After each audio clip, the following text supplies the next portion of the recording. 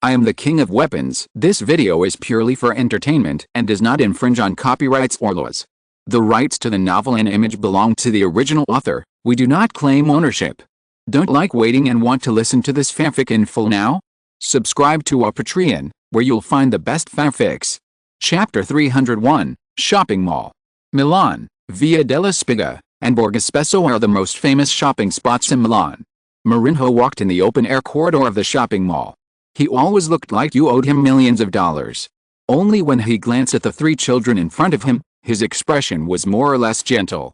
So, his daughter Mathilde always talked back, saying that he looked fierce. After buying a lot of things, Mourinho naturally took the things. After all, Mathilde, the oldest of the three children, was only 14 years old. His wife had to take care of two little boys alone. If Mourinho didn't take the things, who would? The family of five walked towards the parking lot, talking and laughing all the way, but they didn't expect that halfway through, they found that the road ahead was closed. Some security guards wearing yellow fluorescent strips were maintaining order on the scene, and the two sides of the road were crowded with people, so the security guards directly blocked the road and prohibited vehicles and people from passing. Wow, cool. When the older son Jose saw this scene, he couldn't help but exclaimed, "How many people are there?" Mourinho was holding a lot of things in his hands, and his car was parked not far away. If he took a detour, it would be very inconvenient, so he walked up and said, "Hey, men, what's going on?" He also thought that this scene was quite big, probably a big star or something. One of the young security guards, who is maintaining order at the Galaxy site, pointed to one of the stores with pride, as if he was very proud to be here and maintain order for this store. Galaxy. Mourinho didn't understand. But the security guard found someone trying to cut in line at this time, and immediately left their family and walked over to maintain order. "Galaxy, it's a mobile phone, Daddy," Mathilde said beside him with a look and tone that said you really can't keep up with the times, and then picked up a flyer from the ground. "Here, it's him, one of my classmates has already bought it. Is it amazing? I'll buy you one later." Hearing the envy in his daughter's tone, Mourinho smiled and said. But when he took the flyer and saw that the person on it was Yuxin, he immediately remembered that this phone was the one that Yuxin's friend used during the 2007 Champions League final. He had asked the guy about it. Mourinho's face suddenly became funny. He looked around and saw a sea of people. It was said that the sale started at 10 o'clock in the morning, but now it was dusk and there were still so many people. It can be seen how popular this phone is. "You keep your word, Daddy, I also want to buy this phone. It's so cool," Mathilde exclaimed. But these words were inevitably a bit harsh in Mourinho's ears. He glanced around and found that people kept running out of the store in ecstasy, and the people in the long queue were envious. He was surprised. "Isn't it just a mobile phone? What's so great about it?" That damn kid. He stopped playing football and switched to selling mobile phones. He actually sold them very well. He had to knock on this kid. "If you don't want to buy them, look, Dad will give you two," Mourinho said arrogantly. "Really, Dad?" little Mathilde asked in surprise. Not only Milan, but also the Galaxy mobile phone store in London's Cot Park is also selling well. It is just a corner of London. In other prosperous commercial areas of this city, in England, the United Kingdom, Europe and even other prosperous commercial areas around the world, the same grand occasion is constantly happening. The price of Galaxy mobile phone is not cheap. The price of $499 and $599 is relatively high. For this reason, Microsoft's CPO Steve Ballmer once joked in an interview that it is the most expensive mobile phone in the world, but it has no appeal to the mainstream consumer group, that is, business people, because it has no keyboard. There are also many media and comments around the world that Yuxin is very good at coaching football, but he is really bad at selling mobile phones. At least the price is too high. Although the mobile phone is very smart and good, it is definitely not selling well. But GU Technology soon slapped them in the face with facts and data. After the mobile phone was launched, it was quickly launched in North America and Europe at the same time. Since the mobile phone reservation was opened in January 2005, the reservations for the mobile phone exceeded 10,000 units, and these mobile phones were all delivered in 3 days from January 1st to 3. At the same time, in the first week after the mobile phone was launched, the sales in the UK alone exceeded 100,000 units, and the sales in North America and Europe exceeded 200,000 units in the first week, which is unprecedented in any high-end smartphone. According to the price of the mobile phone, at $499 per unit, the total sales of these 200,000 units reached $400 million. In the early stage, GU Technology was able to make a net profit of more than $100 from this mobile phone priced at $499, which is the net profit after deducting the sales commission and tax of AT&T and other operators. That is to say, in the past week, GU Technology has obtained a net profit of more than $100,000. According to this figure, GU Technology earns more than $100 per second. What else can be more profitable than this? And it should be noted that this is only the sales data after the first week of listing. This data is still rising. Moreover, the Galaxy mobile phone is only available in North America and Europe, and has not been launched in other regions at the same time, so the future sales potential is still very large. This is just the profit from the sale of mobile phones. According to the agreement between GU Technology and all operators, GU Technology can get a share of $10 per month from each Galaxy mobile phone user. This is undoubtedly a very large source of income, especially with the rollout of Galaxy mobile phones. The more users, the greater the income. The success of GU Technology has also attracted the attention of major investment companies and consortiums around the world. The analysis team of Goldman Sachs believes that the success of the Galaxy mobile phone is not only due to the perfect preparation and layout planning of GU Technology before, but also depends on Li Yuxin. The celebrity effect is very eye-catching to some extent, especially when Li Yuxin promoted the Galaxy mobile phone in such a powerful event as the Champions League, which made this phone destined to be a big hit before it was launched, and the launch conference undoubtedly aroused the purchase of all potential users, which can be seen from the number of reservations. The Goldman Sachs analysis team believes that according to the current trend, the annual sales of Galaxy mobile phones in 2017 will likely exceed 100,000 units, because with the expansion of the Asian market, especially the launch of China, Japan and South Korea, it is bound to trigger a round of sales frenzy. And the fact is that Li Yuxin's publicity and marketing team has also begun to focus on the Asian market. At the same time, the Goldman Sachs analysis team also predicted that with a gradual expansion and improvement of sales channels, GU Technology will inevitably launch an unlocked version to break the operator's monopoly on mobile phones and attract more mobile phone users to invest in it, which will further boost the sales of Galaxy mobile phones. Compared to the vast market where the annual mobile phone sales are expected to exceed 1 billion units in 2017 and the sales of smartphones are close to 100 million, the sales of 1,000 phones by GU Technology seem to be very insignificant, but we have to see the potential contained in it, especially for GU Technology.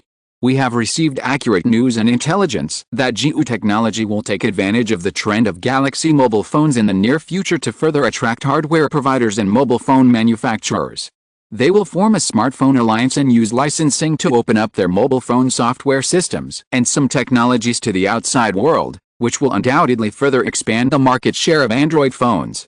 There is no doubt that compared with mobile phone giants such as Nokia and BlackBerry, GU Technology is so inconspicuous, but we have every reason to believe that with the success of Galaxy mobile phones, GU Technology will continue to develop rapidly. It is reported that the company has begun to develop two mobile phones, namely the large-screen version of Galaxy and the reduced-screen version of Galaxy. The former will be aimed at some mobile game enthusiasts, and the latter will be positioned as a cheap version, which will undoubtedly greatly improve the product chain of Galaxy mobile phones. There is also news that GU Technology will continue to develop the Galaxy series of mobile phones. This series is bound to launch more products in the near future. GU Technology has also set up another R&D team, which is said to be developing a groundbreaking product. For this high-tech company located in San Francisco, which has been recognized by the world as the most creative and R&D capable in just 2 years, all we can give is expectation. The information from Goldman Sachs and some authoritative media was actually deliberately revealed by GU Technology. They wanted it but couldn't get it. GU Technology took the initiative to reveal some information, and they immediately helped GU Technology to publicize and promote it. Li Yuxin wants to launch a large-screen version and a cheap version with a smaller screen. This is actually the experience gained from Samsung, because consumers do have this demand.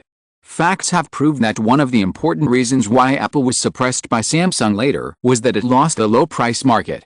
The R&D team established is mainly for the development of tablet computers, but according to preliminary estimates, it will take at least 2 or 3 years before it can be launched on the market, but I believe it will definitely trigger a round of hot sales by then. With the hot sales of Galaxy mobile phones, Li Yuxin finally felt relieved. The investment in the development of Chinese football youth training is huge.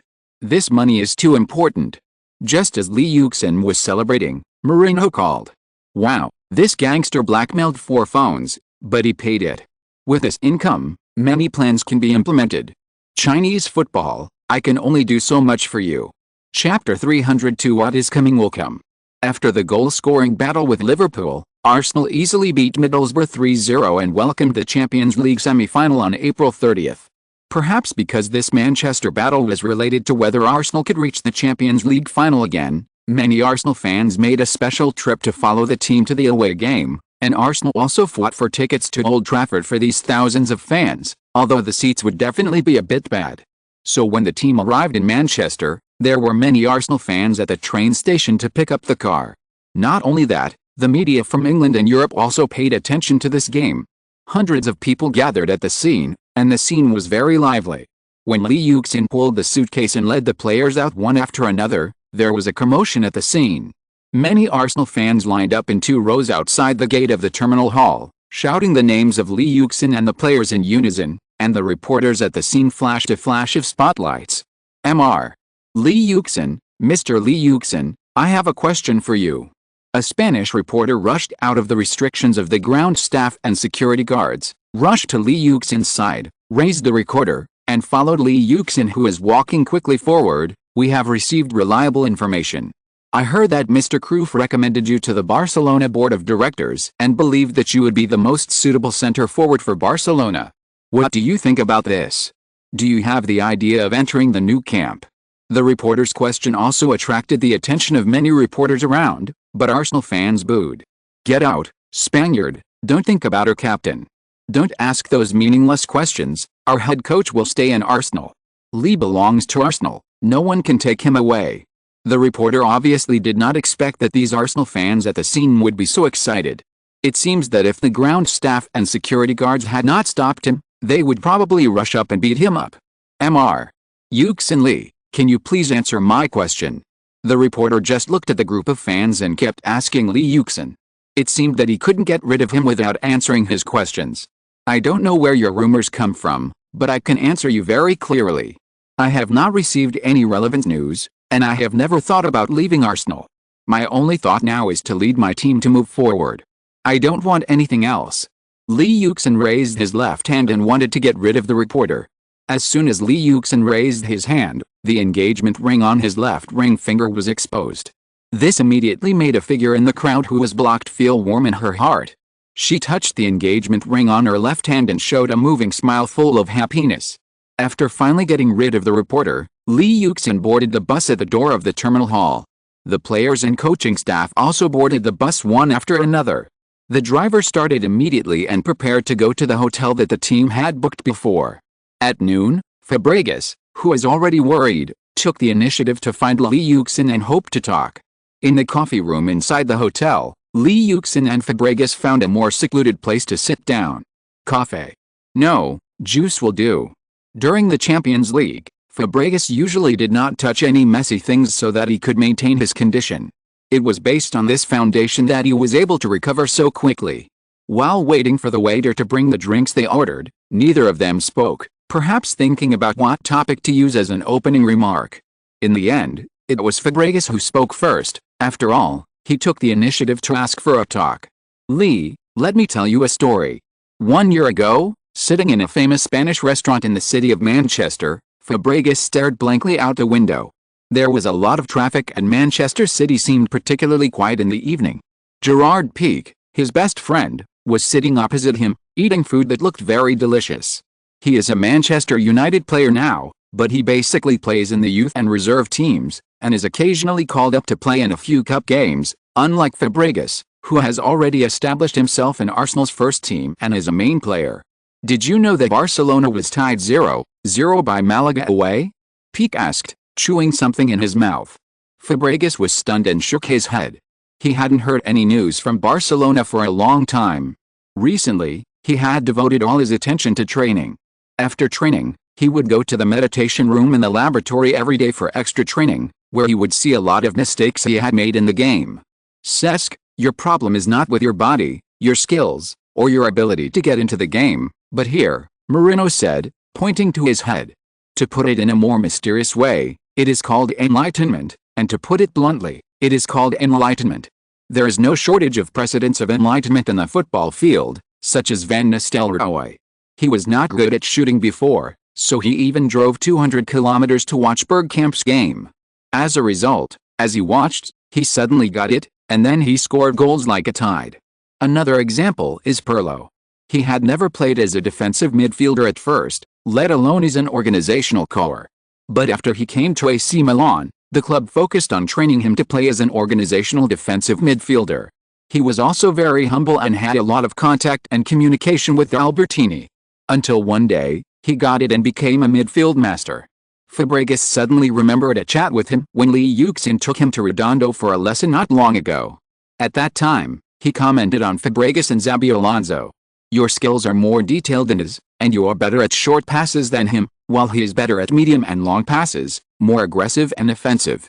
Both of you have solid skills, but the reason why he can perform more stably than you on the football field is that he has figured out the threshold of controlling the game, that is, details. If we use the data from the laboratory, his range of activities is larger than yours, but he rarely controls the ball in the front court, while you have relatively more. This allows you to perform very well when encountering a team that is open and aggressive, especially in the last pass. However, once you encounter a team that tightens its defense, you will be restricted and perform very poorly. What you need to do is to minimize unnecessary ball control in the front court, and focus on running, assisting and passing the ball in the front court. At the same time, you should be better at using details. Horizontal passes and short passes are effective weapons to adjust the game. Once you understand this feeling, you can control the game anytime and anywhere through details. Fabregas has always been convinced by the words of the experts. The Argentine is a defensive midfielder he admires very much. He once gave him a lot of advice during his growth process to help him grow. Now that he has encountered a bottleneck, he himself knows very well that what he needs is not anxiety or discouragement, but patience. Xavi is injured and Deco is suspended. Barcelona's midfield organization has fallen into chaos. Iniesta is not yet able to replace Xavi. Pique on the side did not see Fabregas' sad expression, and spoke to himself. Fabregas nodded. Iniesta and Xavi are two different types of players. It is unrealistic to ask Iniesta to play like Xavi, and Xavi is indeed indispensable to Barcelona's midfield at present. After all, Xavi has made great progress in the past 2 or 3 years. He has become an indispensable midfield core of Barcelona, and Deco's performance is also obvious to all. I heard that Barcelona wants to introduce an organizing midfielder. Pique suddenly raised his head and looked at Fabregas meaningfully. You are also their target? Fabregas was a little surprised. Me? Yes, Pique said with certainty, and he was happy for his good friend in his heart. Being able to play for Barcelona is the dream of all players who come out of La Masia. Over the past 2 years, Fabregas' performance in Arsenal has been obvious to all.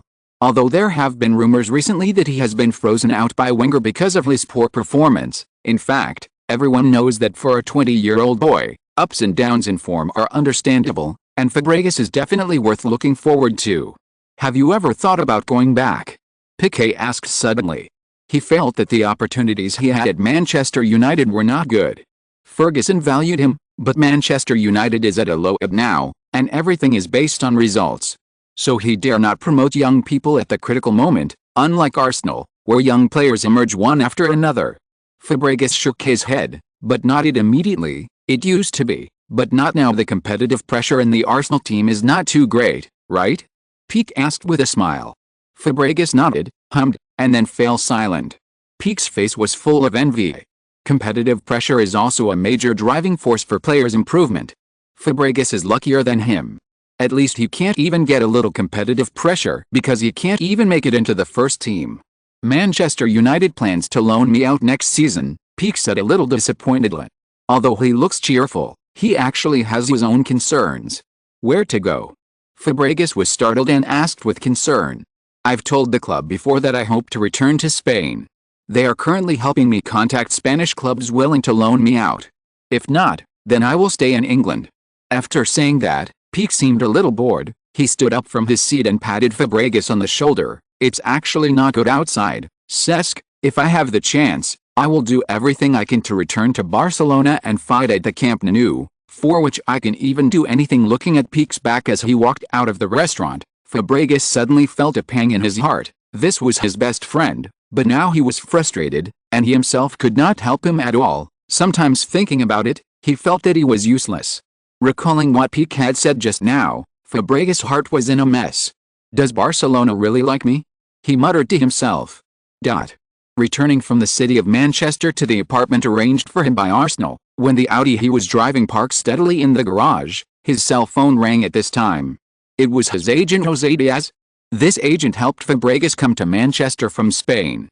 In the past 2 years, he has been helping Fabregas deal with some off-court matters, and he has made a lot of money for this. About 15 minutes later, José Diaz appeared in Fabregas' apartment. "Barcelona has taken a fancy to you," Cesc. Diaz seemed very excited in his first sentence. This was the second time Fabregas heard the news. Peak's family has a close relationship with Barcelona's top management, and he was able to receive some news. And Diaz said again, it was obvious that Barcelona really contacted him. "Are you crazy about it?" Diaz saw that he didn't say anything, and thought he was too surprised, so he smiled and said, "They also took a fancy to your teammate, Michael Johnson. This English centre-forward has excellent physical fitness and strong technical ability. He plays well in the centre position. In addition, he has accurate passing and free-kick skills, which are what Barcelona needs most right now." Having said that, Diaz paused, "But unfortunately, Yuxin is worth at least £55 million. Barcelona is currently short of people and money. They are preparing to introduce defenders and are unable to introduce him. At the same time, the signings for the defensive midfielder position cannot exceed £10 million. Fabregas is not a fool. He frowned. "What do you mean, Jose? They hope you can make trouble with Arsenal. Anyway, Wenger seems to pay more attention to Yuxin recently and intends to cultivate him to be Henry's successor. He doesn't value you at all in terms of status, right?" Diaz felt that this was a rare opportunity. Barcelona agreed that if the transfer fee could be reduced to less than £10 million, they would increase your salary by 50% on the current basis and sign a 4-year contract with an annual increase of 25%. Then you can get higher treatment than at Arsenal, and besides, hasn't it always been your wish to play for Barcelona? Fabregas shook his head. "No, Jose, you are wrong, you are all wrong. Arsene does not disregard me. On the contrary, I can feel enough attention in Arsenal, which is something Barcelona cannot give me, because they can instigate me to have a fight with Arsenal in order to save money. What kind of bullshit is this?"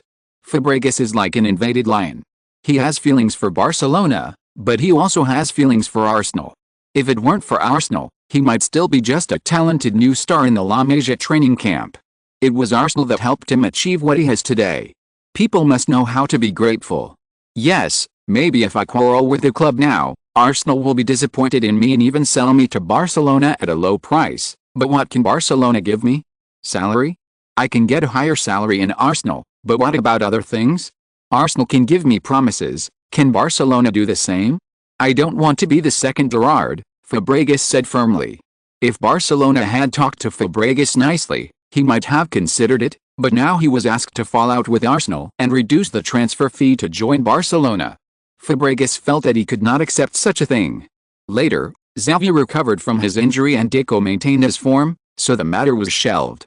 The two of them were silent, and finally it was Yuxin who broke the deadlock. "Don't worry, Cesc, you are still a very important member of this team.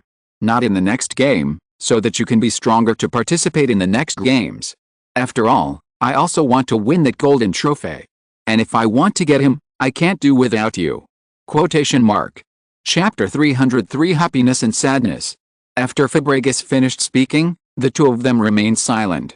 After a long while, Yuxin broke the deadlock. "Don't worry, Cesc, you are still a very important member of this team. The next game is not so that you can be stronger in the following games. After all, I also want to win the big-eared trophy. And if I want to get it, I can't do it without you." Fabregas nodded and apologized for his previous thoughts. Although Lee Yuxin still didn't tell him about his thoughts on returning to Barcelona, at least he knew that he was still an important member of this Arsenal team, and thus confirmed which one he was still important in the heart of the head coach and his good friend. This conversation was not a waste of time. So the two of them became very relaxed afterwards, and even talked about what would happen after the World Cup next year. Will you stay at Arsenal forever? Everyone knows that Lee Yuxin has signed a new contract extension with Arsenal. His contract income is still lower than the price of other teams. Fabregas really wants to know, if Lee Yuxin really leads Arsenal to win the Champions League, will he stay at Arsenal forever? After all, he has won all the honors, and it is inevitable that he will leave like Henry? No. Lee Yuxin answered decisively. Lee Yuxin is now the top center forward in Europe. It is no exaggeration to say that even if someone now calls Lee Yuxin one of the top center forwards, no one will express doubts.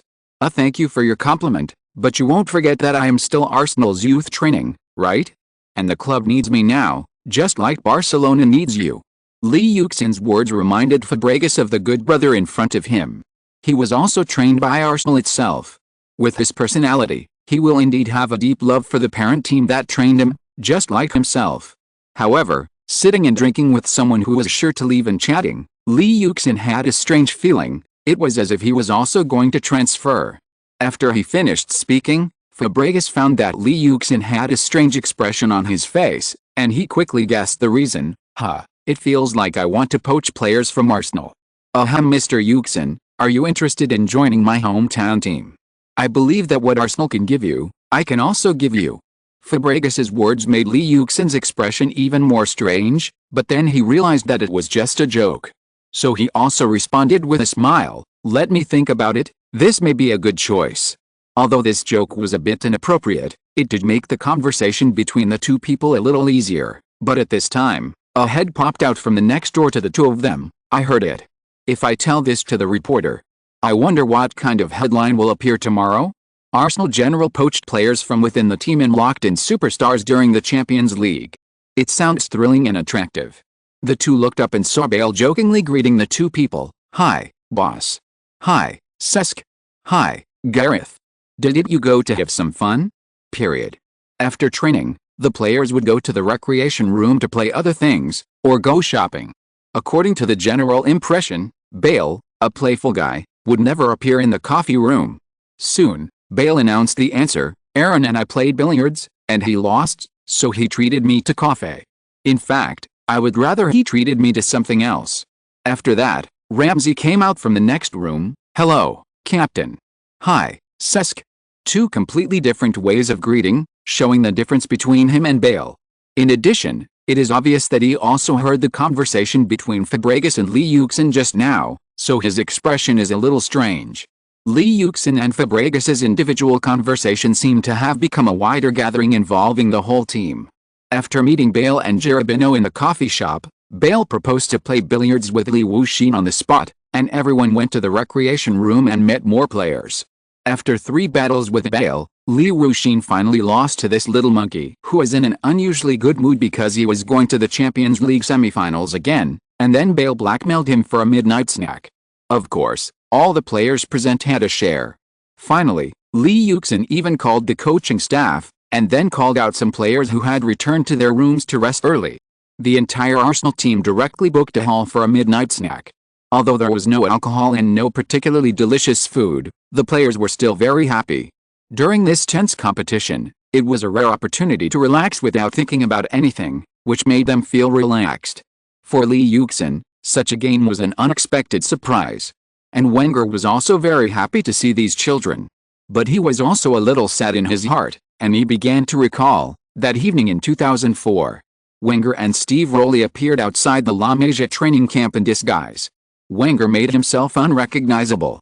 Otherwise, if the major newspapers in England published the news that Wenger secretly broke into La Masia the next day, Arsenal would really be popular. There were also many people watching the youth team training around, many of whom were parents. No one was surprised by the appearance of Wenger and Steve Rowley. That's Fabregas. Steve Rowley pointed to one of the players and said. Wenger's eyes were sharp, and he found several gems in the La Masia youth training camp at once. He valued Fabregas, center-back Pique and Messi the most, especially the former. He performed very well in the team competition. In addition to assisting his teammates, he also scored 2 goals. As a professional coach, Wenger's most admired Fabregas's performance on the field. Some people say that both ball control and passing require talent. There is no doubt that these two most basic football skills require a skilled sense of the ball. Ball control requires the ability to observe the surroundings, while passing requires insight and the ability to read the game. As for the accuracy of the pass, it can be acquired through hard training. The ability to read the game can be improved with the accumulation of experience, but insight comes more from talent. Many players may not even have this ability in their lifetime, so they will never be able to see the changes in the opponent's formation and the loopholes in the defense. Fabregas showed a strong ability to read the game on the field. At the same time, he had a good sense of the ball and was very delicate in dribbling. It was difficult to steal the ball from his feet.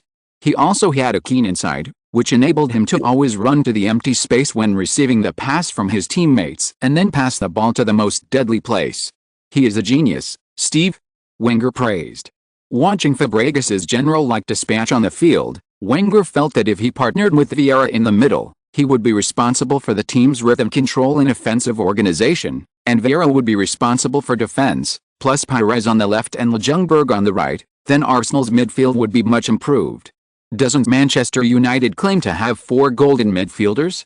As long as Fabregas arrives, in another year or two, Arsenal will also have its own golden midfield.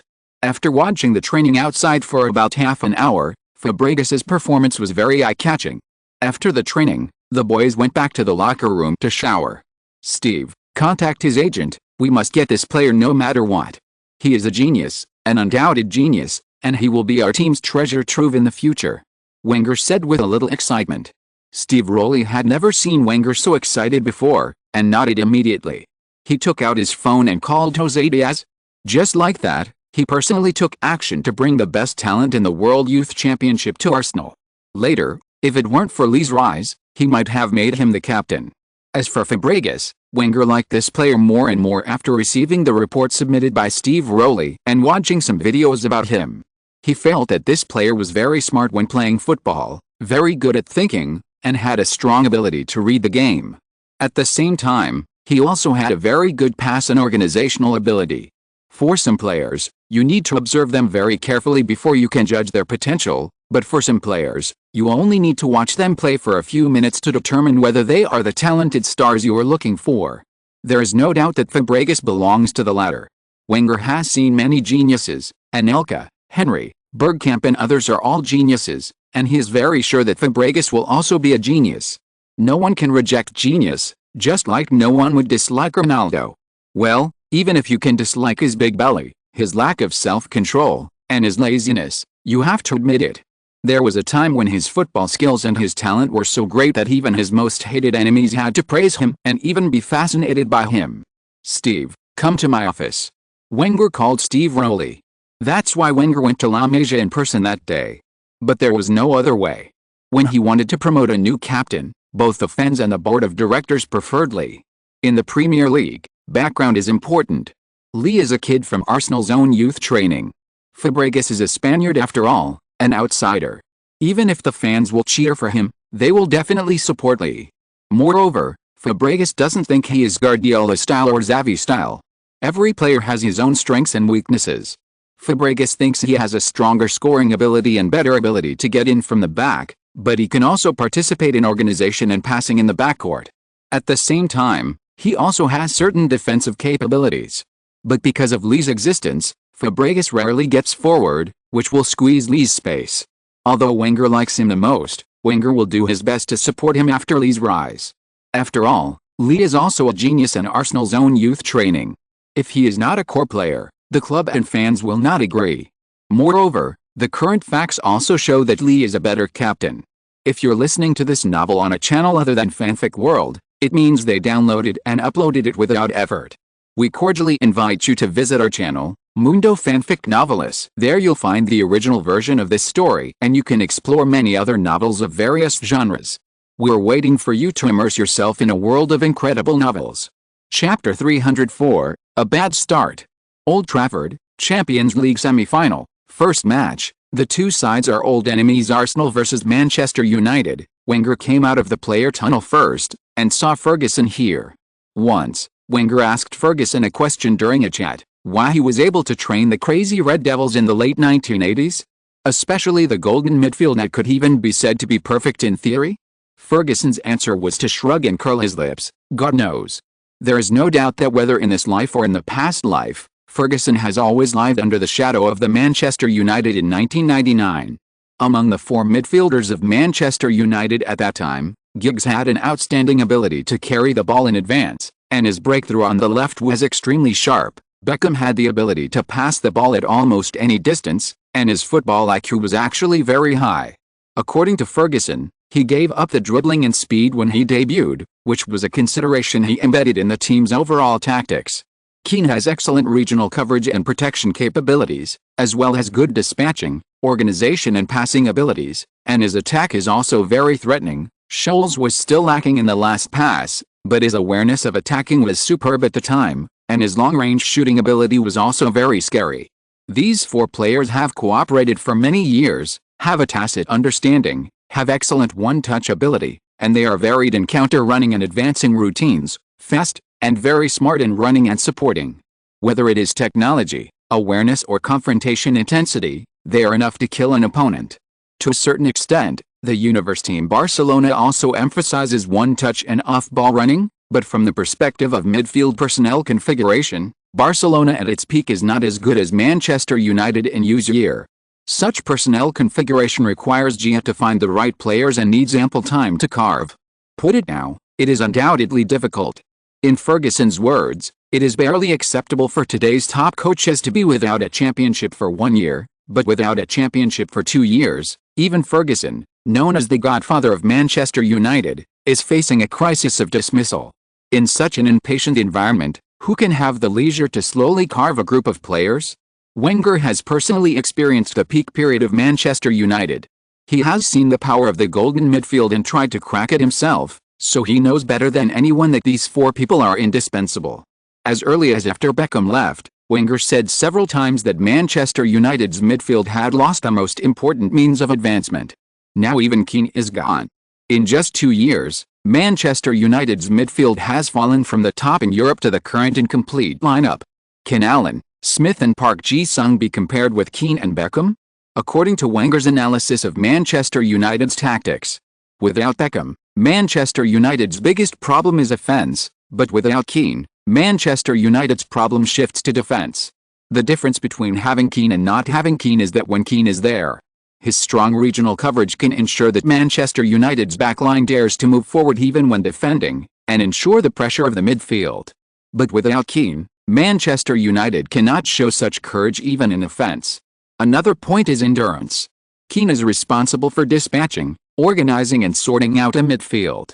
With him in charge, Manchester United's midfield can operate more effectively and have a more lasting combat effectiveness. Without Keane, Manchester United is a bit like the Bayern Munich without Effenberg a few years ago, or even worse. Why? Manchester United plays 442. The most important thing about a parallel midfield is the two players in the middle. Without Keane and Scholes, it is difficult for people to support the backbone of the entire Manchester United. This is why so many people think that Manchester United should introduce a Keane-style midfielder. And without Keane, there is no suitable successor temporarily. With Allen, Smith and Park Ji-sung all unable to take on the heavy responsibility, Ferguson has only one way, that is, to take the way of the forward retreating to the midfield. Therefore, Rooney and Forlan had to take on the task of retreating deep to get the ball. Forward Gerudo complained a lot about this because his number of goals dropped sharply compared to before, and was even sold directly by Ferguson in the end. Wenger's tactical system was deeply influenced by Manchester United, especially the Manchester United in 1999, so he was of course very clear about it. And Ji-dong knew better how to restrain the current Manchester United. Starting lineup, Manchester United is 1 Van der Sar/3 Evra, 15 Vital, 5 Ferdinand, 22 O'Shea/8 Anderson, 16 Carrick, 24 Fletcher/32 Tevez, 10 Rooney, 7 C Ronaldo and Arsenal is still 442. 1 Almunia/3 Sania, 5 Kolo Touré, 18 Sylvester, 40 Gidge/8 Nasri 17 Song, 2 Diaby, 14 Walcott, 4 Fabregas, 11 Bale 9 Lee Yuxin. In the starting lineup, neither side had any surprise troops, only Arsenal's midfield arrangement was slightly different from the past. For example, Wenger asked Diaby and Song to cut open Manchester United's midfield more, especially the suppression of the centre, while Arsenal's right Walcott had to suppress Manchester United's left Sylvester, forcing Gens to come back to assist in defence. Although Wenger made careful preparations before the game, there was still a loophole. Manchester United launched a fierce attack after the opening, and it quickly achieved results. Giggs pulled to the middle and cooperated with Rooney, who was retreating, passing Essien. Beautiful. Giggs took the ball and passed it to the front of the penalty area. Fran inserted from the back row. A goal. A very beautiful long shot outside the penalty area. The commentator exclaimed loudly. Cristiano Ronaldo from Manchester United, so beautiful. Only 11 minutes later, Manchester United took the lead in breaking the deadlock on the field, which will undoubtedly put Manchester United in a favourable position in the game. Then, when the TV screen showed Rooney and Giggs and others cheering excitedly to celebrate the goal, the commentator analysed the reason for the loss of the goal. That is, at the critical moment, neither Gerrard nor Carrick returned to the front of the penalty area in time to provide protection. Their position was a little too high, resulting in a large distance from the teammates behind them. After being passed by Giggs and Rooney, they directly played a large space. In the end, facing Fran's long shot, even Vidic was powerless. After seeing Manchester United score the first goal, the Manchester United fans in the stands cheered with excitement. This group of fans who followed the team together, who wanted to see Manchester United win the trophy and beat Arsenal to win the trophy. Is there anything more exciting than this? Arsenal fans were a little disappointed, but after seeing the Manchester United fans boiling with excitement, they were not willing to be outdone and competed with this group of Red Devils. Destroy their celebrations and cheers, and the stadium became a mess. Take your time, don't be in a hurry, guys. Wenger walked to the sidelines and waved to the players. The big screen in the stadium was also aimed at Wenger, giving him a big close-up, but they could not see any anxiety or impatience on the Chinese face. On the contrary, they saw calmness. Perhaps, Wenger's previous remarks that the South locker room curse was useless to him may be invalidated in this game. The commentator said with a smile. But the Chinese ignored all this and walked back to their coaching seats, still watching the game calmly. Arsenal was attacked by Manchester United at the start, and the midfield had to readjust to their positions. Yan Lian seized the opportunity to score a goal, but Arsenal did not panic. After the restart, Arsenal attacked Manchester United in an orderly manner. Unlike Manchester United's fast-paced attack, Arsenal played more steadily and with more control, while Manchester United was more aggressive, hoping to take advantage of the lead to crush Arsenal in one fell swoop. Therefore, players including Rooney, Allen, Smith and others were constantly chasing Arsenal's ball control, while the Reds kept the three lines compact and used passes to coordinate. Press forward a little, Wenger said to Pat. Ji-dong on the side also nodded. Avoid Manchester United's edge, grind down their sharpness, and consume their physical strength first. Period. Don't fight them too much for the ball. Pay attention to the control of Rooney after he retreats. Walcott moves forward a little and suppresses Manchester United's left. Don't let Giggs play too actively. Pat was like Wenger's mouthpiece, conveying Wenger's instructions to the court one by one. After nearly 12 years, Arsenal players have developed a habit, that is, obeying the orders of the head coach. This is also the minimum ability that a famous coach must have. If the players don't listen to you, no matter how strong the skills and tactics are, it will be useless. With Wenger's series of adjustments after losing the ball, after 10 minutes of chaos, immediately afterwards, Arsenal stabilized the situation. There were several decent counterattacks at the beginning, all of which were against Walcott's right. Sylvester had a hard time dealing with Walcott alone. If there was a Gert Johnson, there would be no way. Allen, Smith and O'Shea were running all over the court and often lost their positions. Gert Johnson had to pull Giggs to the left to help Sylvester.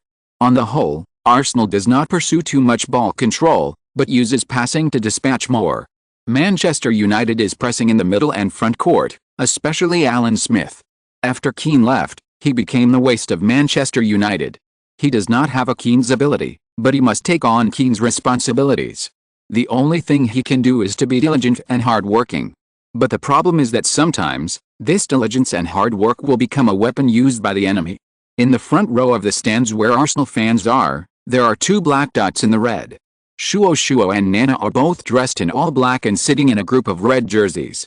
Shuo is the most plain, wearing a black woolen coat, a felt hat on his head, and a black scarf around his neck. He looks very dark. Nana looks much more playful, wearing a black sports sweater, a white suspender low-cut vest inside, and black sports pants on the lower body. She looks very youthful, but the black hair in the hat is dyed with a few crimson hairs, and the big sunglasses are too ostentatious. Chapter 305 Reversal. Arsenal is not strong tonight. Shuo nodded. In her eyes, what she saw was that Manchester United had more time to hold the ball than Arsenal. Manchester United scored, but Arsenal seemed unable to launch a counter-attack. The scene was a bit stalemate and looked a bit chaotic. However, if someone heard what Roulet said, it would probably be misunderstood. It seems to be intentional. Nana followed the game. Look. Although Manchester United had a lot of time to hold the ball, it was easy to lose it, especially the forward pass. Except for that one goal, it did not pose a threat and it was difficult to penetrate Arsenal's hinterland. Arsenal's right-wing attack posed a great threat to Manchester United. Lee Yuxin alone in the middle attracted the attention of two central defenders, forcing Gens to return to the left to participate in the defense, so Manchester United's entire attack was clamped. Why haven't you killed the opponent yet? Shuo thought it was natural. Since the opponent's attack was restricted, shouldn't they launch a counter-attack as soon as possible? It's not that simple, they should still be waiting. Nana guessed. If Jidong heard what she said, he would definitely complain that people with high IQ are different, especially CEOs of companies with high IQ, who can guess other people's psychology accurately. What are you waiting for? Shuo curled his lips. Have you noticed that Manchester United's number 14 and number 88 are running very fast, shuttling back and forth? They run non-stop. As soon as Arsenal gets the ball, they run, especially number 14, from left to right and from front to back. He almost wants to cover the entire midfield. His physical strength must not be able to handle it.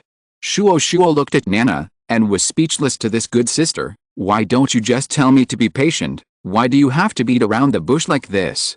In this way, in the 32nd minute, Lee Yuxin had attracted Manchester United's attention by pulling to the side, and he passed the ball back to Bale for a long shot with his left foot. This time, with no one defending, Bale almost adjusted his pace, and then aimed at the goalkeeper. It can be said that he was prepared calmly. Then he made a long shot with his left foot. Not to mention a top player like Bale, even for an ordinary player, if there is no defensive player around to interfere, the shot would not be too outrageous. What's more, Bale is good at free kicks. The ball drew a very beautiful arc and went straight to the dead corner. Van der Sar didn't expect Bale to choose to shoot directly. By the time he reacted, the ball had already flown into the goal. Goal. Arsenal tied Manchester United 1-1. Although the game was stalemate, Arsenal still passed the ball in an orderly manner. Manchester United was relatively impatient. Although Captain Gary, Neville and Giggs frequently called on their teammates to remain calm and patient, the players inevitably became impatient because the game was deadlocked. In fact, this is also a problem accumulated after being frozen tactically. When you try every means to send the ball to the opponent's hinterland, once you get the ball, you find that there is no receiving point around, and you are completely isolated. Either the ball is intercepted or you kick it hastily. This kind of depression can be imagined. In the past, Manchester United's midfield and front court were able to form an effective overall running system. The backline pressed forward and the midfield also moved forward, allowing the midfield players to participate more in the front court defense, making the connection between the striker and the midfield very frequent. But when Keane was lost, Manchester United lacked a stable midfielder and backfielder. The defense line dared not move forward, and the midfield also shrank back. In addition, Giggs, Gary, Neville and others are old. Gary and Neville can go up but not go back. All these factors together have become Manchester United's biggest problem now. Although Cristiano Ronaldo is very powerful, he is a striker after all and has no pass. That will reduce the ability to create scoring opportunities. In any case, Manchester United is still the strong Manchester United, and the players are not bad. If they play hard, Arsenal may not be able to get the benefits. So Ji-dong did not play a strong attack with Manchester United at the beginning, but stabilized first. I know you are not good at attacking, so I will let you attack first. When you are tired of attacking, it will be my turn. The only miscalculation was Cristiano Ronaldo's goal, which should have been unexpected by Ji-dong, but he did not care about it. In the final analysis, he was confident in his team's offensive ability, strictly speaking, the ability to create scoring opportunities. Whether it was a long pass from the midfield or a pass from the two sides after a breakthrough or a dribbling inside, Arsenal could do it quite well. Just one chance. Alan Smith is not an Iron Man or a robot. He has played so many games in a row. Even players with excellent physical fitness can't bear it, and Alan Smith is no exception. When the game reached the 42nd minute, Alan Smith couldn't keep up with Fabregas when he chased back and had to foul. When he knocked the Spaniard down, Wenger and Ji-dong looked at each other and nodded in unison. It's almost done. Ferguson sat in the home team's coaching bench, chewing gum and watching the game. His flushed face looked very energetic, but in his bright eyes, there was a trace of worry that was difficult to read. Chaos. This was the first impression that Manchester United's attack gave Ferguson. The biggest difference between Alan Smith and Keane is that the latter has excellent organizational skills, not just a mad dog defender. Alan Smith's running is good, but his vision is much worse. Scholes has enough vision. He used to be a 9.5, or even a shadow striker. He is best at attacking from the back row, but now he has lost his speed, his running coverage area is smaller, and his long shots are less, but he is very experienced, which makes his ability to understand the game improve rapidly. In the few games after Keane left, Ferguson withdrew Scholes' position and pulled him to the position of midfield organizer. As a result, Manchester United performed very well and created several big wins. Scholes became a midfield conductor, pulling out of the opponent's defensive area, but his physical confrontation ability was aging with age. But in January of that year, Scholes had a problem with his right eye. In the game against Birmingham, he collided with his opponent and suffered a head injury. After that, his vision began to become blurred. He went to a very good ophthalmologist in Manchester, but no problem was found. However, after diagnosis, Scholes was determined to be unable to continue to participate in the game and needed to rest. Without Scholes, Manchester United's midfield became more chaotic, especially after Giggs and Rooney were frozen, and no threatening offensive opportunities were created throughout the game. Many people say that after Beckham left the team, Manchester United's Class 92 began to collectively fall into a low ebb. This is an indisputable fact, because the entire Class 92 is like a running machine, and Beckham is one of the parts that plays a vital role. If this part is withdrawn, how can the machine still operate? But Ferguson has no choice. Between majesty and stars, he will always choose the former without hesitation. In the past few years of renewal, Manchester United regained the Premier League title and the Champions League, but the soft ribs of the midfield still exist. But no matter who or what, Ferguson's belief cannot be shaken. In a team, the head coach is always the biggest. At this time, in the 81st minute, Ferdinand will soon be in his position, blocking Bale and the penalty area. He was just startled by Bale's sudden start. The speed of the Welsh winger was too fast, so fast that he had no time to react and block. After 2 years of training in the Premier League and 2 seasons of European competitions, Bale is now very confident in his speed and ability. Even when facing a right back like Gary Neville, he dares to break through one-on-one, not to mention that he is facing Ferdinand this time. Bale was seen dribbling the ball on the left, and he smiled at Ferdinand after Fabregas in the middle of Arsenal and Lee Yuxin who pulled to the right, plus Walcott and Sneijder who came in from behind, pressed up. Ferdinand felt uncomfortable with a smile, a little cold, as if the sickle from the god of death cut his body. Although his attention was focused on Bale, his eyes were always fixed on the Welsh winger, as if he wanted to keep an eye on Bale's every move. Bale has a strong sense of rhythm, and his pace and stride when dribbling the ball are also very reasonable. This is closely related to the professional training his father has given him since he was a child. Every time he touches the ball, he grasps it very well. Especially after coming to Arsenal, Lee Yuxin asked Melenstein and Moniz to strengthen him accordingly. His strength is now improving rapidly. Ferdinand is also very experienced. Before the game, he had a deep understanding of Bale's technical characteristics. He knew very well that the Welsh winger was best at changing speed and direction, so he was very cautious when Bale came on the court. But is it useful? Everyone who plays right back in the Eredivisie knows clearly that Bale is best at a sudden fake move, then cutting inside or going to the bottom, but why can't anyone keep an eye on him? The reason is very simple. Just like Ferdinand now, he is staring at Bale's dribbling, calculating and estimating the distance between the two sides in his mind, but the most important thing is Bale's pace. All actions on the court are based on one premise, that is, the center of gravity is stable. Each player has his own pace, which includes the frequency and length of the step. If you are familiar with a player's pace, you can judge his pace in advance, that is, where the next foothold is. Imagine if you can judge the opponent's foothold in advance and use it to block and steal in advance, can the opponent still dodge? Many people are wondering, what is speed change? Sudden stop is just the most common type of speed change. The real sharp speed change is to control and adjust your pace anytime and anywhere. When the opponent determines your next step and defends in advance, you suddenly make a change. He has no way to deal with you and can only watch you do what you want. Just like Ferdinand now, he watched a lot of Bale's videos before the game and was familiar with Bale's dribbling rhythm and pace. When he thought Bale was going to dribble inside suddenly, he made a blocking move in advance. According to his move, he would forcibly interrupt Bale's dribbling action when Bale's footsteps were not firm. The latter would definitely fall to the ground and the ball would be his. But just when he thought he had won, Bale suddenly dunked half a step ahead of time, and the whole person went from cutting inside to going to the bottom. He kicked the ball forward with his left foot, and suddenly exerted his highest explosive power, rushing past Ferdinand's side and rushing straight to the bottom line. At this moment, Ferdinand was left with only helplessness in his mind, because he could foresee that if he did not predict in advance, Bale would cut inside and pass him anyway.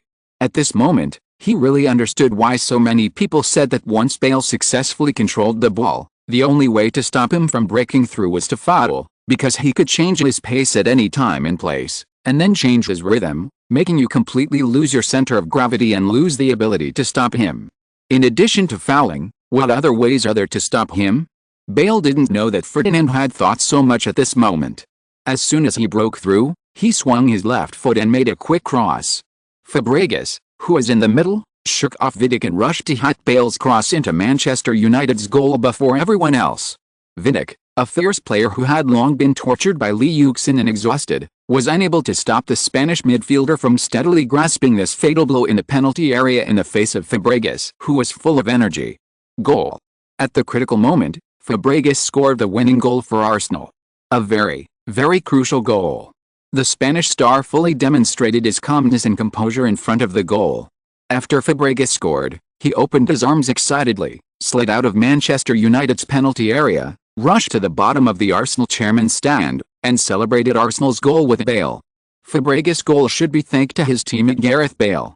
It was this player's sharp personal breakthrough on the left that created a scoring opportunity for Arsenal, and Fabregas also calmly seized this excellent opportunity. The TV live camera swept over, and everyone found that even Arsenal's second-largest shareholder Ismanlov jumped up from his seat in the stands and gave warm applause and cheers for the team's goal. The scene turned into a sea of joy, and all Arsenal fans were happy for the team's goal. In the end, Arsenal beat Manchester United 2-1. Chapter 306 Chapter 313 The Pain of Ideals. What is an ideal? Is it like Ferguson, who spent his whole life trying to bring the St. Pauli Cup to Old Trafford, and even supported the Glazer family to acquire Manchester United in order to fulfill his wish? Or is it like the famous French coach Guiraud, who spent 19 years just to bring his hometown team from a regional amateur team to the top league and win the French Ligue 1 championship? Everyone has his own ideal. Some just want to become the top head coach and be respected by thousands of fans. Some want to use a championship trophy to highlight their success and win the praise of fans, and some want to defeat their most hated enemy and prove their persistence. Ideals are often goals. Two beauties, one chooses to rely on her natural beauty and the rich to live the life she wants, with no worries about food and clothing and full of brand names. The other chooses to stay with her poor husband and work hard with both hands. After years of struggle, she finally established a happy family. The ideals of these two people are the same, but the ways of realizing their ideals are different. But no matter what, they are both worthy of respect and affirmation. If someone lifts one and belittles the other, it is extremely unfair, because they both paid their own price for their ideals. Many people regard reality as the imaginary enemy of their ideals, and the cruelty of reality as an excuse for their ideals to be unattainable. This is a kind of failure, because ideals belong to individuals, but reality belongs to all people. In this world, there has never been any law that requires the whole world to accommodate a certain person just to fulfill his ideals. If there is, then the world must be crazy. For ideals, giving up is the easiest. Those who insist on it are always the most painful, but also the most admirable. Wenger is a practitioner who insists on the ideal path. Some people say that the biggest stimulus Ferguson brought to him after entering the Premier League was to further promote his idealism, making his original ideals and wisdom coexist, and completely leaning towards the color of ideals. And this often also represents tragedy. The Times once published a very controversial comment. They believed that Wenger had 6 points of ideals and 4 points of reality, while Ferguson had 4 points of ideals and 6 points of reality, so the latter was more successful than the former, but the former was more admirable than the latter. This comment was made when Ferguson and Wenger had been fighting for 10 years. Now, no one would say that, because Ferguson has proved time and again that he is the world's active head coach, and even one of the greatest head coaches in football history. So if this report were published now, perhaps both would be equally admirable. Idealists are always accompanied by loneliness and solitude. When Arsenal fans are repeatedly accepting the nightmare-like reincarnation every season, always accompanied by a cycle of hope, disappointment, and despair again and again, they will one day choose to abandon the ideals they once longed to achieve and pursue. Therefore, every time he saw Wenger, Ferguson could not help but see his increasing number of white hairs that had already occupied his head. At such times, Ferguson would always smile bitterly, say nothing, raise the wine glass in his hand, and pour him a glass of Riesling wine specially prepared for him from his hometown. Wenger is a very strange person. He can sit with you in the office of Old Trafford Stadium, holding a glass of wine, occasionally taking a sip elegantly, and remain silent for more than half an hour. He can also talk with you in the office of the Emirates Stadium for hours about the tactics of a game and the tactical characteristics of a team, and never let you go. Perhaps, all idealists are like this, a combination of contradictions. In the past, as an enemy, Ferguson looked at Wenger with more or less prejudice, which is something that all people have, because when you are hostile to a person, no matter what he does or what he says, you will be prejudiced and think he is hypocritical. But when you really understand him and eliminate the hostility, you can look at a person more fairly. Mourinho, with his white hair, still rejects Wenger, and Ferguson, with his white hair, always has some estrangement with Wenger. However, after so many years of struggle, he feels more and more that Wenger is a person worthy of respect. He is wrong, and there are many mistakes, but no matter what, he deserves respect. Because in this world we live in, there are already too many realists, and a small number of compromisers like Mourinho and Ferguson, who are both realistic and idealistic. However, thorough idealists like Wenger and Van Gaal are rare. However, this diversified world should never be only realistic, and always needs some voices from idealism. Crossing his legs and holding a goblet, looking out from the window of Ferguson's office at Old Trafford, there are 4 towering buildings in the distance, and there are bustling people everywhere. Wenger sat like this for more than half an hour, then sighed and stood up. "It's time to go." Wenger pulled his suit and kept it straight. Ferguson smiled and nodded, "I'll take you back to the hotel." Wenger was not polite, nodded, and asked, "Would you like me to treat you to a midnight snack?" "No, I have to go home." Ferguson laughed. Wenger laughed and said nothing. Back in London, in the restaurant of the villa, Chang Wen reminded the dazed and silly guy sitting opposite her with a frown. It was not easy for her to make such a midnight snack, but he didn't seem to appreciate it. "I thought of Wenger." Li Yuxin sighed, fiddling with the food on the plate in front of him. "I don't think I can do what he did, but I always feel that he is so stubborn and insists. It's hard." "He knows." Chang Wen nodded. "No." Li Yuxin was surprised, but after thinking about it, he nodded and said, "Yes, but it is also because I know that it is more valuable. I have interviewed him several times, and I also have a good relationship with him and have talked with him many times. He is a very proud person in his bones, but many people are blinded by his appearance and temperament. He knows very well what he wants and is willing to make all efforts for it. In fact, he is also ready to accept all the consequences." Sighing, Chang Wen reached out and grabbed Li Yuxin's hand on the dining table, holding it tightly. "Once, he told me that he actually hoped to become a person like you, with ideals and reality coexisting. He was once very close to such a state, but many times, he couldn't help himself. Lee Yuxin could understand this. After he traveled to the Premier League, he fulfilled Wenger's dream of leading Arsenal to the top. Later, the invasion of foreign capitals such as Abramovich and the Glazer family forced Arsenal's financial predicament to an unprecedented level. These were the behind-the-scenes driving forces that pushed Wenger further towards idealism. Many times, when mistakes accumulate to a certain extent, it is difficult to recover. Just like Arsenal today, when the whole world thinks that you have become accustomed to selling, and when your stars also think that they will be sold anytime and anywhere, you can no longer prevent any transfer from happening. Lee Yuxin smiled slightly and breathed a sigh of relief. Our ancestors are still the best, leaving us a precious cultural heritage. Moderation. Cheng Wen asked. Lee Yuxin nodded. In fact, he adhered to this principle very much, whether in his style of doing things or in his way of doing things. Chapter 307 Travel and Ideals. In the distance, Shuo was watching them. Shuo was a very smart woman. She knew very well that a capable man hated the kind of woman who kept talking. So if a smart woman wanted to tie a man down, she couldn't be jealous or at least couldn't show it. The relationship between a man and a woman is like a rubber band. The tighter you pull it, the more it will break, and then it will never come back. But if you don't pull it so tight and occasionally loosen it, the elasticity will make him come back to you, and the relationship will become inseparable. That's why she never mentioned other women or gossip, but treated Lee Yuxin better and better. After all, her mother was like this, and she had a big plan. A few days later, La Rambla, also known as Wanderer Street, is the most famous pedestrian street in Barcelona. It starts from the Holy Spring and ends at the Columbus Monument. Some people also say that this street is the trace left by the water.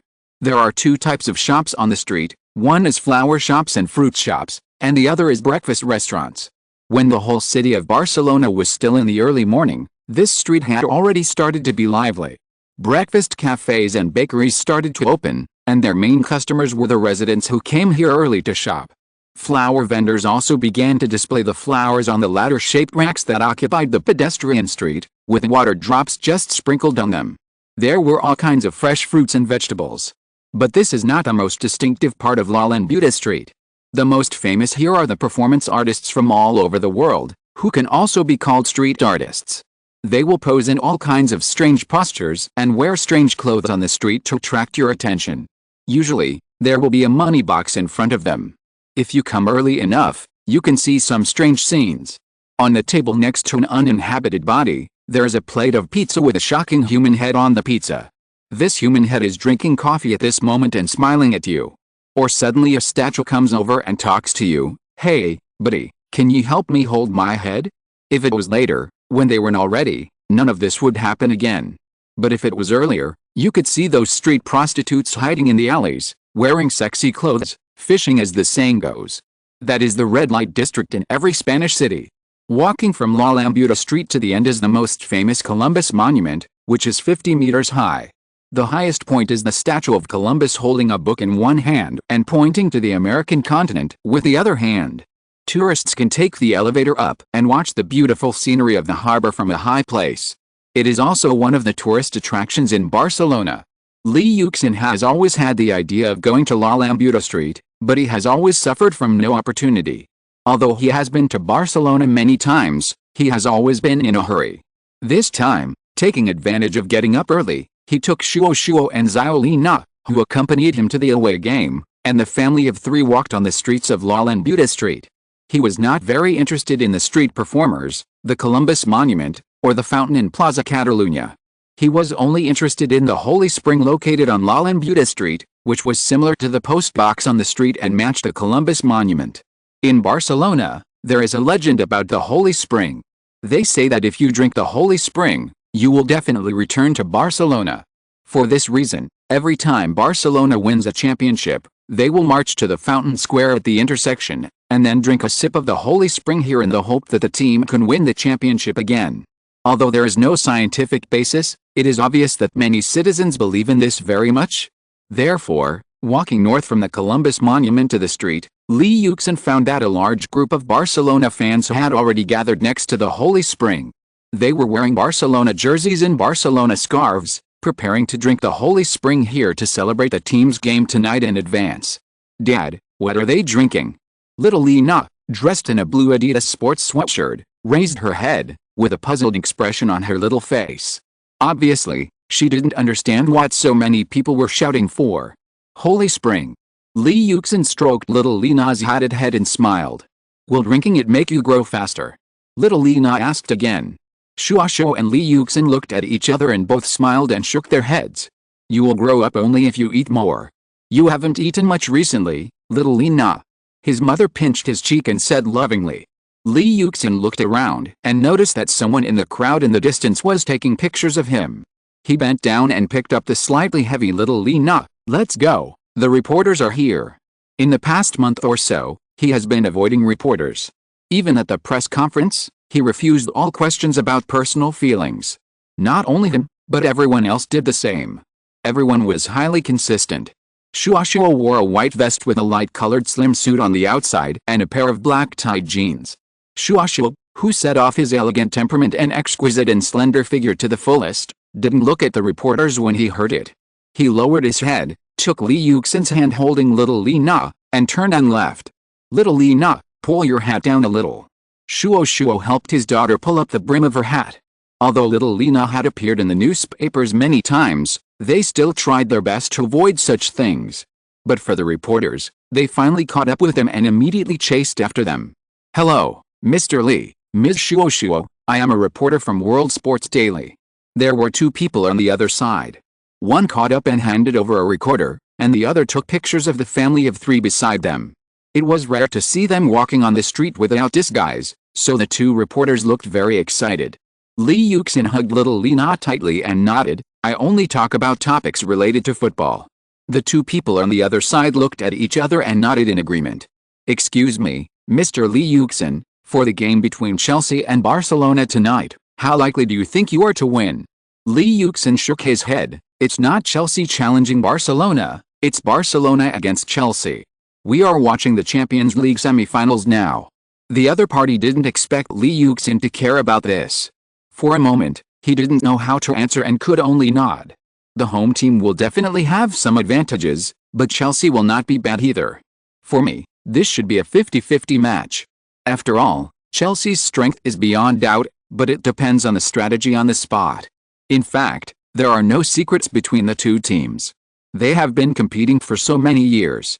If anyone still has a surprise weapon, it will be absolutely ridiculous. They know each other well and have no secrets. Judging from the strength of the players on both sides, Barcelona has more stars, but Chelsea is also very strong in overall combat capability. The two teams are now on par. In this way, the head coach's deployment and on-the-spot command will affect the trend of the game. Puel said that Barcelona will continue to be loyal to its own football style and the team will go all out to win. At the same time, he also firmly believes that Barcelona will go all out to win the treble. He said that he will use a hearty victory at the Camp Nou to blow the horn of counterattack. What do you think? Li Yuxin still had no expression. He looked at Shuo beside him. The latter's mouth showed an elegant arc, giving people a feeling that the two of them were in sync, especially when the two stood together, and with little Lena in his arms, it gave people a warm feeling of a family of three. I won't judge my opponent, but I agree with Puel's words. The ownership of the championship has not been settled yet, and everything is still unknown, but hope is in front of us and we can't give up. After returning from La Lambuta Street, Li Yuxin sent Charlize Theron and her son back to the room, but this was enough to cause a huge sensation. When the news that Li Yuxin and Shuo's family of three were shopping in Barcelona spread through newspapers, websites, and TV stations, it immediately caused an uproar in the city. At this time, Li Yuxin received a call from Mourinho and talked about the CD gate. Moreover, after all, whether from a personal perspective or from a career development perspective, Barcelona is a good place for him to move to the next level, just like Yang Cheng's transfer from Liverpool to Real Madrid. In front of Mourinho, Barcelona's sports manager Begiristain held a plan in his hand, and next to him sat Barcelona's vice president Ingla, and next to Mourinho sat Mendes. If Li Yuxin saw the plans submitted by Mourinho, he would be amazed at how well he and Mourinho thought of each other. Because Marino's suggestions for Barcelona are so similar to those in later generations, he also constantly emphasized that he is not only able to play Chelsea-style oppressive football, but he can make Barcelona sexy and easier to win. The improvement of tactics he proposed is mainly to increase the ball control and receiving points in the front and back. He proposed to let Messi cut inside and give full play to Messi's role. Let Messi become the core player of Barcelona's front court attack, and behind Xavi and Iniesta, he proposed Yaya Touré. If not, buy Pirlo from AC Milan or Michael from Chelsea. He thinks the former is the best, and the latter can also be cultivated. In addition, Busquets of Barcelona is also an ideal candidate. For the team's central defender, Mourinho proposed to buy back the Spanish central defender Pique from Manchester United. He thinks this tall central defender also has the potential and strength to become the team's backcourt outlet and receiving point. Mourinho also felt that Rijkaard's use of Alves this season was not up to standard and did not bring out the characteristics of the Brazilian. He should further strengthen his trust in Alves and further develop his strength. He will be a sharp weapon for the team to change the situation on the field. In view of the current situation of the team, cleaning is inevitable. Mourinho said that he does not want Ronaldinho. The offense of the new season will revolve around Eto'o and Messi. Henry can also become an important member of the team. He did not ask for the purchase of players such as Lampard and Terry, as the outside world speculated. In the current football environment, in order to achieve outstanding results, in addition to ensuring delicate technical details, you must also have a tough element. Therefore, players like Eto'o are very important. He is an all-round striker who can attack from the center position and actively participate in defense. One of the important reasons for Barcelona's failure this season is the locker room strife. Rijkaard allowed some stars in the team to idle away their time without any hunger for honor or pursuit of championship. Only by mutual restraint, mutual control and mutual influence can the locker room be full of competitiveness. This requires relying on the power of a head coach to build a set of healthy competition and orderly elimination mechanism for the team.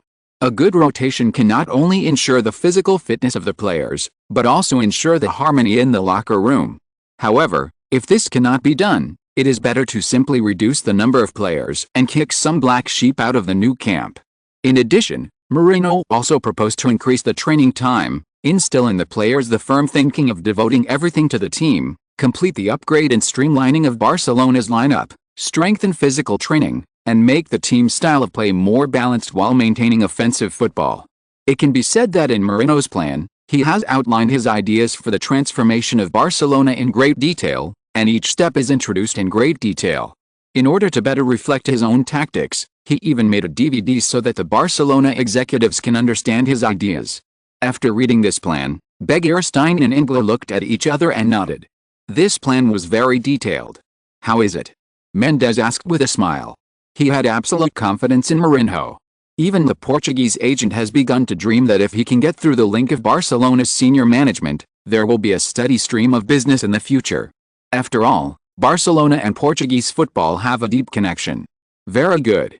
Begiristain nodded with a smile. Ingla also nodded and said, "We will hand over this plan to Laporta tonight. After returning to Barcelona tomorrow, we will immediately convene a board meeting to discuss it. We can say with certainty that Rijkaard can no longer stay, and we have reached an agreement with him to break up peacefully." The media had already revealed that there was no penalty clause in the agreement signed between Barcelona and Rijkaard. In other words, either party has the right to terminate the contract unilaterally without paying compensation.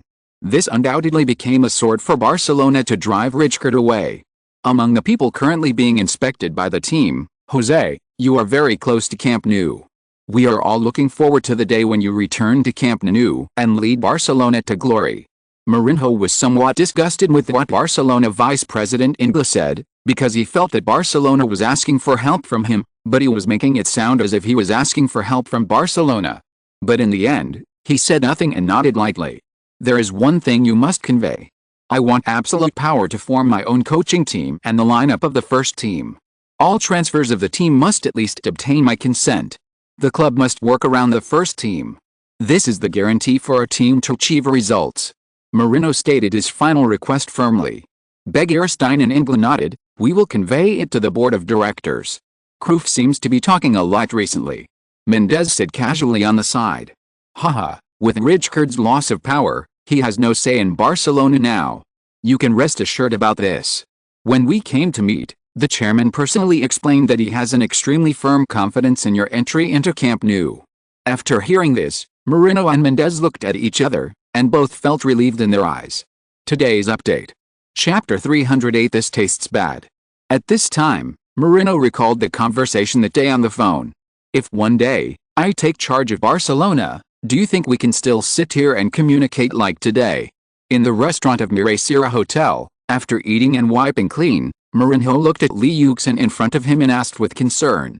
Li Yuxin thought about it and nodded, okay, but when it comes to specific tactics, I must mosaic it. Marino laughed. To me, you actually have no secrets at all. Let's wait and see. Li Yuxin smiled slightly and did not refute. Now he has lost to Marino for 2 consecutive seasons. No matter how much he says, he can't convince Marino. Only when he avenges this arrow on the football field, he will have the right to speak. Because, it is definitely more difficult to convince someone than you think. Do you really want to take over Barcelona? Li Yuxin heard the subtext. Marino nodded. It's basically confirmed, just short of announcing it to the public. It seems that you really intend to argue with everyone. Li Yuxin said with a smile. Marino shook his head. It's not just because of you. You know, everyone has their own experiences, their own pursuits and goals. Raising his head, the Portuguese's face no longer had the slightest arrogance, but a few more bitter marks. Li Yuxin didn't say anything, but just poured another glass of red wine for Marino in the high-heeled glass that he had drunk, and then drank the juice himself, waiting silently. He knew that everyone would always need to find someone to talk to when they encountered something. For Marino, taking charge of Barcelona may have a different meaning. Many people know that I am a translator.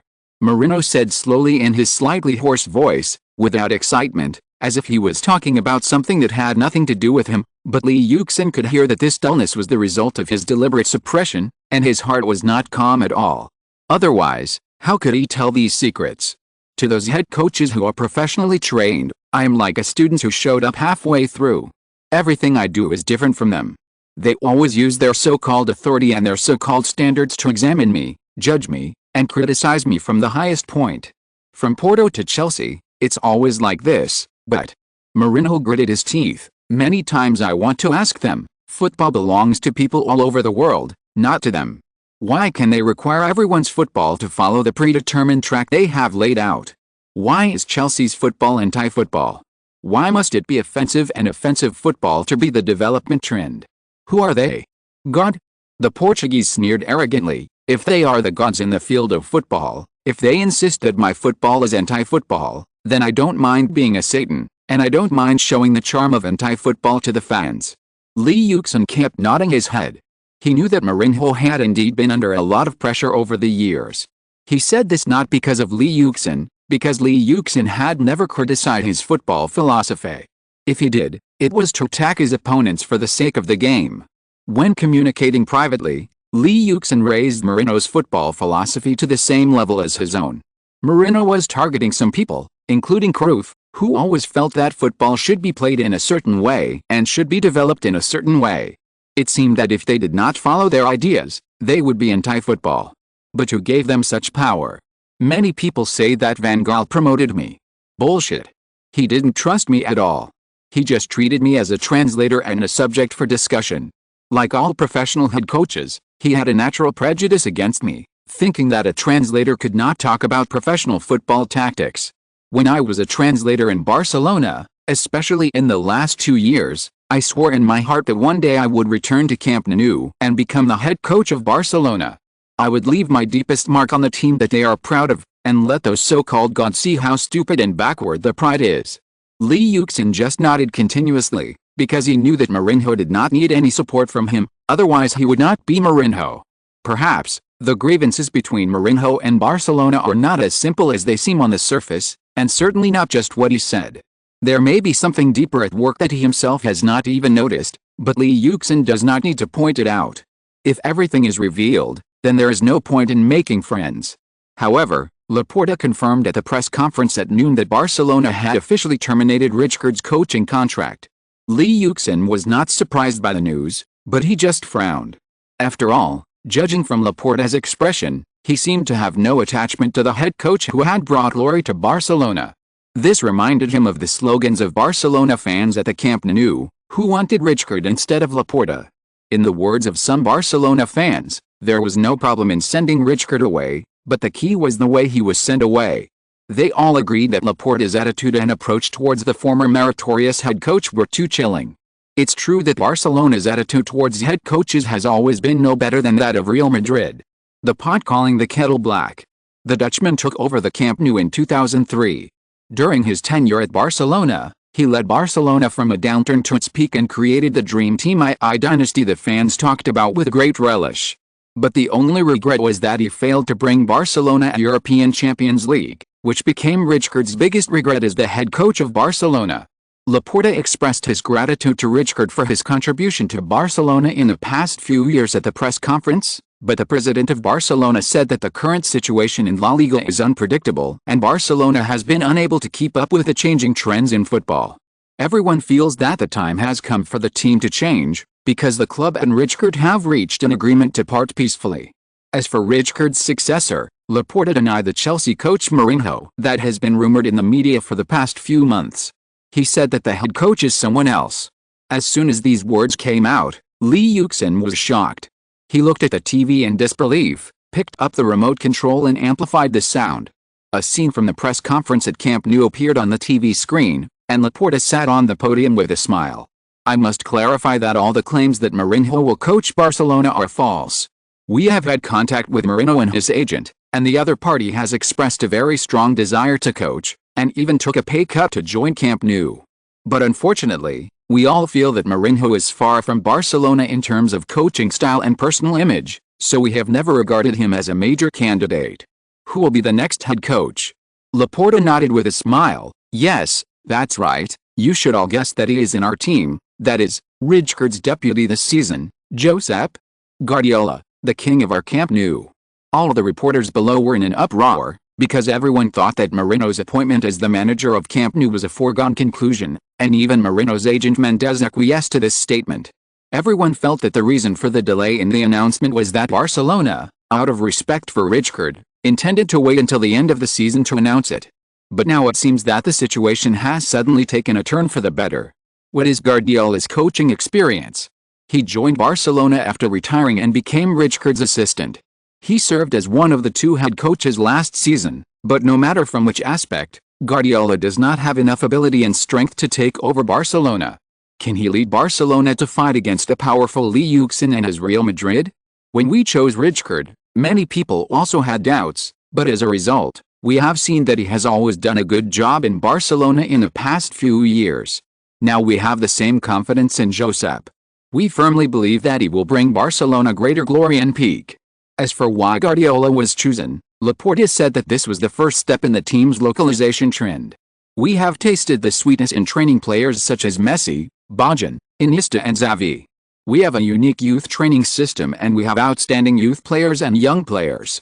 In this case, why can't we appoint a localized head coach who understands the Barcelona football system? Josep was the flag of the former team and the former core of the team. He knows better than anyone how the team's tactics work. He knows better than anyone how to improve and enhance the team's combat capabilities. We are very confident that he will lead Barcelona to a strong rise in the new season.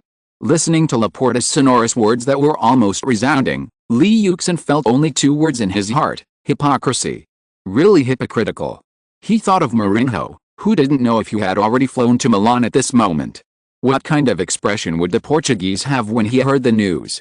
Would the feeling of being played with make the arrogant madman completely lose control? I have to go to Moscow first, Yuxin said worriedly after reading the news. Therefore, when Barcelona announced that Guardiola took over Camp Nou, Mourinho's agent Mendes was the first to stand up and bombard, believing that Barcelona was full of hypocrites who took advantage of himself and Mourinho, and many people immediately made comments on their Weibo to criticize. Hypocrisy. A team that is hypocritical and shameless to the extreme.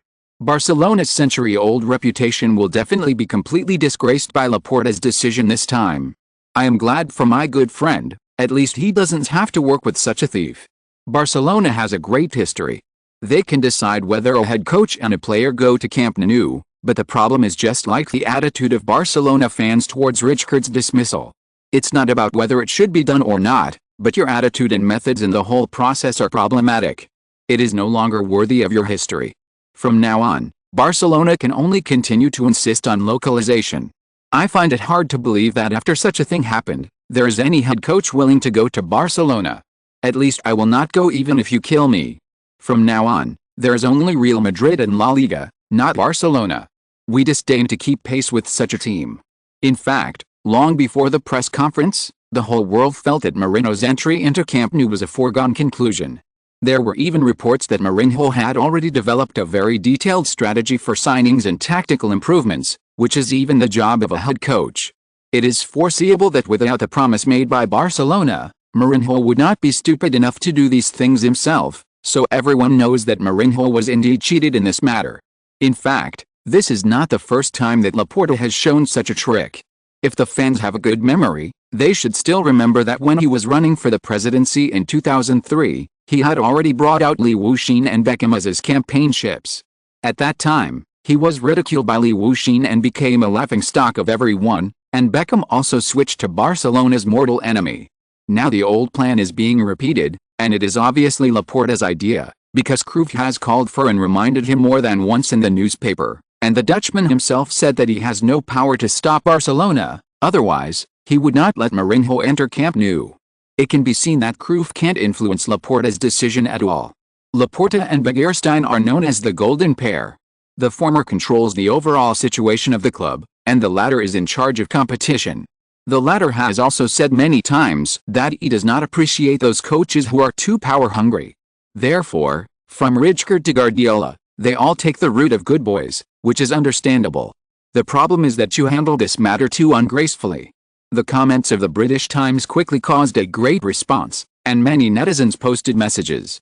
All the head coaches, if you are approached by Barcelona in the future, please be careful, don't talk about tactics, sign the contract first. A netizen said sarcastically. What the host said is not right. It's useless to sign the contract. Please consult Mr. Rijkaard for details. Someone posted a comment below. Barca's behavior is just like those big companies that recruit talents under the guise of high salaries, trick people into giving them their years of research results, and then reject them with any ridiculous reasons. People can't help but ask, if you are not suitable, why did you find them in the first place? Playboy Barca suddenly went on a blind date.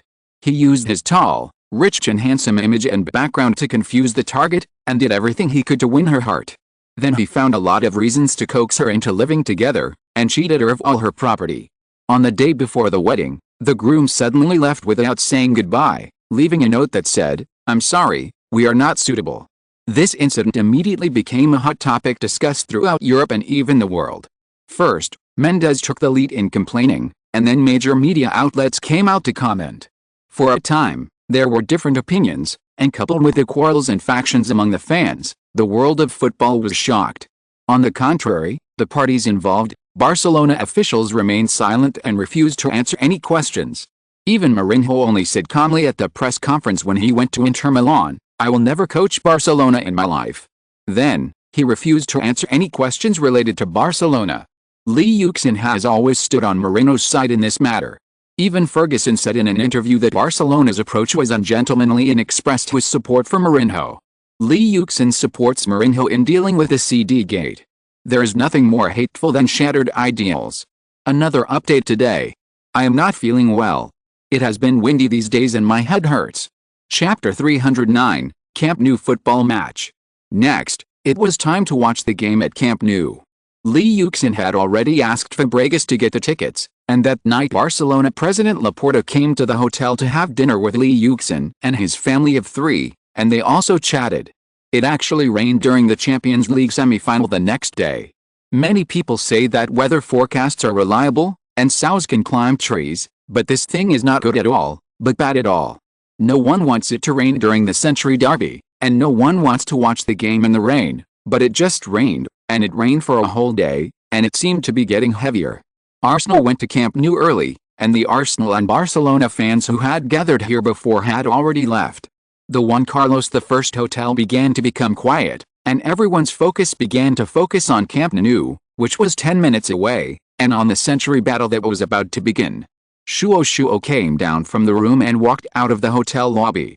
He raised his head, gently played with his long black hair with his right hand, looked at the gray and rainy sky, and pouted his lips. This action made Li Yuxin, who was walking next to him with an umbrella, think of a Japanese word, kawaii. In fact, Shuo is not only cute and playful, but also very sexy, but she rarely deliberately shows this sexiness. Although she is not very tall, she is plump, exquisite and beautiful. From the first time he saw her, Li Yuxin felt like he was stunned. Even now, this feeling still exists every time he meets, and it is getting stronger and stronger. Perhaps it is out of a complementary mentality. Tall boys like short girls, and short boys just like tall girls. God knows why the world is like this. The blindness of love makes them ignore the troubles caused by the height difference. For example, to kiss, either one person has to squat or one person has to use a chair to prop up his feet. How troublesome. Let's go, it's almost time. Li Yuxin came over and said with a smile. But when he walked out of the hotel, Li Yuxin hadn't noticed it just now, but now he found it. Why are you wearing Arsenal's jersey? Shuo grinned, haha, I only cheer for Arsenal, so I must wear their jersey. By the way, why don't you wear Barcelona's jersey? Li Yuxin smiled awkwardly. He really couldn't refute or explain, because he is now an Arsenal player. If he wears Barcelona's jersey, he will probably be skinned and cramped by the team. But he still changed it, because he is the captain of Arsenal. Arsenal's jersey is actually quite beautiful, especially the women's version. How about it, isn't it beautiful? Shuo smiled and opened his hands. What Li Yuxin saw was the towering chest and slender waist, and the pink face on the pink neck, but all of this was somewhat stolen from the football scene under the red and white jersey that was so pleasing to the eye. If you don't wear a jersey, it's beautiful. Li Yuxin did not respond, because he really did not know what to say. If he praised the jerseys for being good-looking, it would be a bit like praising Arsenal's jerseys. If he praised them for being bad-looking, Shuo would definitely think that he was talking about her, so he wisely remained silent and did not make any statement. Coming out of the Juan Carlos I hotel, you can see more and more fans heading towards the Camp Nou along the way. It's raining so hard, how can we watch the game later? Shuo complained with a frown. She felt that the weather was too unsightly. It's okay, our tickets are in the president's stand area, there is a roof to block the rain. Li Yuxin said with a smile. There is a roof. Shuo smiled. This is great, then how can they? Li Yuxin smiled proudly. The president's stand area is one of the most expensive ticket areas in their Camp Nou. Only high-level members of the Barcelona club can get tickets here. Only this stand has a roof, and the other stands don't, so they can only wear raincoats and hold umbrellas to watch the game. We are also blessed by cess this time. Shuo pouted and said nothing. She felt that Li Yuxin's words sounded like aristocrats teasing ordinary people. There was nothing wrong with it, but it always gave people a feeling of superiority. Why can ordinary people only watch the game in the rain, but the chairman's stand area can be sheltered from the rain, and he thinks it is natural? The rain outside was getting heavier and heavier. The weather forecast was still very unreliable. It said it was moderate rain, but it was actually heavy rain. Every home stadium of a wealthy team would have some die-hard fan stands, such as the Kop stand at Anfield, the North stand at the Mesa Stadium, the South stand at the San Siro Stadium, and the South stand at the Bernabeu Stadium. These are all very famous die-hard fan stands. At the Camp Nou, their most die-hard fans often gathered in the Southwest stand. Next to the chairman's stand with a rainproof roof, in the stand near the Arc area, most of the fans did not have umbrellas or raincoats, and chose to share the joys and sorrows with the players, so that everyone could see their red and blue jerseys clearly. However, in this match, a very unique scenery appeared in the stands of Barcelona's most loyal fans. The two adjacent stands, the President stand and the Southwest stand, have always been the areas for Barcelona's die-hard fans. The seats in these stands are usually sold in the form of packages. Those who can sit here are either Barcelona diehards for generations, or the oldest members of Barcelona. Therefore, this place has always been known as the place that can best reflect the voice of Barcelona fans. Gerard Piqué has both. His family has been Barcelona diehards for generations. His grandfather was once the vice president of Barcelona for a long time. He has a very old membership number of Barcelona, 48,212. At the same time, His family is very rich, so the ticket he got can be seated in the president's stand, without having to get wet in the rain like ordinary Barcelona diehards. Lee Yuxin wanted to watch the game, so Fabregas found his good brother Pique for help, and Pique naturally got it done. But the problem is, in a sea of red and blue, those fans who are not wearing Barcelona jerseys will at least choose to wear something that is closer to the team's colors, such as black or gray clothes, in order to match the colors of the team's die-hard fans. But today, this section of the stands has a red and white color. In a sea of dull colors, a touch of white is undoubtedly particularly dazzling under the light, so that those who recognize Lee Yuxin's family in the chairman's stand, or successful people with status and position, will choose to be polite and silent, but those ordinary die-hard fans in the southwest stand will not be polite. But fortunately, Lee Yuxin's family just watched the game quietly. Although there was unpleasantness in 2006, after all, Arsenal's playing style is similar to Barcelona, and Lee Yuxin has a handsome appearance, so many Barcelona fans still like Lee Yuxin. Many fans will turn their heads to look at them from time to time. Just like in history, the iron midfielder and the technical midfielder drew 0-0. After the game, various media outlets expressed their opinions on the game. The collision between the technical Barcelona and the muscular English team was described by the Spanish as Beauty and the Beast, but the Beauty has never escaped the clutches of the Beast. At this time last year, it was still the Champions League semi-finals, and it was still the English team, Manchester United. Even if Ronaldo missed the penalty, Barcelona's good luck could not help them score. Time flies, and Barcelona was ultimately unable to change the 0-0 ending, just because both Manchester United and Chelsea were labeled as Premier League teams. The Premier League is still the nemesis of Barcelona's core, Messi. The Argentine, who leads the Champions League scorer list with 8 goals, has not scored against Premier League teams in 9 consecutive games. Chelsea is Messi's bitter enemy. Messi, who has scored 34 goals this season, has not scored a single goal in the past 5 games against Chelsea. Game 2, 0. Even though it's a draw, it's still a loss. Mundo Deportivo reported the significance of this 0-0 draw to Barcelona. Indeed, Camp Nou is never a place that welcomes zeros. So far this season, Barcelona has only achieved one 0-0 draw, which was in the King's Cup away game against Espanyol. In the eyes of Barcelona fans, a game with a score of 0-0 is tantamount to failure.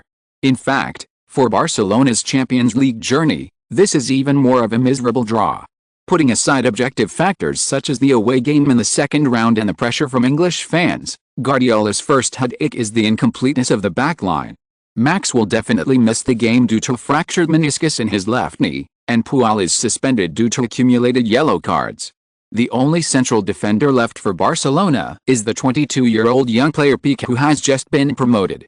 The optimistic Barcelona media also saw another side of the 0-0 result. That means that as long as Barcelona scores away, they can have an advantage. However, Real Madrid fans, who are ridiculed by Barcelona fans as only able to watch Barcelona's performance on TV, gave them a blow. Marca said, Chelsea's midfield muscles can prove that since they can shut out Barcelona away, they can also do it at home.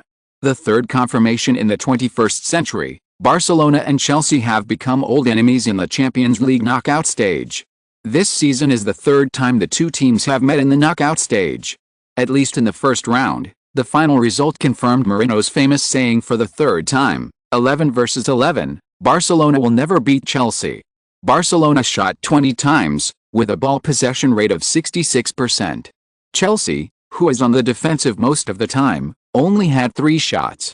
But the football world once again cruelly showed that only the 0-0 result counts. Xavi could have ridiculed Chelsea after the game, we played real football, they only knew how to defend. Pique could even blame the referee, the whole world saw the referee's performance, the opponent's fouls and our penalties, what else can I say? But the undeniable fact is that when the Spaniards were obsessed with controlling the ball, the English used their perfect combination of 3 lines in airtight overall defense to kill Barcelona's proud sexy football in the cradle. Just like what Mourinho once said to Rijkaard, control the ball? My team doesn't need to control the ball, it only needs to score goals. In the football world where goals are supreme and utilitarianism is king, it is always difficult to tolerate Barcelona's control paranoia. The fourth teacher Guardiola said that he has 3 teachers, the Catalans. His wandering career after leaving Barcelona, and the famous Dutch coach Cruyff. After the game, the English media teased Guardiola, "Today, you have another teacher, his name is Hiddink." In this game, the 63-year-old Hiddink defeated the 39-year-old Guardiola in both strategy and tactics. Strategically, Hiddink shouted that he would fight Barcelona at Camp Nou. Tactically, Hiddink's Chelsea almost unswervingly implemented the strict defense arrangement from the first minute. Depending on the team, Hiddink can attack wildly or be conservative. The Sun commented on the old coach. In terms of personnel selection, Guardiola replaced Atu with Bojan, and the short Bojan immediately headed the cross that was close at hand, and Hiddink's use of Bisingwa to keep a close eye on Messi and replacing Lampard with Belletti has been regarded as a masterstroke by the British media. First of all, it takes courage. It takes guts to replace the vice-captain. Secondly, Belletti's appearance conveyed the message of doing everything possible to maintain a draw to the whole team. Finally, Essien on the right was released to the middle, and Essien's abundant physical strength allowed him to cooperate with Drogba and continue to put pressure on Barcelona's defense. The second round of the battlefield moves to Stamford Bridge. Can the students Guardiola return the favor to his teacher Hiddink? Chapter 310 The Final Showdown. Li Wuxin's going to watch Barcelona's game was also hyped by the media, who believed that it was a sign that Li Wuxin was preparing to transfer. Li Wuxin, Barcelona and Arsenal officials all deny this view, but the media still hyped it up. However, Arsenal fans have calmed down after so many times and will not be incited. Now Arsenal ranks third in the league, with only 3 rounds left. It is 7 points behind Manchester United, the leader, and it is difficult to compete for the championship. However, Arsenal is very likely to reach the final of the Champions League, so the focus will be on the Champions League. According to my understanding, this is Cristiano Ronaldo's last season in the Premier League. History has not changed. Li Wuxin learned about this from Cristiano Ronaldo's text message. Last year, if someone asks who is the hottest superstar in world football in 2007, everyone will tell you, Kaká. If someone asks again, who is the most influential superstar in world football in 2008? Without a doubt, everyone will point to the British Isles in the northwest of the European continent and tell you that it is the Portuguese from Manchester United, Cristiano Ronaldo. He played 34 times in the Premier League, scored 31 goals and 7 assists, played 11 games in the Champions League, scored 8 goals and 1 assist, played 4 times in other cup competitions and scored 3 goals. For the whole season, he played 49 times, scored 42 goals and 8 assists, except for Li Yuxin. His reputation is higher than Li Yuxin because of the victory of Team Glory. Such a data is a bit embarrassing for even the top strikers, not to mention that Cristiano Ronaldo is just a winger, but he relied on the super scoring momentum this season to not only send Manchester United to the championship throne, but also reached the Champions League semi-finals, and also made the Portuguese worth 100 times. Therefore, when Portugal arrived in Neuchâtel, the town was immediately moved. Almost everyone wanted to see the Portuguese superstar in person. Everyone paid €10 for a ticket to see the Portuguese training. If they wanted to have a chance to sign and take photos with their idol, sorry, €50, and they didn't guarantee that they would be able to do so. Even such a training ticket was still sold out 3 days in advance, which shows the influence of Cristiano Ronaldo in Switzerland. A training session attracted 15,000 fans, which undoubtedly became the biggest hot topic before the start of the European Cup, but the hottest topic was that the 2 major La Liga giants Real Madrid and Barcelona both had their eyes on Cristiano Ronaldo, which made the Portuguese the hottest star in the transfer market. Real Madrid's interest in Cristiano Ronaldo is no longer a rumor, but a confirmed fact. Ferguson hopes that his favorite students can continue to play under him, and Cristiano Ronaldo has expressed his desire to return to Ferguson's team more than once. But Barcelona is now willing to spend a lot of money to get the Portuguese. Mundo Deportivo even reported that Larbo has authorized Begiristain to go to Manchester United and submit a sky-high transfer letter of intent of up to €90 million, hoping to convince Manchester United to sell Cristiano Ronaldo to Barcelona. But on the second day after Manchester United's public statement, Neuchâtel welcomed 2 very important figures. One was Collina, a former Italian bald referee who came to explain the spirit of law enforcement in this tournament for UEFA, and the other was Rosal, who was rumored to have launched a palace attack on Larbo. Hello, Sandro. Cristiano Ronaldo, dressed in training clothes, appeared handsomely in the hotel coffee shop, which immediately made the female waitresses in the coffee shop shine. They were almost knocked out by this Portuguese handsome guy. It must be admitted that Cristiano Ronaldo, whose football career has become more and more brilliant in recent years, exudes a kind of confident charm. He himself admitted that this confidence comes from his former mentor Ferguson. He also said that without Ferguson, there would be no Cristiano Ronaldo today, so he always has full respect for Ferguson. "Hello, Cristiano." Rosal stood up with a smile. Although he was laughing, he couldn't help but think of the rustic country boy he met in Portugal that year. Sometimes Rosal himself had to admire Ferguson, because without Ferguson's training, it was hard to imagine that a country boy would become the hottest top star in the world today. "I was a little surprised to receive your call." Cristiano Ronaldo sat down opposite Rosal with a smile. He hadn't seen Rosal for many years. He saw him more often in the news and on TV. There is one thing that many people don't know, that is, Cristiano Ronaldo's first sponsorship contract was with Nike, and it was Sandro Rosal, who was the head of Nike Spain, Portugal and South America at the time, who liked him and signed him to Nike. But after signing Cristiano Ronaldo, Rosal resigned from Nike and set up his own company. When he appeared in front of Cristiano Ronaldo again, Rosal was already the vice president of Barcelona. At that time, as the #1 assistant of La Volta, he went to Lisbon and met with Cristiano Ronaldo, expressing the hope that he could stay in Lisbon for another year, and then he would follow Figo's footsteps and join Camp Nou. It should be said that Cristiano Ronaldo and Mendes were very interested in the invitation from Rosal, but at that time, many wealthy teams including Manchester United and Arsenal favored Cristiano Ronaldo. Arsenal even invited him to London, but joining Barcelona was also an offer that Cristiano Ronaldo could not refuse. But in the end, all this was broken after Ferguson came forward, and the Portuguese almost did not hesitate to switch to Manchester United. At that time, they were sitting face to face like now, and Rosal still avoided his agent Mendes, but that year it was in his 60-square-meter apartment in Lisbon. His mother and sister were there, sitting around the dining table as if they were nagging about home, but now, they are in one of the top luxury hotels in Neutral. Today is different from the past. "I'll get straight to the point, Cristiano," Rosal said with a smile. He spoke skillfully and made people feel comfortable. "You know the current situation. Larborg is also actively seeking to gain a foothold in his position, but I can be sure that his current situation is precarious." Cristiano Ronaldo nodded and did not express his opinion, but he couldn't be unaware of the news.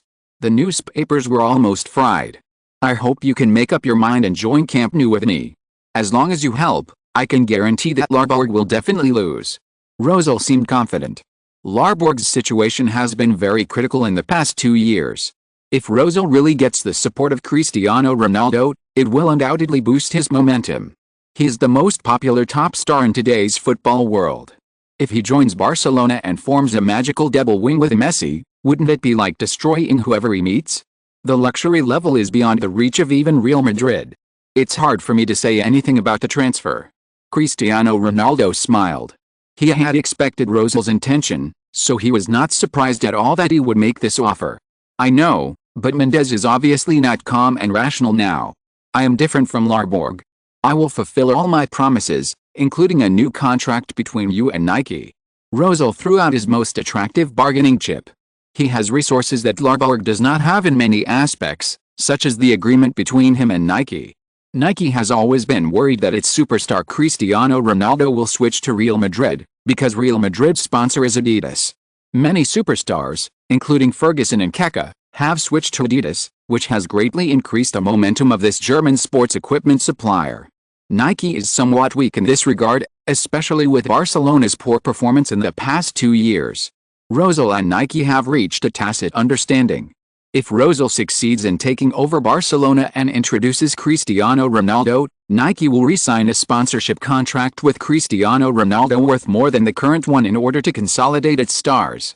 At the same time, Nike is willing to bear part of Cristiano Ronaldo's transfer fee. This is a normal move. More than half of Kaká's transfer fee was provided by sponsors, and Florentino is currently mobilizing resources from all parties to transfer Cristiano Ronaldo. Adidas has made it clear that it will fully support Real Madrid to buy Cristiano Ronaldo, provided that Real Madrid helps Adidas get Cristiano Ronaldo's personal sponsorship contract. Many people don't know that. They think that Real Madrid's purchase of Kaká and snapping up superstars such as Cristiano Ronaldo are all paid by the club. In fact, it is not. Real Madrid's expenditure on the transfer of these superstars is far less than the announced transfer fee. The reason is that many sponsors have intervened in the operation. For example, when Figo transferred that year, Real Madrid only paid $20 million, far less than the $56.1 million in liquidated damages received by Barcelona.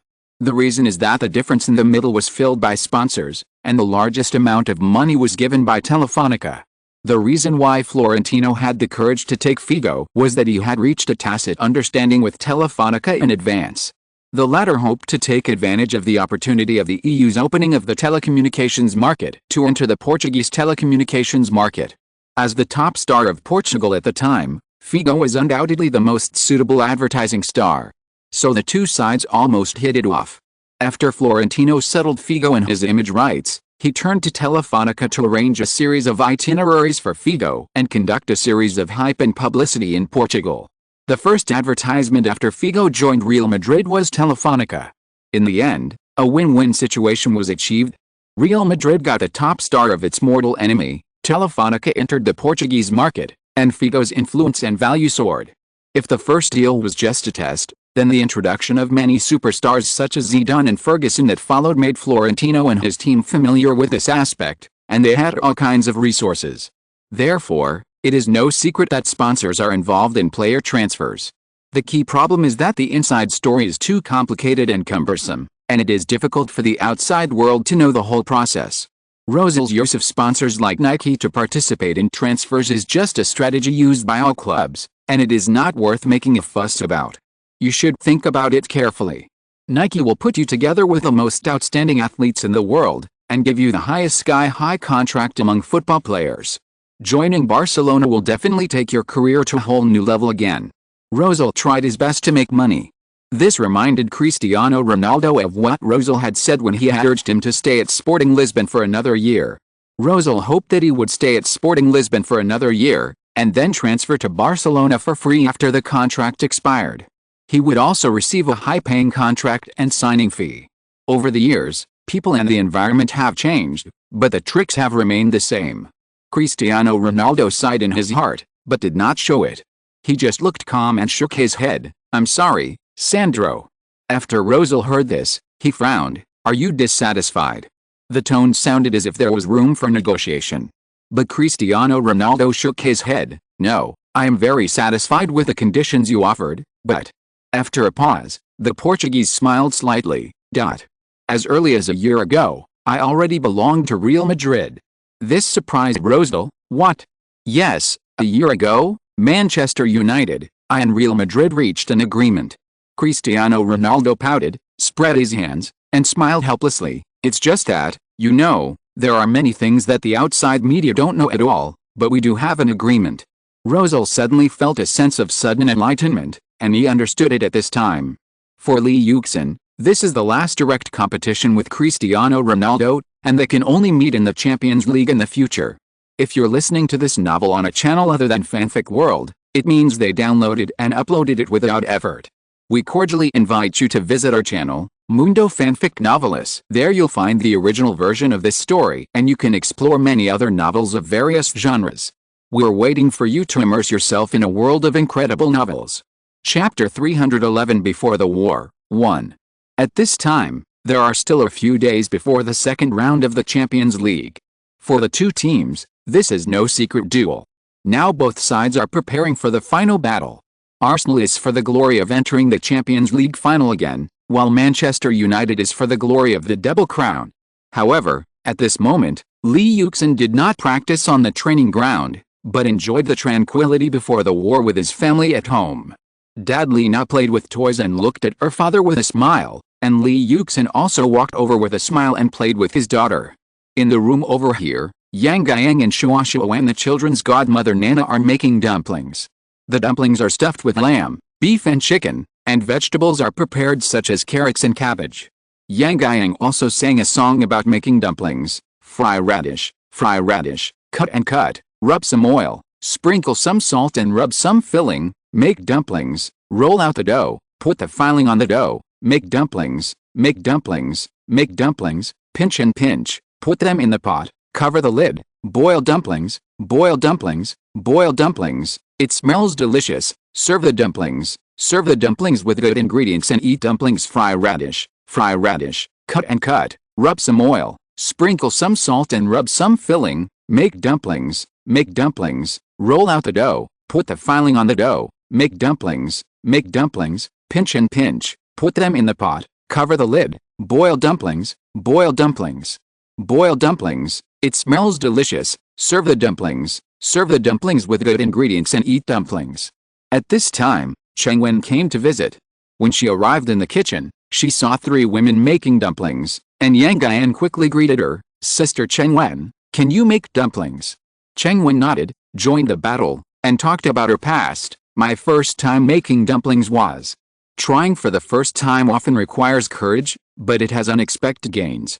The first time means continuous exploration, continuous maturity, and continuous sublimation. I also have many first times worth remembering. Look, that noon, my family was preparing to make dumplings, and what I am proud of is that my mother promised me that I could join the dumpling making action. The preparations were done, and the dumplings began to be made. Dad rolled the dough, and my mother and I made the dumplings. I thought, making dumplings should be easy. I moved a stool to sit next to my mother. She took the dumpling skin and explained to me while wrapping it.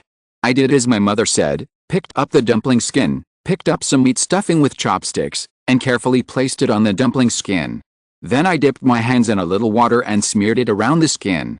Finally, I imitated the way of the teacher, folded the skin in half, aligned the upper edges, and squeezed it with both hands. I felt sticky in my hands.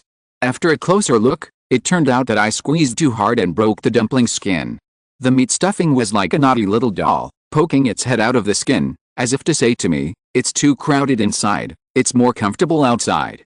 I was afraid that my masterpiece would be discovered by my mother, so I quickly picked up a dumpling skin, blocked a broken place, and patted it hard. Who would have thought that the stuffing would stick out from the other end again?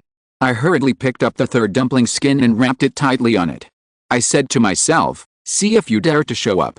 In this way, the leak was finally blocked. At this time, my mother had already wrapped 7 or 8 dumplings, and I quietly put mine behind them. It stood at the end of the line with its big belly, not feeling shy. I secretly glanced at my mother. She was wrapping dumplings while looking at my big dumpling with a smile. My father, who was rolling the dough, also laughed. I lowered my head embarrassedly, and secretly made up my mind to wrap it well. So, I carefully observed its movements again, and saw clearly the order in which my mother did each procedure.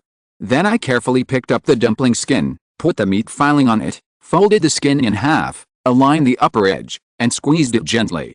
This time it was finally wrapped. Although it was not squeezed to pieces, the appearance was really not flattering.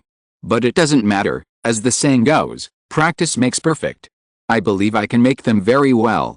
As expected, I made them more and more smoothly. The dumplings were like shy little girls, smiling at me. The first time I made dumplings made me understand, things that look easy may not be easy to do, but as long as we do it with our heart, keep trying, and sum up our experience, we will definitely do it well. The first experience is fresh and exciting, which makes people have endless aftertaste. The more first times in life, the more colorful life will be. I hope you cherish the first time. At this time, Li Yuxin had just come over with little Lina in his arms, and he also heard these words. He nodded, and while others were busy, Li Yuxin began to think about his biggest opponent, Barcelona's dream team III. Although many people will be dissatisfied with some of Barcelona's styles on the field in the future, which has caused great controversy, there is one thing that Yuxin always insists on, that is, Barcelona's insistence on the concept of youth training, and the football presented by Barcelona Dream Team III is enough to make this team go down in the history of football. How beautiful and brilliant will Barcelona be in the next few years, and even become the so-called cosmic team? There is no doubt that Barcelona's success relies on the foundation accumulated over many years. If it were not for the persistent youth training concept from Cruyff to the present, I believe they would not be able to usher in the peak of the Dream Team III. Some people say that Barcelona's success is because their ball control system is in line with the football trend at that time. Yuxin thinks this is right and wrong, Because ball control is the pursuit of everyone at any time in football history. Who doesn't want to control the ball for 90 minutes? But has anyone in history been able to achieve this level of Barcelona? Lee Yuxin thinks that Barcelona's success is because they have studied the control of the ball to an extreme. In other words, in football tactics, any of the elements that affect the game factors can be achieved as long as they can be done to the extreme. Then this team can achieve. The key to the achievements of Barcelona Dream Team is that everyone knows this principle, but who can do it like Barcelona? Or, the reason why Barcelona has been able to persevere for so many years is actually due to a certain amount of chance and luck. But it is really strong. You can see this from the defense of Barcelona Dream Team III. Every person picked out is either short and thin, or thin in body, but their defense is not a big problem. This is not just because they have enough ball control, because if you only have ball control, once the opponent attacks, your entire formation will be messed up. A large part of the defense of Barcelona Dream Team III is rely on running to form a local number advantage, and then use the number advantage to double team and press, while in one-on-one situations, it is more about standing underlaying to achieve the defensive purpose. Therefore, many times, football games are very simple. As long as you have a set of routines that your opponent cannot resolve, all you have to do is to ensure that your routines are not contained by your opponent, then you will win. For example, Chelsea, Mourinho's biggest bargaining chip is to ensure that his meat grinder midfield can operate smoothly. For example, Yuxin's previous live stream team Barcelona, Guardiola's tactics are to ensure that the team's ball possession tactics can be smooth and effective. For them, this is difficult for the opponent to contain and resolve, and it is also the team's biggest winning chip. Of course, many times it does not mean that you can win if you do it. After all, many factors such as the player's state and on-the-spot performance may determine the trend of the game, so this kind of thing is difficult to say, and it still depends on the spot adjustments and performance. At the same time, many people think that there is no need for hardware in the youth training camp. Some people even cited La Masia, thinking that the Barcelona youth training camp is so small, but it is so successful. Little do they know that La Masia is small but complete. If you count the hardware and technological facilities, La Masia is also very advanced. Without keeping up with the times and without enough investment, youth training will not work. I remember that the weekly magazine of the previous life mentioned, in 2008, Rijkaard's Dream Team II completely collapsed. They had to line up at the Bernabeu to welcome Real Madrid, who won the championship in advance, and were bloodbathed by their opponents 1-4.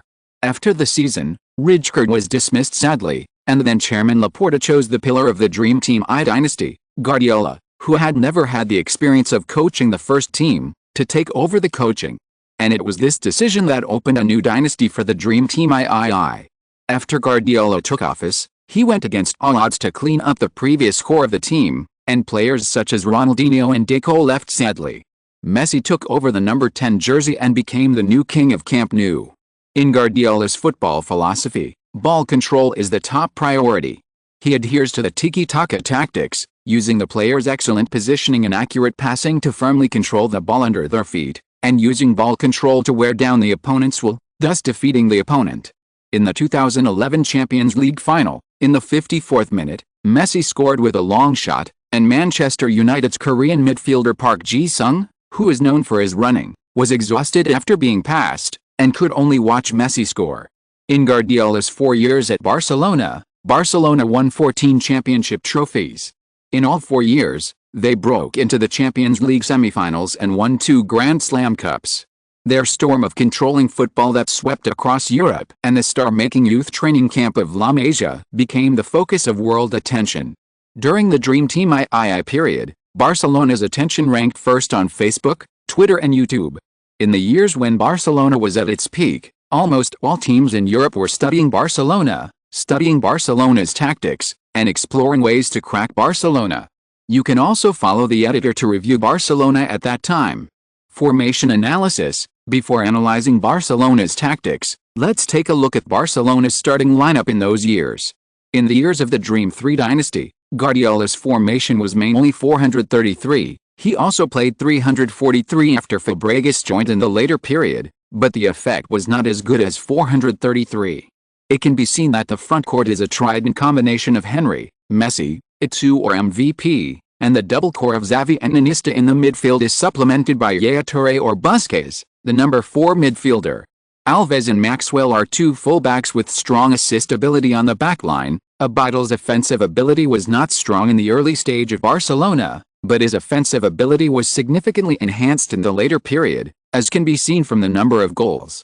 The central defender combination of Pique and Puyol was the most stable central defender combination in the world before Pique fell in love with Shakira and Puyol was troubled by injuries. In addition to Valdés, who has won the Zamora Award for 4 consecutive years, the starting lineup of Dream Team III is strong. Player composition: Barcelona's starting lineup is full of stars, and the value of the starting lineup should basically exceed 200 million. The core player of this team is undoubtedly Messi, but at the same time we cannot forget the existence of Xavi and Iniesta, who silently supported the team's offense behind Messi in the past 4 years of Dream Team III. On the defensive line, Valdés, Busquets, Pique, Puyol, and Alves have very stable positions. Barcelona has had many choices for left back, the stable Abidal, Maxwell and Adriano with strong assist ability. The players around Messi in the front court have been replaced several times in 4 years. Itu, Henry, Pedro, Villa, Sanchez, and Ibrahimovic have all fought for Barcelona. In the regular rotation, there are also Fabregas, who returned with a pay cut in 2011, Mascherano, who joined the team and was transformed into a central defender, Kings Cup goalkeeper Pinto, and some rising stars from La Masia. Basic tactics: from the basic tactics, they insist on all-out attack and defense. First, they emphasize ball possession. In the 4 years that Guardiola coached, Barcelona's ball possession rate has never been lower than that of the opponent, including his successor Villanova, until this year's league match against Rayo Vallecano. Official matches: the friendly match with Bayern in the summer of 2013 was the first time in 4 years that the full-time ball possession rate was lower than that of the opponent. Secondly, they emphasize pressing. Barcelona during Guardiola's period arranged the high-position pressing in the front court in an orderly manner. When the opponent's player has the ball, the Barcelona players around this player will quickly surround and press, and the players on the periphery will predict and block possible ball-out routes. Through such orderly siege, they try to kill the opponent's attack in their own half. Thirdly, Guardiola's Barcelona emphasizes interspersed running without the ball. For example, the position change between the center forward and the wing forward, including Messi coming to the middle many times and Atola on the side. Busquets supported and protected Xavi, and Xavi's surgical pass also provided firepower support for Iniesta, Messi and other front players. Finally, Barcelona emphasized the assists of the fullbacks. When the team occupies space and time and puts pressure on the opponent will inevitably need to compress the formation or press, and the assists of the fullbacks can effectively increase the ball points and tear open the opponent's compressed defense line by inserting. In defense, because the two fullbacks are relatively forward, Barcelona only has 2 central defenders left in the backcourt when attacking. At this time, Busquets' position will be pulled back and stand in the middle of the 2 remaining defenders, as shown below. Busquets retreated relatively to become the 3rd central defender during the attack. When the opponent breaks through Barcelona's siege, once the opponent starts from the wing, because Busquets is in the middle, Pique and Puyol can go to the wing to make up for the defense. Busquets' role in the middle is to act as Xavi's umbrella and respond to Xavi at any time. In addition, once the opponent counterattacks from the center, Busquets will immediately rush up to clear the ball, even at the cost of a tactical foul or a yellow card. The most successful part of Guardiola's Barcelona is that it liberated Messi. Messi has always been regarded as a right winger under Rijkaard, but Guardiola completely liberated him. Guardiola tailored the tactics of a virtual center forward for Messi, that is, the false 9 position, and he did not hesitate to sacrifice it to and fix in Ibrahimovic. Messi is relatively behind the original center forward position in the game. He can seek cooperation with midfielders Xavi and Iniesta, or he can dribble past the opponent to find teammates on the wing. His tactical role is obviously greater than that on the right. Take the second leg of the national derby in the 2008-2009 season. Barcelona defeated Real Madrid 6-2 at the Bernabeu, and the final Champions League final, 2-0 victory over Manchester United. In the national derby, Messi became the false number 9. The team actually had no center forward at the front, but whether it was Messi, Iniesta or even Itu on the wing, Henry could enter the penalty area at any time and become the center forward to grab the ball. This made Real Madrid's two central defenders Metzelder and Cannavaro at a loss. They had to focus on defending Messi, who was already in great form at the time, and pay attention to the forward insertion of other players. They often lost sight of one thing while focusing on another. In addition, Barcelona got several opportunities through front court pressing, which led to such a big victory. In the Champions League final, it was the cooperation between Messi and Iniesta in the middle that attracted the opponent's attention, and the latter accurately found it too and scored. This is the real application of the virtual center forward on the field. Later, Bosch also used the same tactics in the Spanish national team and achieved results. In the 2009 Champions League final, Eto'o scored the first goal. The above methods are all conventional weapons of Barcelona's attack. When all conventional weapons are ineffective, Barcelona still has a killer, that is, Messi's personal breakthrough. Whether in the middle or on the wing, Messi's personal breakthrough is extremely lethal. When the team is slow to open the situation, Messi can often stand up and turn the tide. The best example is the 2011 Champions League semi-final between Barcelona and Real Madrid. After receiving the pass from Busquets in the midfield, Messi passed four players and pushed the ball into the far corner. Classic match. Time goes back to December 11, 2011. Real Madrid played against Barcelona at home. Valdés made a mistake in passing 21 seconds after the start, which gave Real Madrid a dream start. Barcelona scored 3 goals in the subsequent games, and these 3 goals were all wonderful. Barcelona's equalizing goal came from Messi's personal breakthrough mentioned last time. Messi was repeatedly disturbed by Real Madrid players while dribbling the ball, but he protected the ball with his excellent personal ability and sent a through pass to Sanchez. The goal to overtake the score came from Xavi.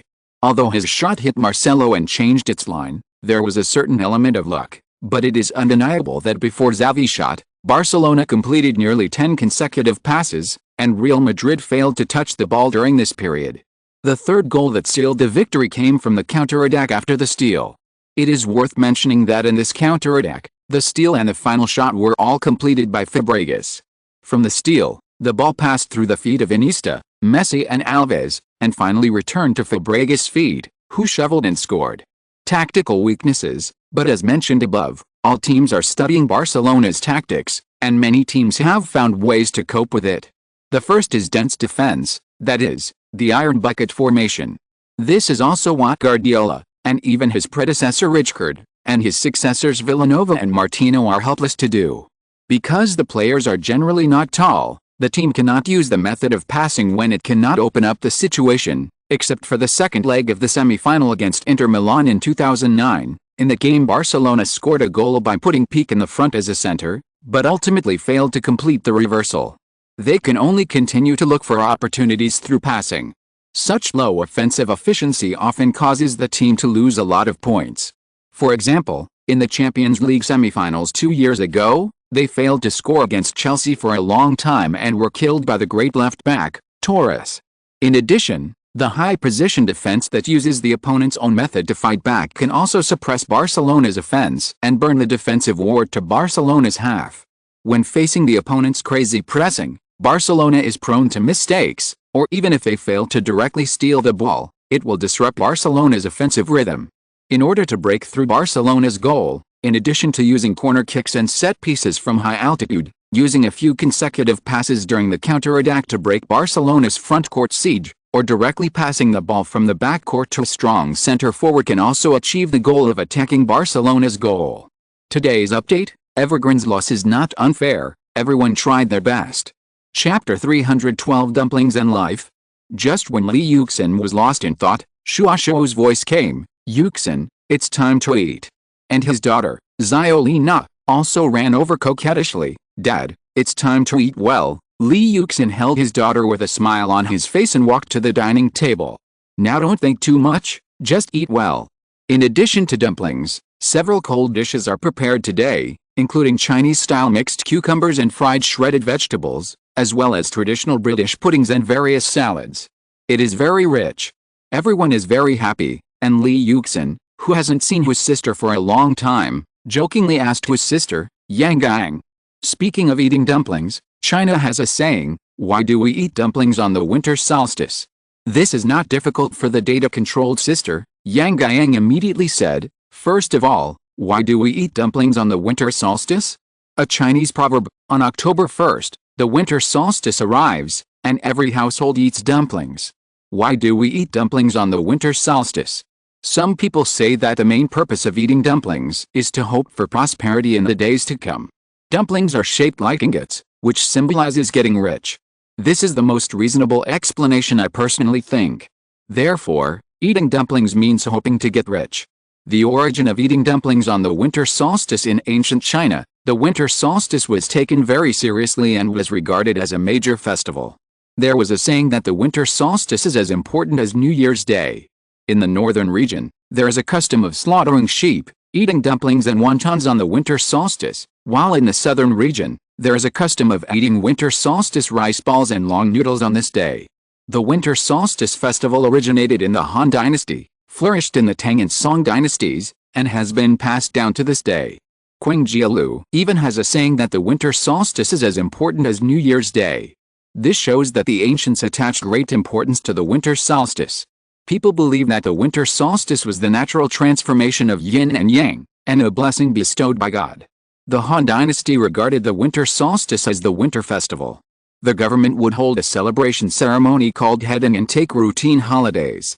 There is such a record in Book of the Later Han. Before and after the winter solstice, gentlemen stay at home and quiet their bodies, officials stop working and do not attend to government affairs, and choose auspicious days to do things.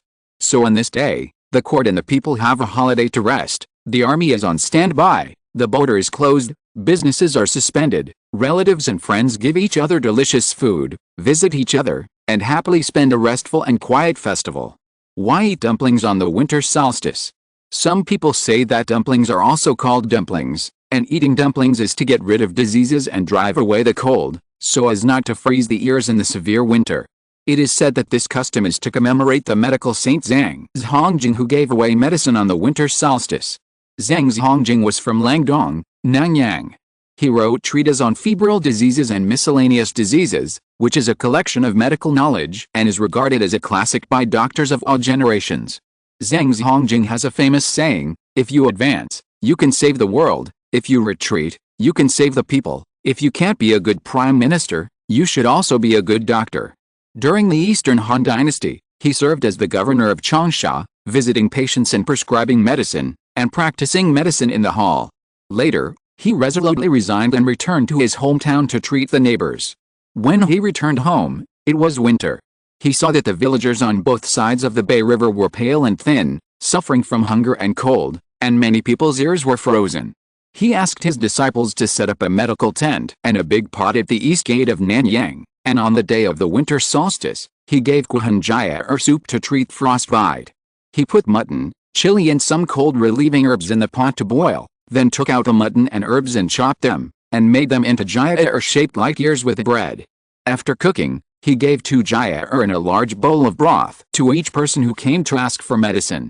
After people ate the jia and drank the guhan soup, they felt warm all over, their ears became hot, and their frostbitten ears were cured. Later generations learned to make jia in the shape of jia and wrap them into food, also called dumplings or bianchi. Eating dumplings on the winter solstice is to remember the kindness of medical Saint Zhang Zhongjing's guhanjia soup. To this day, there is still a folk song in Nanyang that if you don't eat dumplings on the winter solstice, your ears will freeze off and no one will care. Legend of eating dumplings on the winter solstice. In the past, there was a saying in old Beijing that wontons on the winter solstice and noodles on the summer solstice. According to legend, during the Han Dynasty, the Huns in the north often harassed the border during the winter solstice, and the people could not live in peace. At that time, there were 2 leaders, Hun and Tun, in the Huns tribe, who were very cruel. The people hated them so much that they wrapped meat fillings into corners, taking the sounds of Hun and Tun and called them wontons. They ate them out of hatred and hoped to quell the war and live a peaceful life. Because wontons were first made on the day of the winter solstice, every household ate wontons on the day of the winter solstice. Eating pinched frozen ears is the common name for eating dumplings and henna during the winter solstice. Why is there such a custom? According to legend, Zhang Zhongjing, the medical saint of Nanyang, once served as an official in Changsha. When he retired and returned to his hometown, it was a snowy winter with biting cold winds. He saw that the villagers on both sides of the Bay River in Nanyang were naked and many of them had their ears frozen. He felt very sad, so he asked his disciples to set up a medical tent in Guangdong, Nanyang, and put mutton, chili peppers and some cold-repelling herbs in a pot and cook them. Then he took them out and chopped them up, wrapped them in dough to look like ears, and put them in the pot and cooked them. He made a medicine called cold-repelling ear-correcting soup and gave it to the people. After taking it, the ears of the villagers were cured. Later, every winter solstice, people imitated it and ate it, so the custom of pinched frozen ears was formed. People call it dumplings, and some call it flat food and hot dumplings. People also say that eating dumplings on the winter solstice will not freeze people. Since then, dumplings have become an indispensable element in the Chinese diet. As for the benefits of eating dumplings from a modern scientific perspective, from the perspective of culinary science, the cooking method of steaming and boiling dumplings with water, steam, as the medium, the temperature is only about 100 degrees, which can not only cook the food but also disinfect and sterilize, avoiding the formation of strong carcinogens such as benzopyrene under grilling and frying conditions, ensuring food safety. Moreover, the nutritional components of food will not be lost due to peroxidation or hydrolysis during the steaming and boiling process. From the perspective of dietary structure, the fillings of dumplings are all wrapped in dough, which can achieve a suitable combination of cereals, vegetables, fruits and meat, so that the main and side dishes are reasonably matched, rich in nutrition and acid-base balance, and the dietary pagoda structure. From a nutritional perspective, dumplings are cooked by steaming with water, steam, as the heat transfer medium, which can fully cleave the starch polysaccharides in the food, which is beneficial to human absorption. It is suitable for the Chinese stomach and eating habits. It conforms to the health-preserving principles of eating and drinking in moderation, being cautious with the 5 flavors and being in harmony with numbers. Another point is, do dumplings have to be eaten with vinegar? Vinegar has good health effects, which can help lower blood pressure and reduce fat. Eating dumplings with vinegar can also play a role in seasoning and relieving greasiness. However, people with gastric ulcers or excessive gastric acid are not suitable for eating vinegar, so as not to increase gastric acid, irritate the gastrointestinal mucosa, and aggravate ulcers. In addition, some friends are used to eating dumplings with soy sauce or chili oil, which is not very healthy. Soy sauce will make people take in extra salt, which is not conducive to cardiovascular and cerebrovascular health, and although chili can stimulate fever, it is a spicy and irritating thing, which is not suitable for cold and dry winter, nor for people with yin deficiency. Similarly, eating dumplings with raw garlic cloves is enjoyable, but it is also a spicy product, so it is better to eat less. Finding that his sister is still so powerful, Li Yuxin took the lead in applauding. Well, this sister is still so sharp. At this time, Shuo hurried out to rescue. Okay, it will get cold if you don't eat it. Eat it quickly. So everyone started to have a happy dinner together. However, Li Yuxin did not expect that when Cheng Wen sent the news about the dinner back to China, it caused heated discussions on the Chinese and European internet. People from all walks of life said, dumplings are delicious food. I didn't expect that Chinese people can understand Chinese traditions so well. When Li Yuxin saw this, he laughed. Eating dumplings made such a big noise. If he sneezed in the future, the whole British Isles would know about it. But I'm afraid it will really be like this. After all, Li Yuxin is now a superstar. He is the target that the guys on Fleet Street are always keeping a close eye on. If he hadn't moved into a wealthy area with good security, he would have been annoyed to death by the ubiquitous paparazzi in England. Chapter 313 Final Battle with Ronaldo, 1. It is almost May 6th, and the second round of the Champions League semi-finals is coming. In the last round, Arsenal reversed the away game and won 3-2, and also got 3 valuable away goals. This match took the initiative. Even if they lost 0-1, Arsenal would still advance, because Arsenal had 3 away goals, and with the bloody performance of Arsenal in the second half of the last game, Arsenal could not be easily defeated at home. Arsenal fans are looking forward to the team entering the Champions League final again.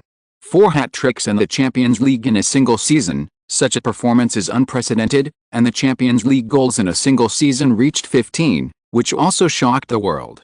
Although the media have praised Li Yuxin before, in the face of such a great achievement, the reporters are still collectively crazy. Gazzetta dello Sport used surpassing the legend to describe Li Yuxin's achievement.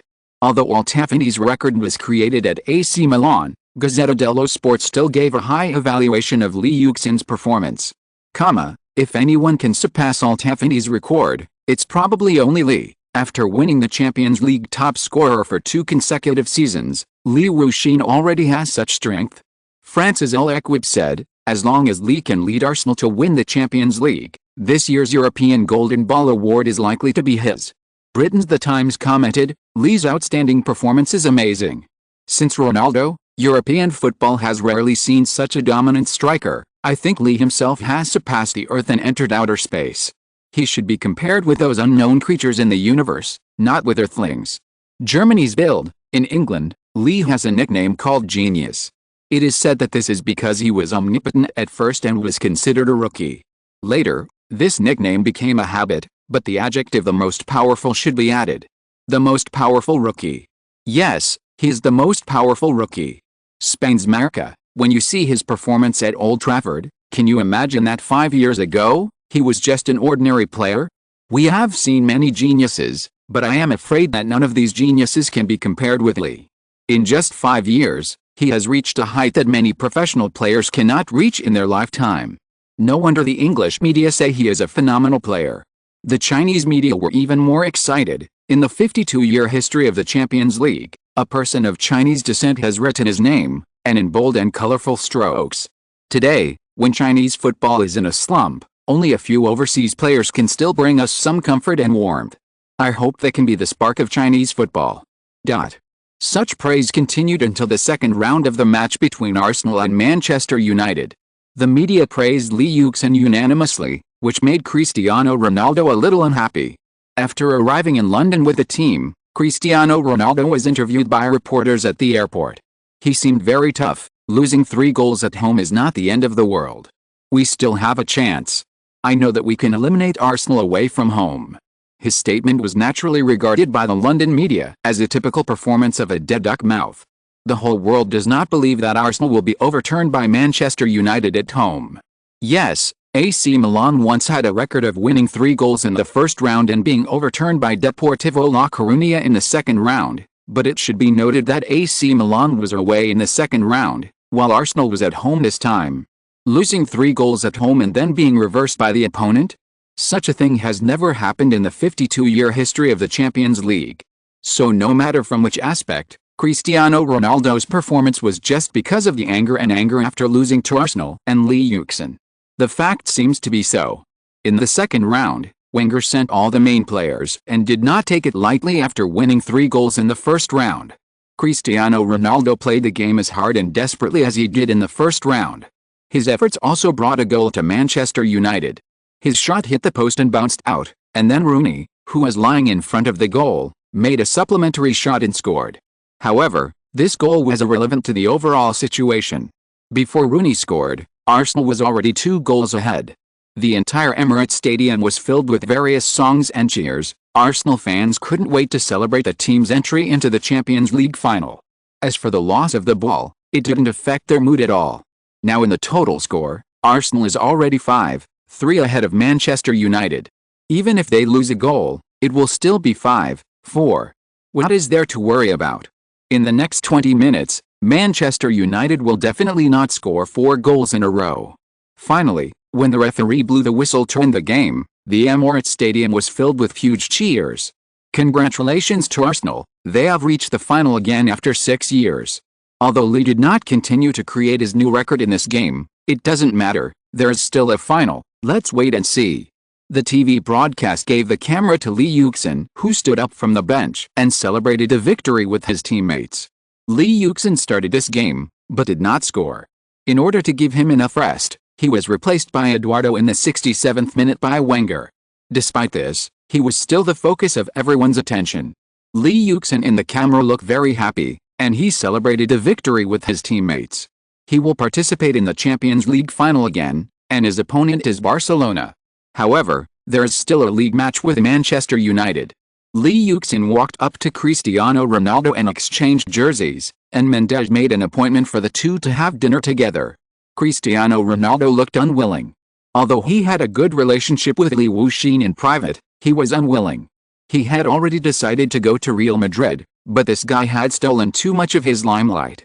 Although he was also world famous for his honors and achievements over the years, the guy in front of him always suppressed him in personal honors, such as the Golden Boot and various Premier League awards. The fans and media in England always supported him in the end. So Cristiano Ronaldo exchanged a few words and went to the locker room to change clothes, and Li Wuxin also exchanged the captain's armband with Vidic. When they came to the mixed zone, a Korean reporter who was not tactful interviewed Li Wuxin and mentioned the Park Ji-sung incident. His eyes dimmed and his tone became much calmer. "Oh, I don't have any opinion." The Korean reporter did not seem to notice the change in Li Wuxin's tone and continued to ask him what he thought of Park Ji-sung. To be honest, Li Wuxin had no impression of Park Ji-sung. Although they were all yellow people, it did not mean that they had to feel close to each other because of this identity. Park Ji-sung's strength was too weak, and he had no interest in paying attention to him. His eyes were all on people like Cristiano Ronaldo. But this time he didn't say something shocking right away. He remembered Mendes's advice to him before the game. "I noticed Park in the Korean media, so maybe after the game, there will be Korean reporters asking you about Park. No matter what your personal attitude towards Park is, you can't say bad things, even if that's what you really want to say." "Then what should I say?" Lee Yuxin asked. "Say something nice, just don't make the Korean media angry." Just like that, Lee Yuxin said to the Korean reporters, "Park Ji-sung is a very good player, and I'm very happy to play against him in the Champions League final." Such a simple perfunctory sentence made the Korean reporters very happy. They looked at each other, and their faces showed excitement. Lee Yuxin, who is in the limelight, also had a very high evaluation of Park Ji-sung. So the next day, news of Lee Yuxin and Park Ji-sung's close relationship appeared in Korea. Li Wuxin has great respect for Park Ji-sung. The most dazzling star in the semifinals is undoubtedly Li Wuxin, who has completed the feat of 15 goals in a single season in the Champions League. But even such a person admires our player Park Ji-sung very much? Voices like this are rampant in South Korea. For a time, the news about Li Wuxin's appreciation of Park Ji-sung was overwhelmingly about a close relationship between Li Wuxin and Park Ji-sung. Since Li Wuxin and Park Ji-sung have such a good relationship, there is naturally no need for fans to argue. And Park Ji-sung then responded to Li Wuxin, "Li Wuxin is the pride of our yellow players. Only when I play against him in person can I feel the gap between me and him. He is indeed a genius that makes the whole of Europe amazed." This further proves the rumors that the two have a good relationship. Mendes closed the webpage of his notebook and said to Li Wuxin, "Look, so the final result is that everyone is happy." Li Wuxin nodded in agreement. This old fox is really powerful. Chapter 314, Confrontation with Ronaldo, 2. Arriving at the Portuguese restaurant that Mendes and his friends often visit, Mendes ordered dishes and only drinks, not wine, because his two agents are very self-disciplined players who will not touch those messy things during the game. As Mendes said, the two people have similar personalities and are very persistent.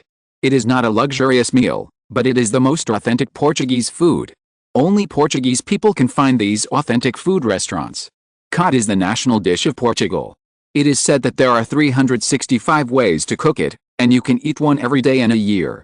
Brazi cod is a traditional dish. Dried cod, eggs, potato slices, and onions are cooked together, and the quantity is large. Roasted cod is one of the simplest dishes. Add a little garlic and bake it in the oven, then add some steamed potatoes and vegetables. For seasoning, you can also add some olive oil. Swordfish is a large eel in the deep sea of the Madeira Islands in the Atlantic Ocean. This is a famous dish that is almost unknown abroad. The fresh meat is white and hard, and the fishy smell is much less than other sea fish. Swordfish is an important traditional dish on the Portuguese table, and its cooking method is often roasted. Period. Green vegetable soup is a cabbage and potato soup with slices of cabbage and a small amount of spicy sausage. It originated in the north and is now a famous soup in Portugal. Alentejana soup. In the past, it was the only soup for poor farmers in the Alentejo region. Now, luxury hotels add garlic, coriander and olive oil to the elaborate preparation, and serve it with an egg and bread slices. Gazpacho soup. This is a traditional tomato and vegetable cold soup, which is mostly made in restaurants in southern Portugal. Acorda soup. This is a soup cooked with coriander, olive oil and fish, sometimes with other seafood, which is mellow and delicious. Cristiano Ronaldo and Mendes obviously come here often. They are familiar with the hotel waiters. After greeting each other, No one bothered the Portuguese top star too much. However, seeing Yuxin and Cristiano Ronaldo coming together caused a bigger commotion. The two world footballers came here to dine together, which is something the restaurant can be proud of. The restaurant owner was a friend of Cristiano Ronaldo, and he came to greet him quickly. Yuxin also readily agreed to his request for autographs and photos. Cristiano Ronaldo arranged the best private room, and there was no one else. The three of them enjoyed Portuguese food and chatted, talking about the days together in the Premier League and the competition between the two in 2006. Both of them laughed. Now Cristiano Ronaldo is transferring to a different team. There is no direct competition in the same league. Instead, they miss the days of competing together, and their relationship has improved a lot. At this time, a voice came from the side. "Hey, Julio, the old rules." The man said to the restaurant owner. "No problem, Jose, wait a moment." "Jose." Cristiano Ronaldo looked up and walked to open the door, and said in surprise. The person who came was Mourinho, the Portuguese coach of Inter Milan. "Ah. Cristiano, Jorge." Mourinho saw Cristiano Ronaldo and Mendes, and obviously didn't expect to meet him here. Then he saw the man standing next to Cristiano Ronaldo, and his face was even more delighted. He grabbed Yuxin's arm. "Lee, it's you, that's great, let's go over there and have a drink. Oh, a cup of tea." Obviously, he thought that Yuxin and Cristiano Ronaldo would have a game in a few days, and drinking was not appropriate, so he changed his words and said to drink tea. He is a strict coach and naturally would not make such a mistake. Mourinho's enthusiasm made Yuxin at a loss. He didn't expect to meet Mourinho here, and the other party was so enthusiastic. He looked at Cristiano Ronaldo, who shrugged and said that he didn't expect it either. Yuxin couldn't refuse Mourinho's invitation, so he had to follow Mourinho and Cristiano Ronaldo back with doubts and entered a private room. This was a private room specially prepared for Mourinho by the restaurant owner. After sitting down, Mourinho's first words scared Yuxin. "I am very angry with you." Yuxin was about to say something when he heard Mourinho continue. "During the years you were in Arsenal, I wanted to buy you, but you always refused. This is not giving me face." Yuxin scratched his head. It was true. When he debuted, Mourinho's Chelsea invited him. However, Mourinho's days at Chelsea were not easy at that time, and he also had the promise of Yuxin finally rejected Chelsea after discussing with his agent Mendes and stayed in Arsenal. Later in 2008, Mourinho went to Inter Milan and invited him again. At this time, Mourinho was very influential in Inter Milan and his position was stable. However, Inter Milan had no money and could not afford so much transfer fee to compete with Manchester City and Real Madrid for players. Moreover, Inter Milan was the only one in Serie A at that time, which made Serie A less attractive and made Yuxin hesitate. In the end, Yuxin stayed in Arsenal and rejected Mourinho's invitation again. The two of them had never mentioned these things in person before. At this time, Yuxin was really embarrassed to hear Mourinho say this in person. At this time, the meal ordered by Mourinho was also delivered. It was grilled cod with potatoes and fried vegetables. Yuxin had just eaten the grilled cod and it tasted really delicious. There is no doubt that the Portuguese are the people who love cod the most in the world. In Portugal, there are 365 ways to cook salted cod alone. According to Cristiano Ronaldo, the grilled codfish here is the most delicious. The chef uses a fresh and simple cooking method to try to present the original taste of the salted codfish. The codfish is first soaked in clean water for 48 hours to remove excess salt, then grilled over charcoal and served with small potatoes and vegetables to adjust the taste balance. Finally, it is poured with hot olive oil to bring out the aroma of the meat. The meat is smooth and the taste is salty and fragrant. Mourinho picked up a piece of codfish with a fork, put it in his mouth and chewed it, and said, "Do you want another piece?" Thank you, we just ate it." Mourinho slapped his head. "Yes, Cristiano Ronaldo invited you to eat.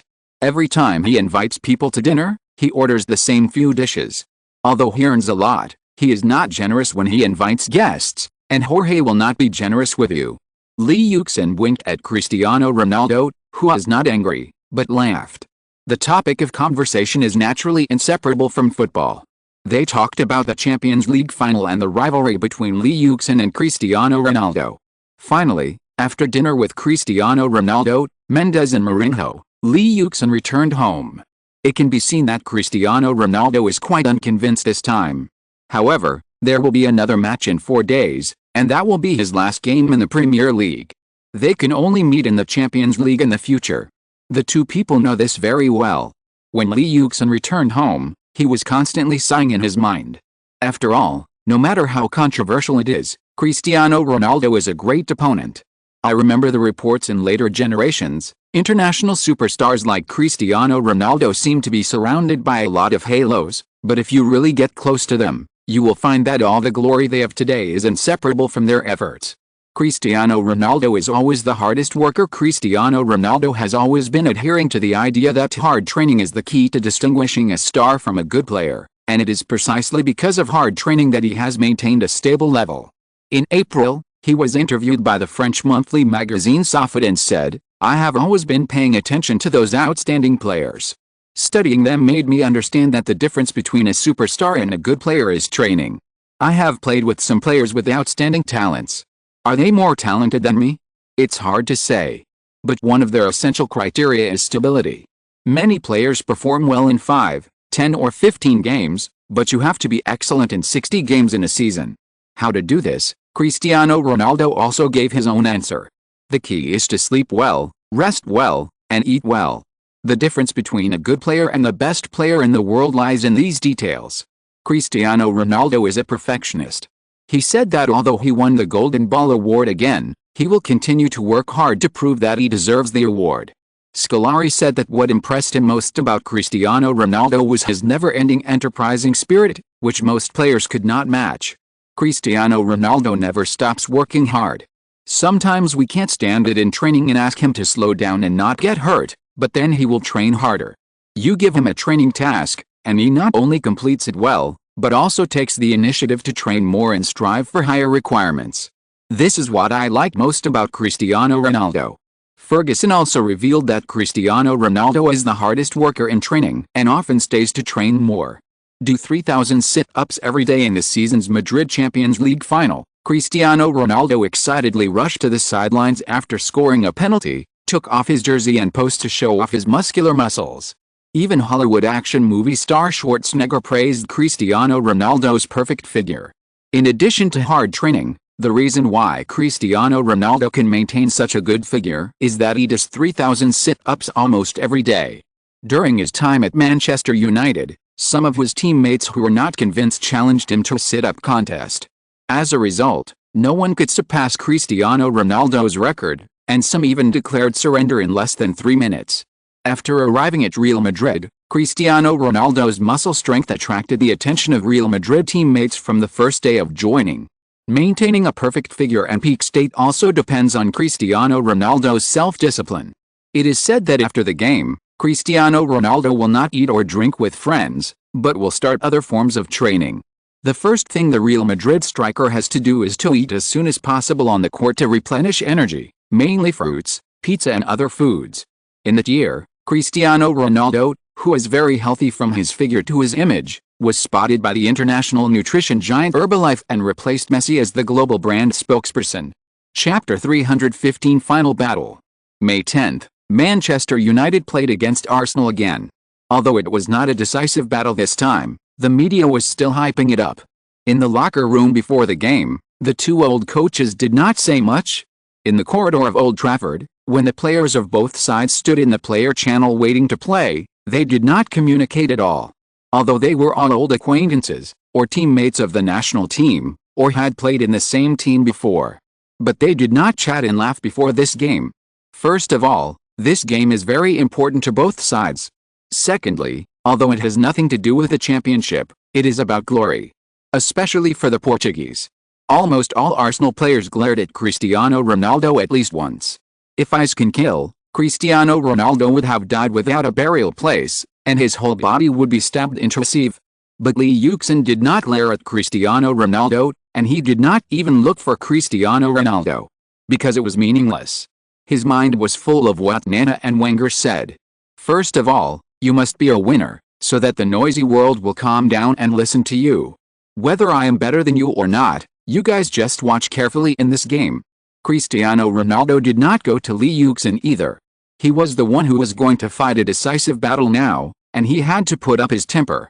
Rooney and Lee Yuxin had a good relationship, but when he entered the player tunnel, he clearly felt this special aura, so he gave up the idea of greeting Lee Yuxin. "Let's wait until the game is over." He walked past Lee Yuxin and just glanced at Lee Yuxin without saying a word. Now the two sides are very hostile, and he doesn't want to be the target of public criticism. The two teams were silent until they came on the field. When they came on the field, cheers began to ring out at Old Trafford, louder and louder, all dedicated to Manchester United players. Because at the same time, the broadcast at Old Trafford was broadcasting Manchester United's lineup. Every time a player was announced, Manchester United fans would cheer for a while. From the decibel level of the fans' cheers, we can draw a conclusion about which player is the most popular. When the Manchester United home radio broadcast a long voice, Cristiano, the Manchester United fans shouted in unison and deafeningly. Ronaldo the Portuguese received the highest cheers in the team, far more than veterans like Giggs and Scholes. Even English local superstars like Rooney are not as popular as Cristiano Ronaldo in Manchester United. Manchester United fans are also expressing their support for Cristiano Ronaldo in this way. Because of those controversial words, Cristiano Ronaldo was criticized by the media. Manchester United fans expressed their support for Cristiano Ronaldo with cheers at this time, and also cheered Cristiano Ronaldo up, hoping that he would not be affected, and could devote himself to the game, beat Arsenal at home, and finally contribute his strength to the team. In the cheers of the fans, Cristiano Ronaldo had a smug expression on his face, but people like him so unruly. When it was the turn of the radio to announce the Arsenal starting lineup, the voice of the live broadcast was much weaker than before, and the broadcast process seemed to be perfunctory. Manchester United fans added boos after the names of each Arsenal player. In contrast to the cheers, the loudest boos indicated that Manchester United fans hated them the most. Ramsey received the loudest boos. Manchester United fans hated him for rejecting Manchester United and choosing Arsenal for Lee Yuxin. In fact, it was Wenger who broke his contract with Manchester United and the Welshman went to Arsenal.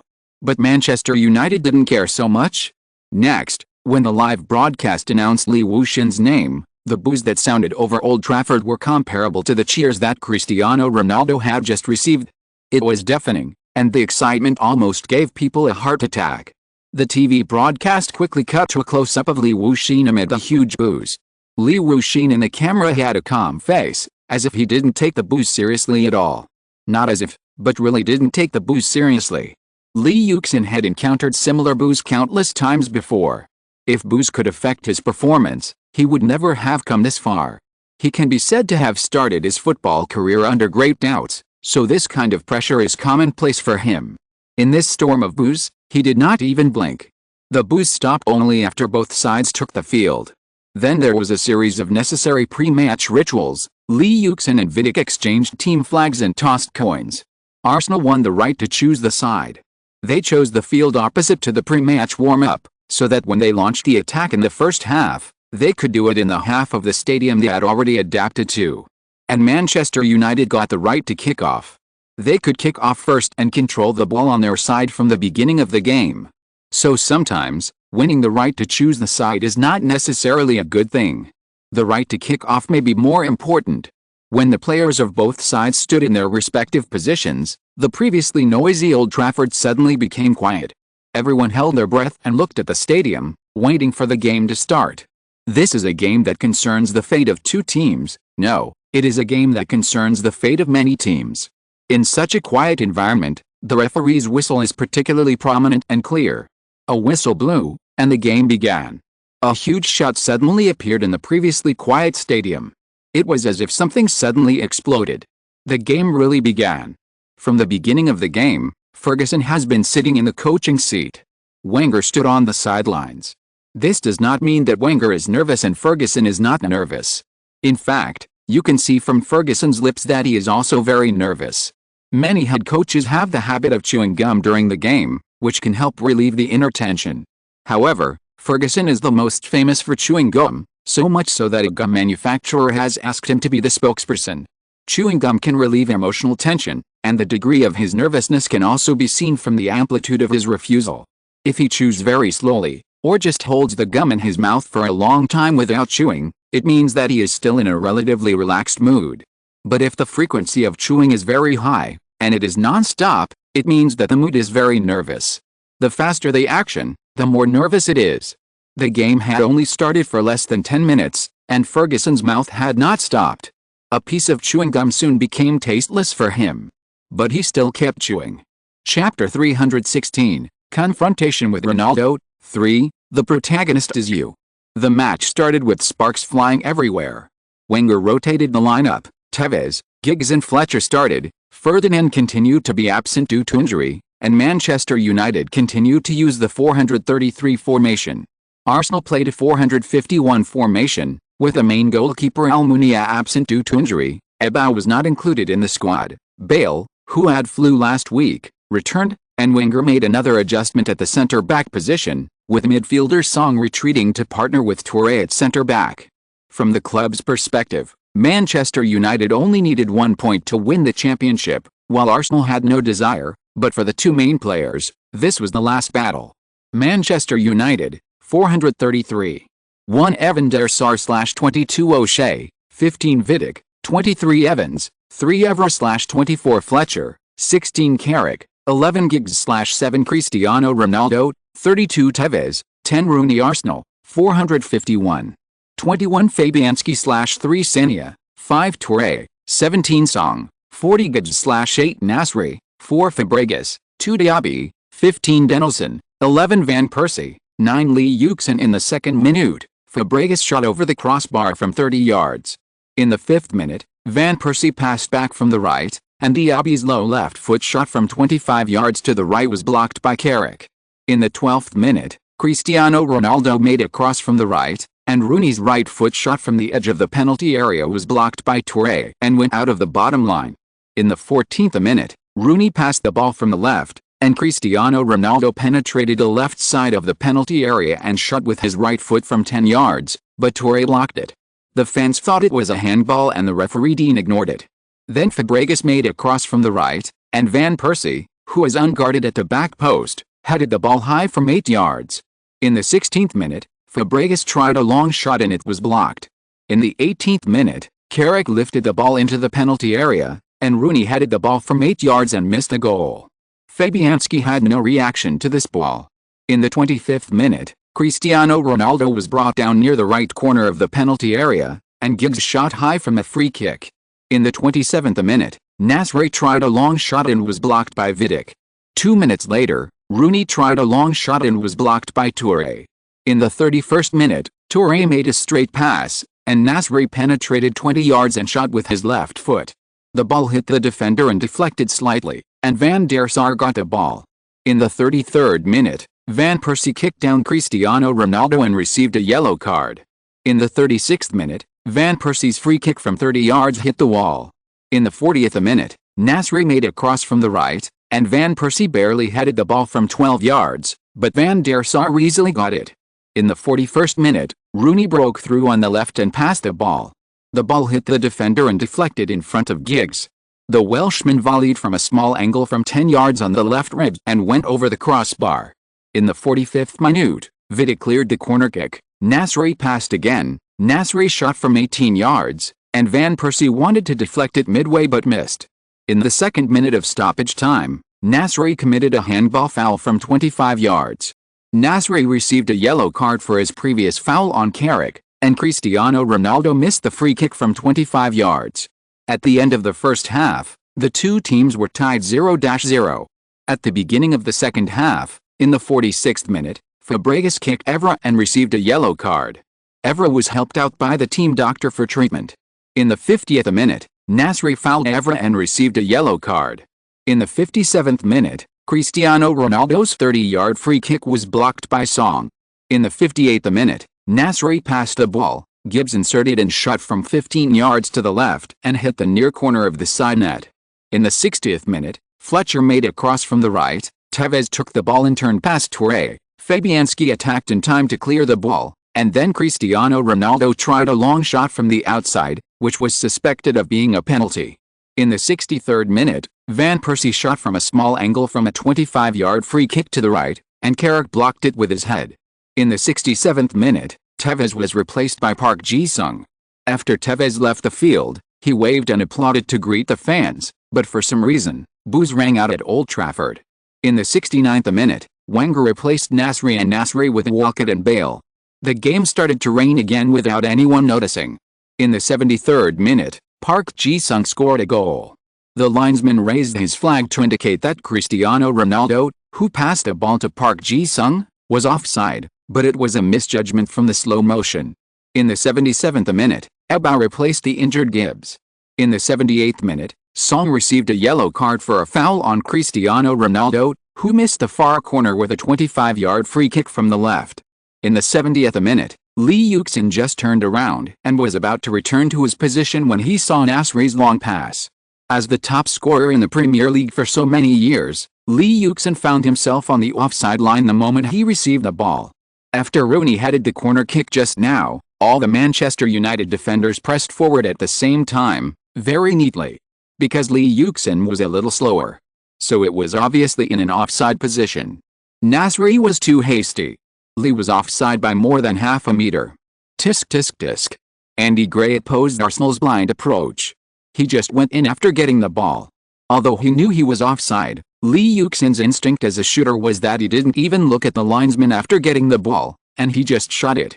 Beep, everyone was waiting for the referee to blow the whistle to indicate that it was offside. Even after Lee Yuxin shot, he just shook his head without any happy expression. A few Manchester United defenders raised their hands to celebrate. But no one in the midfield was excited. Because the offside was too obvious. Lee Yuxin was offside by several body positions. But what everyone heard was not the offside whistle, but the whistle for the goal. Everyone thought they had heard it wrong. Even Lee Yuxin in the camera was surprised. Manchester United players were all surprised, not to mention Manchester United players. Rooney, who was next to Lee Yuxin just now, was very angry. Rooney just moved with Manchester United's defense line, and he moved forward watching the changes in Manchester United's defense line. Rooney remembered it. He was already a long distance away from Lee Yuxin. How could such a ball be judged valid?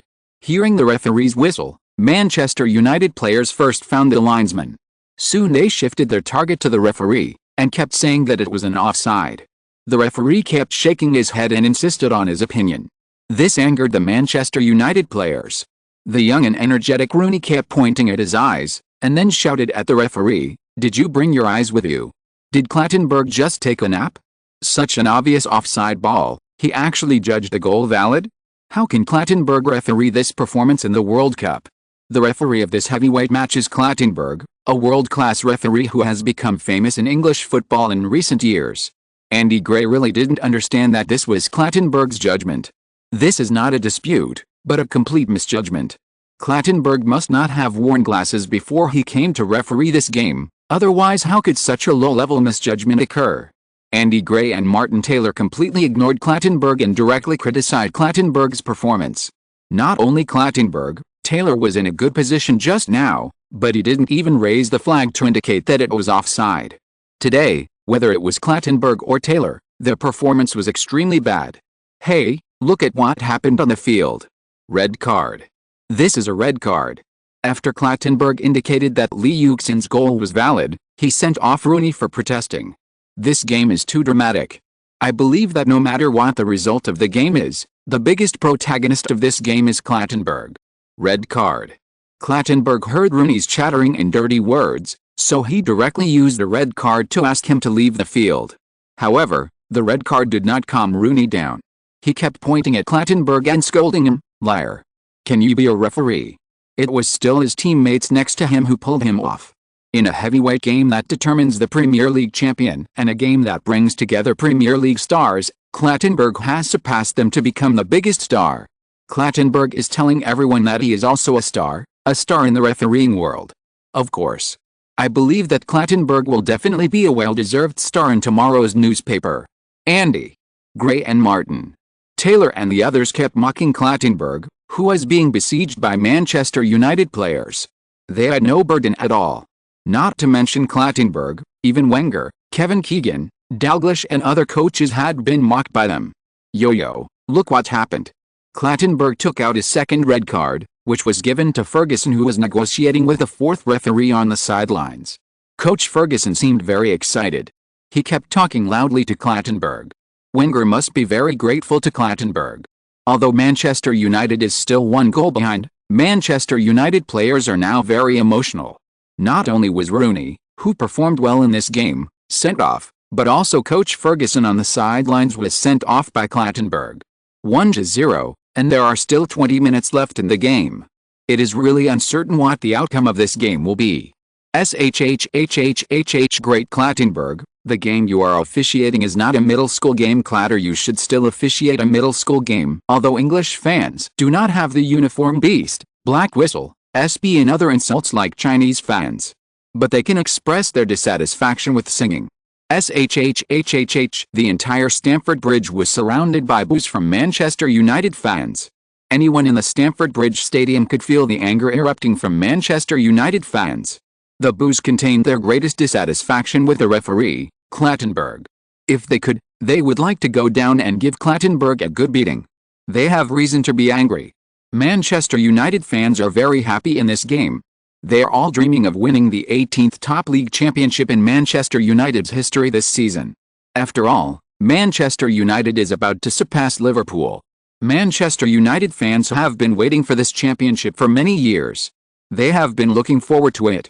They hope that one day Manchester United will also be able to win the English top league championship and surpass Liverpool. This season is the first time in half a century that Manchester United has been so close to the goal. It is even only one step away. As long as they win this game, everyone believes that this season's Premier League championship belongs to Manchester United. This mood makes Manchester United fans have high expectations. And seeing that the game is about to be won. But this situation occurs. How can Manchester United fans not be angry? So all the fans are trying their best to boo the referee. Your referee certificate is forged by yourself, right? Ferguson was very angry. Although Clattenburg had already given Ferguson a red card and sent him off the field, Ferguson did not leave immediately. Instead, he pointed at Clattenburg and kept mocking him, even with some Chinese curses mixed in. Ferguson was really angry. If it was an offside in a split second, Ferguson would not be so angry. What made Ferguson most angry was how obvious this offside was. Ferguson's position was not very good, or the position of the head coach was the same. If it was the kind of offside that was difficult to judge and needed to be replayed to be discovered, Ferguson's position would not be able to discover it at all. Many coaches were dissatisfied with the referee's offside penalty during the game, but it was just instinct and they put pressure on the referee. In fact, they couldn't tell whether it was offside or not. But this time was different. Lee Yuxin's offside was too obvious. More than half a meter offside. You can see it with just a glance. As long as it was a professional referee, it was impossible not to see it. And when Lee Yuxin got the ball, the Manchester United defense did not retreat with him, but raised their hands to indicate that Lee Yuxin was offside. So there was no confusion. You didn't even notice such an obvious offside. You still claim to be an international referee. I don't know if UEFA and FIFA are blind. Clattenburg has been claiming to be the future England's top referee in the past few seasons. Ferguson would never be so angry about those offside calls that are not easy to judge. He would never lose his temper at the referee. But this kind of offside is a low-level misjudgment that even elementary school referees would not make. Misjudgment aside, Rooney was sent off again. This is intolerable. Ferguson has a very bad temper. He has been in England for nearly 20 years. He has commanded more games than the youngest coach in these years, but he rarely loses his temper. So many media say that Ferguson has a bad temper. This time Ferguson really couldn't stand it. A season's hard work may very likely go down the drain because of this misjudgment. Ferguson's dream of winning the top league, the dream of beating Liverpool, and the Premier League dream of Manchester United players may all be ruined. So when negotiating with the fourth referee, he couldn't help but swear. He was sent off by Clattenburg. Clattenburg listened to Ferguson's endless scolding and said nothing.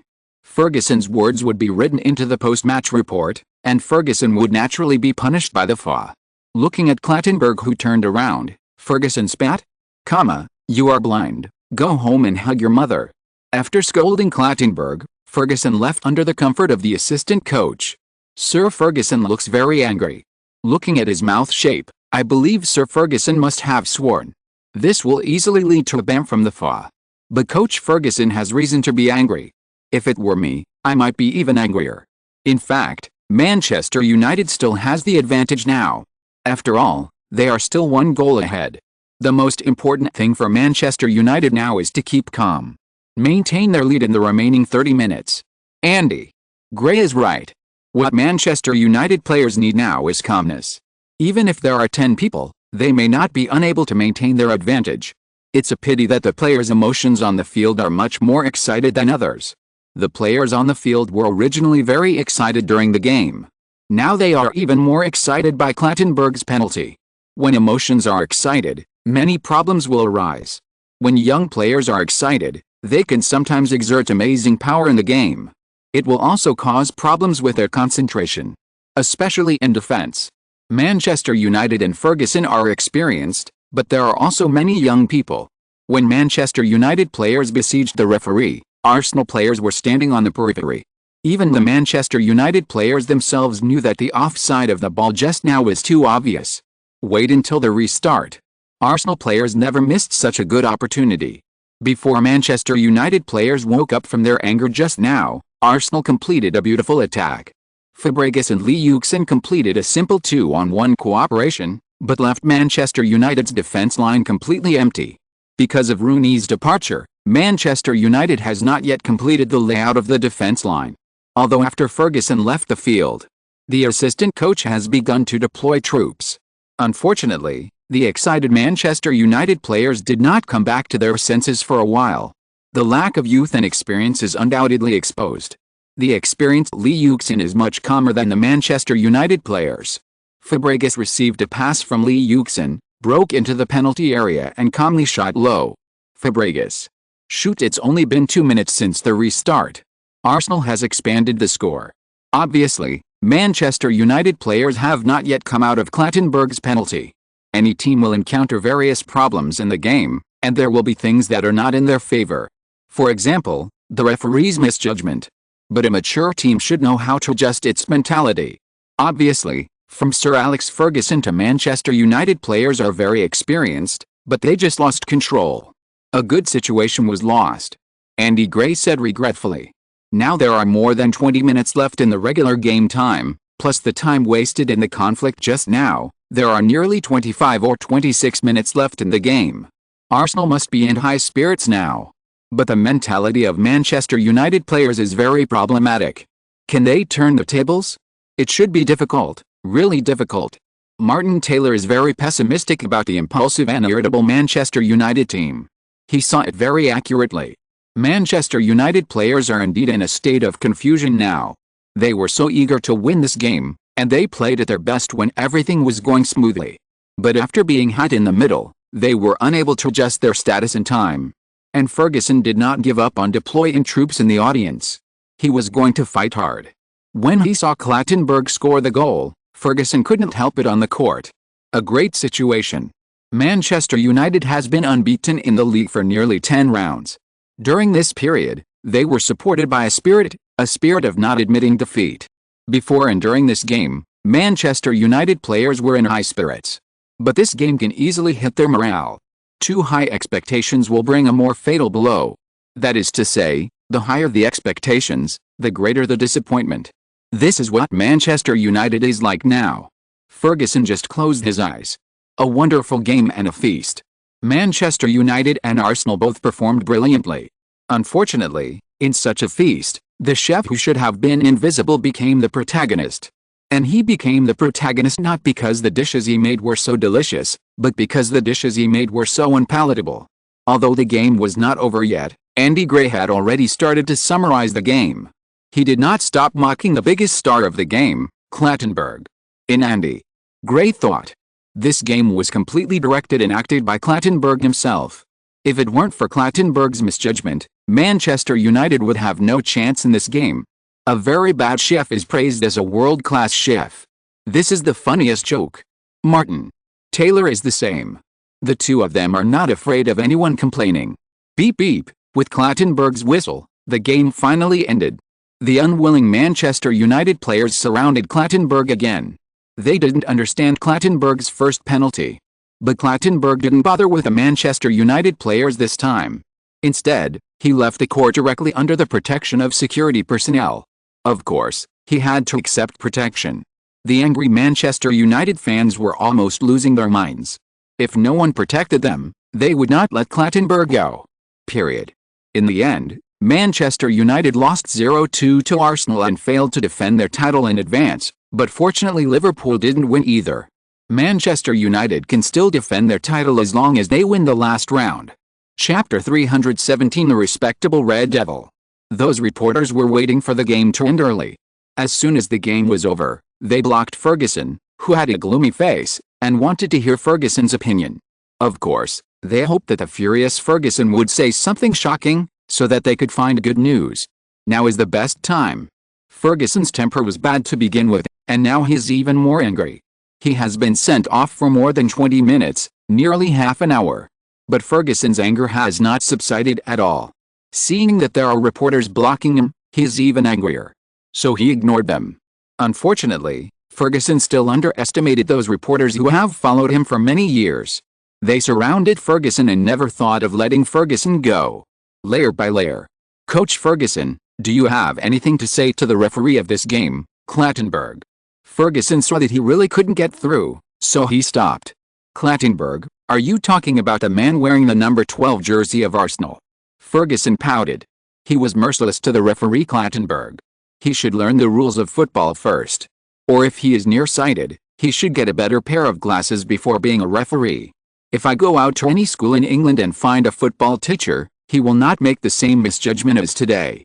Anyway, it has been said, Ferguson is not afraid of anything. Besides, Manchester United still has a decisive battle later, and now he must exert his influence to prevent the referee from blackmailing Manchester United. In the past, under Ferguson's strong pressure and Manchester United's strong influence, some controversial penalties always tend to favor Manchester United. Manchester United is taken care of in the English football world. It is not about match fixing or black whistle. It is really the result of Ferguson's nearly 20 years of operation in the English football world. Ferguson has become accustomed to this kind of care. This time the referee blackmailed Manchester United. So although it has attracted attention, Ferguson still dares to exert his influence in front of so many reporters. The reporters did not block him. They were all very happy in their hearts, and it was fun for Ferguson to fire. Clattenburg was really bombarded by Ferguson. And Arsenal and Wenger were involved. Press conference? Ferguson was too lazy to go. Even Clark did not go to the press conference. Only a fitness coach from Chelsea attended. The reason? It was very simple. The fitness coach told reporters that Ferguson was not feeling well. Who could believe that he was not feeling well? Ferguson was not feeling well. So the assistant coach was not feeling well too? But the reporters did not pursue it. Because they had already obtained all the information they could get. And at the press conference, Wenger also admitted that it was an offside ball. Yes, it was indeed an offside ball. Lee Yuxin's offside was obvious. It was a misjudgment. But I don't think it was this misjudgment that made us win. Manchester United lost the game, not to us, not to the referee, but to themselves. Wenger smiled.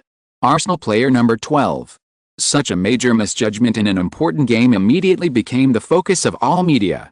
All newspapers in England on the second day were reporting on this game.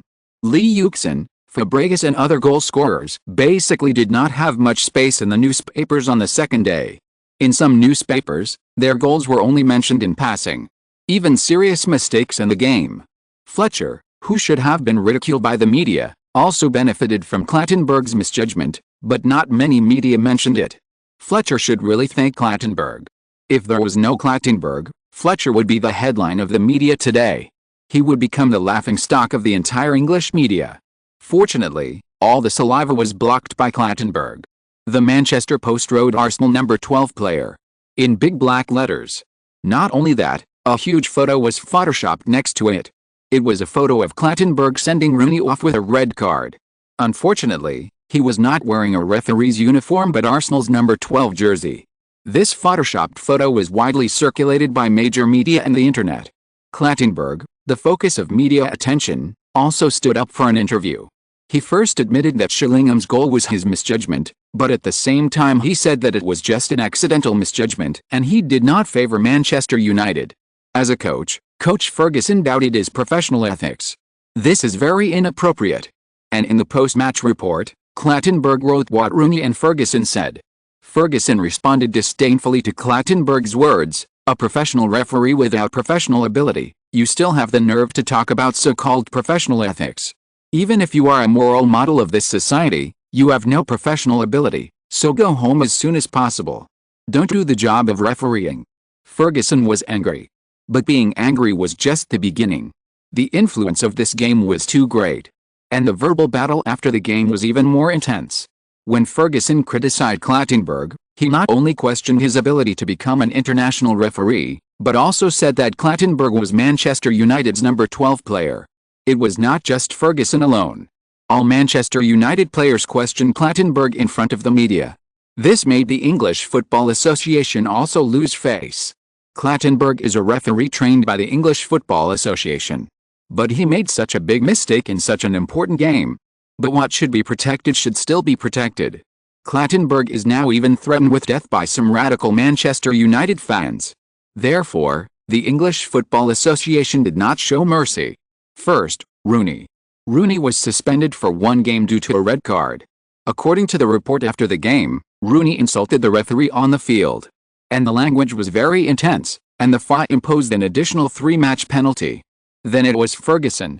Ferguson was sent off with a red card for insulting the 4th referee. And after the red card, he continued to insult the referee, and even involved some insulting words to the referee's personality. Of course, there's more than that. It also includes criticism of Clattenburg after the game. Anyway, the FA believes that Ferguson's words and deeds are very out of line.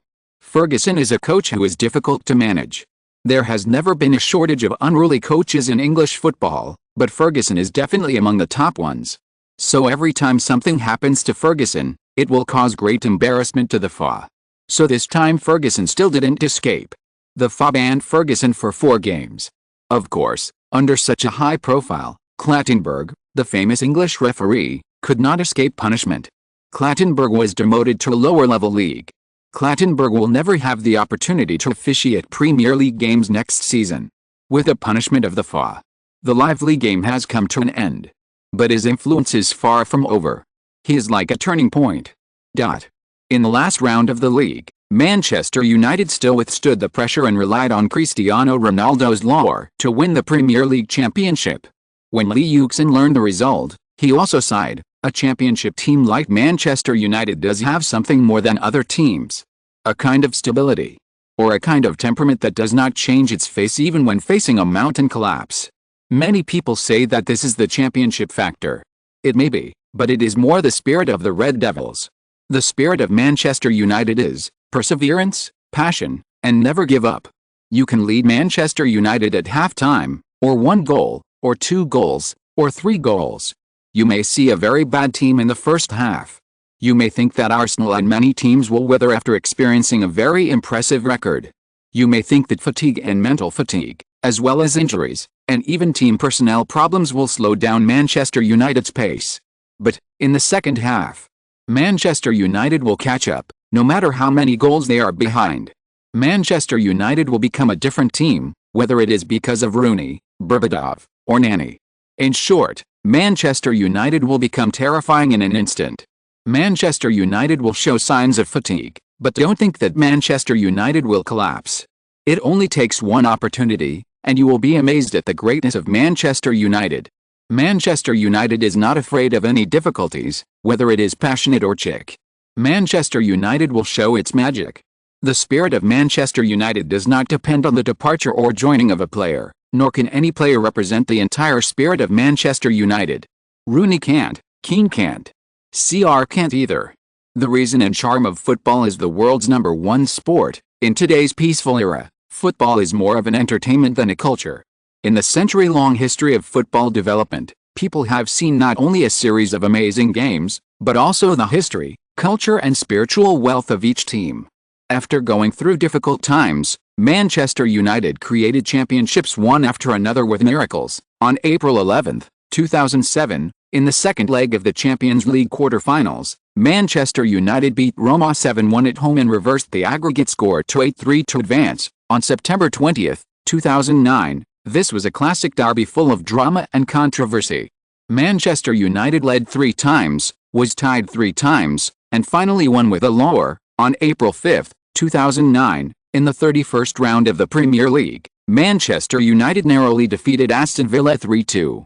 The 17-year-old young player Machida completed a magical reversal with a goal in stoppage time and helped the team regain the top spot in the standings. In the 1999 Champions League final, Bayern Munich's free kick in the 6th minute maintained the lead until injury time, but Beckham's 2 corner kicks helped Shillingham and Solskjaer score respectively. Manchester United's treble feat in 1999 is still talked about today. Behind this is the Red Devil spirit created by a city, a story, and a legend. Real Madrid, Manchester United, Barcelona, and Bayern were all such teams, with champion genes and champion temperament. I believe this is not only a truth on the football field, but also a truth in life. It was also at this time that Lee Yuxin suddenly understood why world-class coaches such as Ferguson could still choose to face it freely and calmly even when the team lost, because for them, football games are not just about winning and losing, nor are they just a game of numbers on the standings. For them, football games are a challenge to themselves.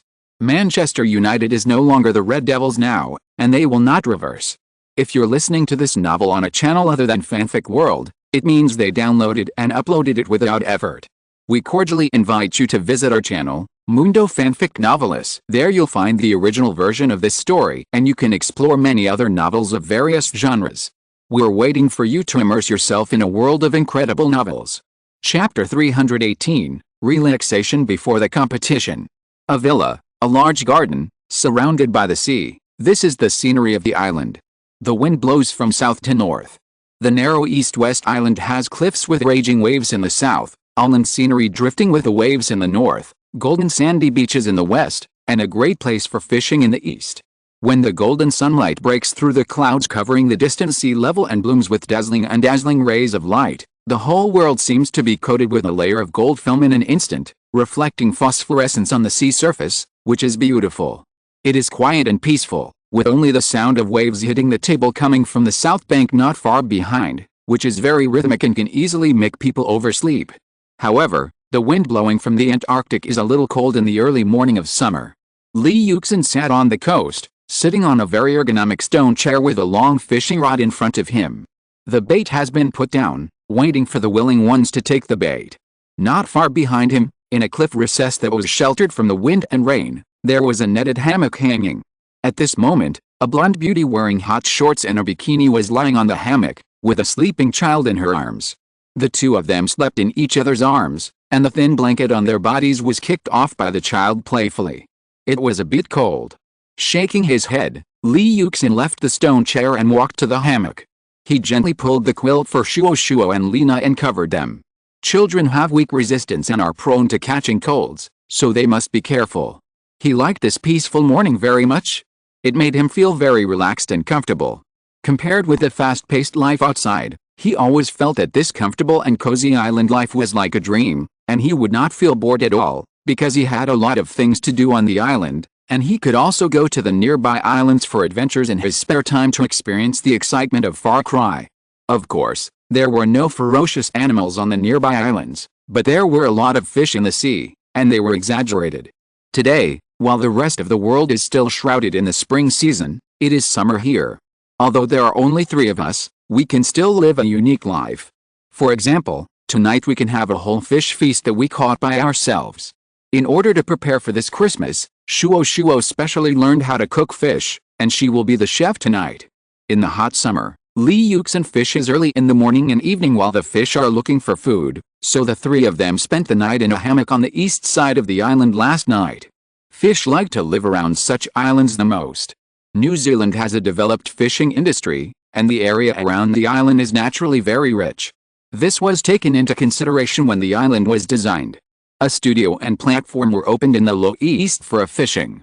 You can also dive from here and go to the sea to catch some deeper seafood such as abalone. This is almost an inexhaustible source of food. Lee Yuxin just went offshore to pull the quilt for Shuo and his mother, and the fishing rod that had just been thrown began to shake violently. As soon as he heard the noise, he knew that a fish had taken the bait. "Are there any fish?" Shuo was awakened by Lee Yuxin's intense movements. As soon as he opened his eyes, he saw him nervously pulling the fishing line back, and immediately asked with a smile. It should be. It's quite heavy. Li Yuxin didn't even bother to pull the fishing line. Shuo got off the hammock gently and took good care of little Lina. Li Yuxin had already pulled the fish out of the sea. It was a big deep sea grouper. Li Yuxin pulled it up and hugged it with both hands, fearing that the fish would jump around and accidentally fall back into the sea. Wow, it's probably 4 or 5 kilograms. Good luck. Li Yuxin estimated it after weighing it. Haha, Mr. Phil is right. The fish here are really big and stupid. Shuo stood in the distance. She was unwilling to come up to help, fearing that she would be accidentally covered with fish. After all, she was not wearing a long-sleeved t-shirt like Li Yuxin. What do you mean by this? Li Yuxin laughed and scolded. He felt that Shuo's words made it seem as if he had no technical skills at all in fishing. I remember, Mr. Phil said that deep-sea groupers can easily weigh 20 to 30 kilograms. She looked at Li Yuxin, who was unhooking the fish, with a leisurely smile, deliberately teasing him. I did it on purpose. I caught a 50-kilogram one. Can you eat it? Li Yuxin countered. If you can catch it, I can eat it. She smiled proudly with her hands on her hips. Li Yuxin looked at her and threw the fish in his hand at her, scaring her so much that she quickly retreated. You're going to die. Shuo scolded. Li Yuxin raised his eyebrows, as if to say, let's see if you dare to act arrogantly, but he walked over, picked up the fish on the ground, and threw it into a bucket filled with seawater. He immediately saw the fish bumping around in the bucket. Prepare to kill the fish. Li Yuxin ordered, I'll continue fishing. With a pout, Shuo walked back to the hammock, took a coat, put it on, went to the workroom to get a knife and a chopping board, and went out to kill the fish. It was just like what Mr. Phil, who often sent food and things to the island, said. The fish nearby were really big and stupid. Because they have lived on the edge of the island for a long time, and there is no fishing area nearby, there are many large fish gathered around. Anyway, I don't know if it's exaggerated, but Phil said that the largest fish they caught nearby this year was a 300-kilogram blue marlin. Li Yuxin thought it was too exaggerated, but it didn't seem impossible, because there were so many fish around, and one was caught almost every 3 minutes, stupid and big. Li Yuxin also took into account the appetite of his family, and finally caught 2 red snappers, 1 golden threadfish and 2 deep-sea groupers.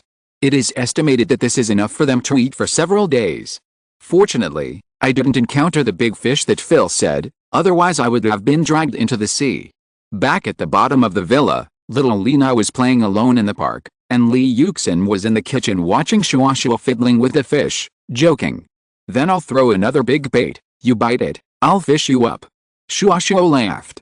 As he joked, the knife in his hand cut the fish. His technique was very unfamiliar, and it looked awkward no matter how you looked at it. Even slicing the fish was like this. Li Yuxin really doubted that he would have nothing to eat from the sea tonight. The fish meat here has not been sliced yet, and the water soup base on the induction cooker over there has been boiling, and the spicy aroma has spread. Because Li Yuxin was born in the south and is not very good at eating spicy food, he didn't add much spicy food to this pot of boiled live fish. But the fish meat here is not ready to be sliced, and the steamer over there has been opened. It is for steaming grouper, and there is another dish to roast fish, and then fried abalone, which they asked Phil to bring yesterday with Christmas things. I say, can't you help? Shuo was in a panic, running around in the kitchen. On the contrary, Li Yuxin, holding a cup of tea in his hand, sat in front of the dining table, crossed his legs, waiting to eat. You are the chef, I'm not. He replied with a laugh, and his expression was so proud. Just now when he was busy fishing, she was watching from the side, but now the situation has changed. Just as he was grinning at Shuo's angry expression, the mobile phone on the dining table rang. Haha, Li, how are the preparations for the Champions League going? Cristiano Ronaldo's video came through the phone. Wow, so coquettish today. Li Yuxin laughed. Cristiano Ronaldo is obviously at home, dressed quite young. How is it over there? It's a lonely Christmas, you must have had a miserable time.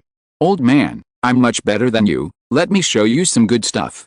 Li Yuxin pointed the camera of his mobile phone at the fish meat and bones in the kitchen, as well as the whole deep sea grouper. Old ghost, did you see it? Where did you buy it? Cristiano Ronaldo became interested. I caught it in front of my house. Lee Yuxin replied proudly. Get lost. Cristiano Ronaldo didn't believe it. Lee Yuxin didn't care about him. It's up to you. I get up early in the morning to fish. I catch one fish in 3 minutes. Each fish weighs at least 5 kilograms. You can envy me. I'm much more comfortable here than you. The sun is hot. Look, I'm wearing short sleeves. Shuo, who was far away, saw Lee Yuxin showing off on the phone and couldn't help but laugh secretly. This guy sometimes doesn't take things seriously when he gets angry. Is it necessary to show off like this? People like warm climates, and Cristiano Ronaldo is no exception. Damn it, I should have gone to your place earlier. I don't welcome you. Lee Yuxin said suddenly. Cristiano Ronaldo was speechless. You are deliberately showing off to tease me, right? But he didn't ask, because he knew that if he asked, Lee Yuxin would answer without hesitation, yes. How embarrassing. You really know how to choose a place. Cristiano Ronaldo used the video to scan Lee Yuxin's island and garden, as well as the surrounding scenery, and couldn't help but praise. By the way, when will you come back? What for? Lee Yuxin asked. No problem, I'll talk about it when I come back. Cristiano Ronaldo said. Lee Yuxin knew what was going on. I guess it will be a training day when I go back. Cristiano Ronaldo was slightly stunned, and he knew in his heart that this was Lee Yuxin's attitude. If he went back, he would go back to Real Madrid and he didn't have time to go anywhere else. In this way, he would not go to Manchester, and neither Manchester United nor Manchester City would be possible. Have fun over there, bring me a big fish when you come back. Cristiano Ronaldo laughed, knowing what to do. How big do you want? Is a 300-kilogram marlin enough? Lee Yuxin asked exaggeratedly. Cristiano Ronaldo's mouth was even more exaggerated than his. Keep it for yourself and eat it slowly. The two of them talked about everything, not talking about football, but they actually still had a lot to talk about. When it comes to common topics, Lee Yuxin and Cristiano Ronaldo have the most, and with Xavi and Messi, he has much less topics. In the final analysis, it has a lot to do with personality and other aspects. He always has few topics to talk about with those who are hard and not easy to joke. The sunrise in the morning is at Dioyote on the east coast, and dinner is on the large balcony on the second floor of the villa, with a blood-red sunset. Everything is very beautiful, the atmosphere and style are so perfect, even the little Lina, who usually can't sit still and likes to play mischief, now plays obediently after receiving the gift. After finishing their meal, the family of 3 walked to the beach on the west coast, crunching on the soft golden sand, and spreading out the beach chairs side by side, looking at the coastline in the distance where there was still some afterglow. It seemed that they could see the bright fireworks being lit on the land, but everything on the island was so peaceful. After being used to the life in the city, I always feel unreal when I come here, just like a dream. Shuo seemed to be muttering to himself, very lazy, and didn't want to move at all. This place is very suitable for retirement. Lee Yuxin said with a smile. He is not yet at the age where he lacks drive and motivation, so if he is asked to come to the island occasionally for vacation and relax for a while, he is willing, but if he is asked to live here for a long time, he will definitely feel bored after a long time, although there is everything outside here. Perhaps, those so-called researchers are right, Chinese people just like excitement, and they want excitement wherever they go. Maybe a short period of peace will be a kind of enjoyment, but over time, they will definitely feel bored, uncomfortable, and even lonely and boring. This may be related to China's large population, where people can be seen everywhere, so many immigrants who go overseas always have to go through a difficult period of adaptation, because it is too quiet there. Of course, for Lee Yuxin, who has just lived on the island for a few days, everything here is still full of freshness. He can arrange different programs every day, whether to go fishing, or go to other nearby islands for adventure, or take care of the flowers and plants in the garden, or even go to the distant mainland to learn diving. There are many golf courses and beach volleyball courts to go to, and there must be nude beaches here. After a week in New Zealand, Lee Yuxin sent Shuo and Xiaolina on a plane to the United States, and then flew back to London. Everything on the island will be taken care of and cleaned up by workers from the housekeeping service company. Lee Yuxin only needs to arrange for the bank to automatically transfer money every month. Chapter 319 Preparations for War. Back in London, Arsenal began their final preparations, and everyone in the club was preparing. "Hello, Mr. Wenger," I'm a special correspondent for UEFA's official magazine. I'm honored to have the opportunity to sit down and have a good chat with you. Thank you for taking the time to accept our interview. When the entire filming crew entered the Colony base an hour before the morning training, this beautiful reporter with a very eye-catching outfit appeared in front of Wenger. The most eye-catching part of the purple short-sleeved shirt is the bow on the chest that opens the V-neck, which sets off the plump waist. Below is a dark brown mid-length skirt, black stockings and a pair of purple boots. Her long hair is neatly combed up and tied behind her head, revealing the delicate and almost perfect facial features.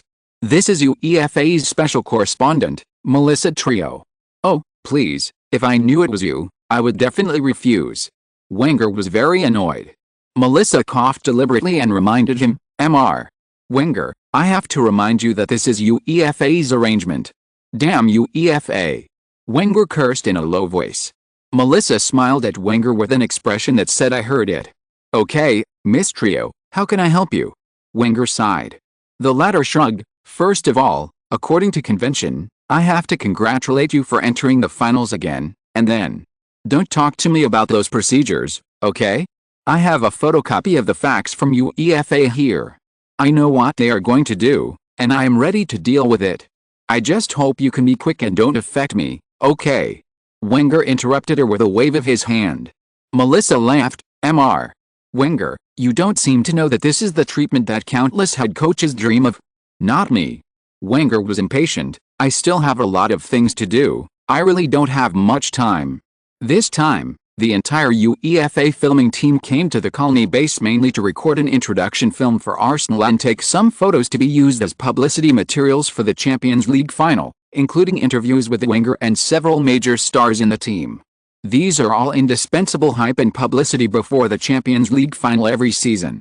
As Wenger said before, UEFA has a fixed plan for the entire set of publicity and planning, but it will make some small changes every year to keep up with the times.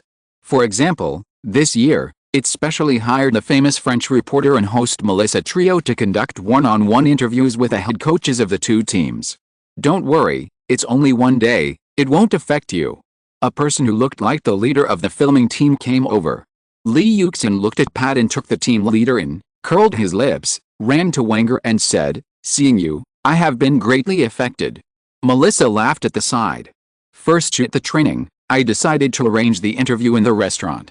Melissa laughed. Why? Wenger and Lee Yuxin were a little strange. The latter turned his beautiful eyes cunningly and looked at Lee Yuxin. You treat me to dinner.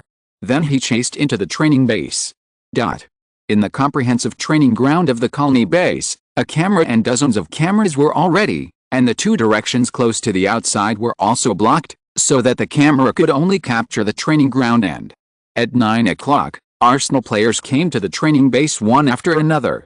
Because they had received the news before, they were more self-disciplined than usual. Everyone wore a suit, and some even wore a tie.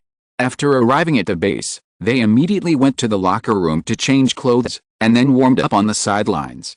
Wow, that French reporter is so pretty, she seems to be very familiar with her boss. Melissa Trio, the most popular female anchor in France, used to be in the World Cup with the captain, and there seems to be a scandal or something. Our captain is really lucky. That's right, one Melissa Trio is worth all your previous girlfriends. Everyone was warming up while discussing the beauty standing next to Wenger. Of course the French could hear it, and glared at Melissa. Look, this is the influence. The latter laughed immediately.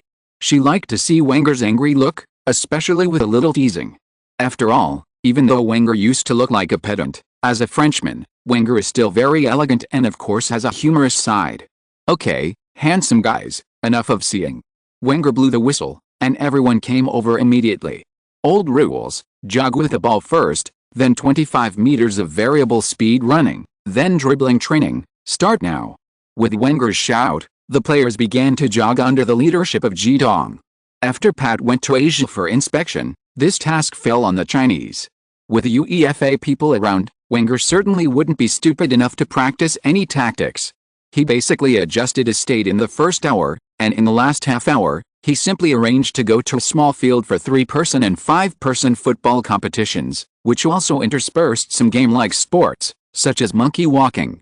After the training was over, the players had time to rest, and Melissa went over with her assistants. It has to be said that Melissa is becoming more and more like a big star. She easily blends in with the players. The whole interview process was conducted in this joyful atmosphere. However, due to Wenger's previous explanation, there was only one question about the Champions League final: are you confident in the final? The answer was always the same: of course. Chinese restaurant back in London, Arsenal began their final preparations, and everyone in the club was making preparations. Hello, Mr. Wenger, I am a special reporter for the official magazine of UEFA. It is a great honor to have the opportunity to sit down and have a good chat with you. Thank you for taking the time to accept our interview. When the entire filming crew entered the Colony base an hour before the morning training, this beautiful reporter, who was dressed very brightly, appeared in front of Wenger. The most eye-catching part of the purple short-sleeved shirt is the bow tie on the chest, which highlights her full waist. She is wearing a dark brown mid-length skirt, black stockings and a pair of purple boots. Her long hair is neatly combed and tied behind her head, revealing her delicate and almost perfect facial features. This is UEFA's special reporter, Melissa Trio. Oh, please, if I knew it was you, I would definitely refuse. Wenger was very annoyed. Melissa deliberately coughed and reminded, Mr. Wenger, I have to remind you that this is UEFA's arrangement. Damn UEFA. Wenger cursed in a low voice. Melissa smiled at Wenger with an expression that said, I heard it. Okay, Miss Trio, what can I do for you? Wenger sighed. The latter shrugged. First of all, as usual, I have to congratulate you for entering the final again, and then, don't talk to me about those procedures, okay? I have a copy of the facts from UEFA here. I know what they are going to do, and I am ready to deal with it. I just hope you can be quick and don't affect me, okay? Wenger interrupted her with a wave of his hand. Melissa laughed. Mr. Wenger, you don't seem to know that this is the treatment that countless head coaches dream of. Not including me. Wenger was impatient. I still have a lot of things to do. I really don't have much time. This time, the entire UEFA filming team came to the Colony base mainly to record an introduction film for Arsenal and take some photos to be used as materials for the Champions League final publicity, including interviews with Wenger and several major stars in the team. These are all indispensable hype and publicity before the Champions League final every season. As Wenger said before, UEFA has already had a fixed plan for the entire set of publicity and planning, but it will make some small changes every year to keep up with the times. For example, this year, it specially hired the famous French journalist and host Melissa Trio to conduct one-on-one interviews with the head coaches of the two teams. Don't worry, it's just one day, it won't affect you. A person who looked like the leader of the filming team came over. Yuxin watched Pat take the team leader in, curled his lips, ran to Wenger and said, seeing you, I have been greatly affected. Melissa laughed on the side. Let's shoot the training first, and I decided to arrange the interview in the restaurant. Melissa smiled. Why? Wenger and Yuxin were a little surprised. The latter turned his beautiful eyes cunningly and looked at Yuxin. You treat me to dinner. Then he chased into the training base. At the comprehensive training ground of the Colony base, a camera and dozens of cameras were all ready, and the two directions close to the outside were also blocked, so that the camera could only capture the training ground end. At 9 o'clock, Arsenal players arrived at the training base one after another. Because they had received the news before, they were more self-disciplined than usual. Everyone wore a suit, and some even wore a tie.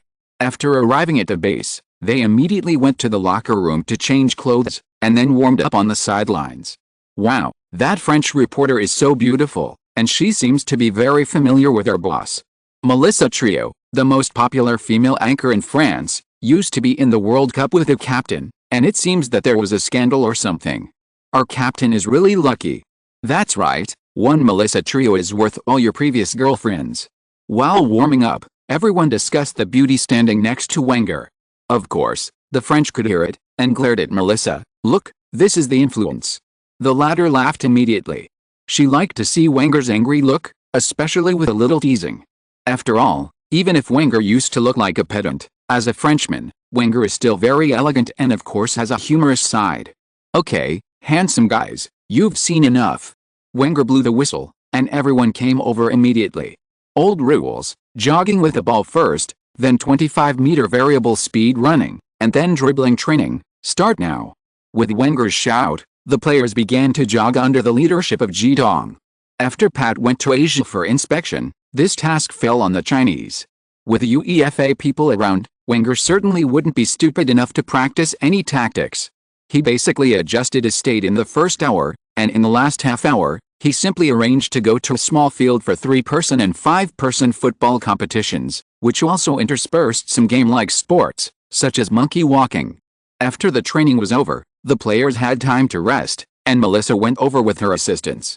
It has to be said that Melissa is becoming more and more like a big star. She easily blends in with the players. The whole interview process is conducted in this joyful atmosphere. However, due to Wenger's previous explanation, there is only one question about the Champions League final: are you confident in the final? The answer is also the same, of course. Everyone thinks that you are the best player in England. What do you think? And in such an important Champions League final, how do you feel? In the Chinese restaurant, Melissa Trio asked with her voice like a spring in the valley. Calm, nothing special. Li Yuxin said with a smile. Isn't there a little bit, such as excitement, pride, etc.? Li Yuxin shook his head. Yes, if it's Thierry, I will be a little excited. Haha, you are very similar to Wenger. Melissa said casually. Yes, he is a very respectable senior. I have learned a lot from him. For example, he is always able to respond calmly and command confidently. It seems that no matter what happens on the football field, he will not be moved and always has the same expression. But some people think he lacks passion. Melissa laughed. Their passion is in their hearts. Almost all the top coaches can withstand the pressure at the critical moment, analyze and think calmly, and look for the fleeting vitality. This is the aura of the top coaches. You also have aura, the aura of a king. Melissa praised. Li Yuxin laughed. I can't do this yet. Sometimes, I still take the victory of the game very seriously, so I will make mistakes in some games. But you can always win the key battles. Li Yuxin smiled and did not comment. Some people say that players from Germany always perform particularly well in tournament games. What do you think? I agree. Li Yuxin nodded. Why? Tournament-style matches are more accidental. It's not about luck, but some unexpected events may happen anytime and anywhere during the match, and generally tournament-style matches are more about targeting and on-the-spot command, because it requires a high psychological endurance from both sides. Players from Germany generally have stronger psychological qualities and are more resolute. Can you analyze the pros and cons of the head coaches from various countries you have met? It's hard to talk about pros and cons. The Italian head coach relies more on tactics, the Spanish head coach is more technical, and the Germans have less artistic cells. Li Yuxin laughed, but Germans are generally more rigorous and decisive, so they are very suitable for tournament-style matches. They tend to be more pragmatic. So we can also see that Arsenal, which is famous for its offensive football, will also play defensive counterattacks. Yes, that's normal. Li Yuxin nodded in agreement. I always feel that there is no set rule for tactics. Counterattacks, long passes and lobs are all our own interpretations. Whether it is offense or defense, it is an art. The most important thing is that you should be able to bring this art to its full potential and defeat your enemy with the most appropriate tactics. Is this your understanding of tactics? Melissa asked. Yes.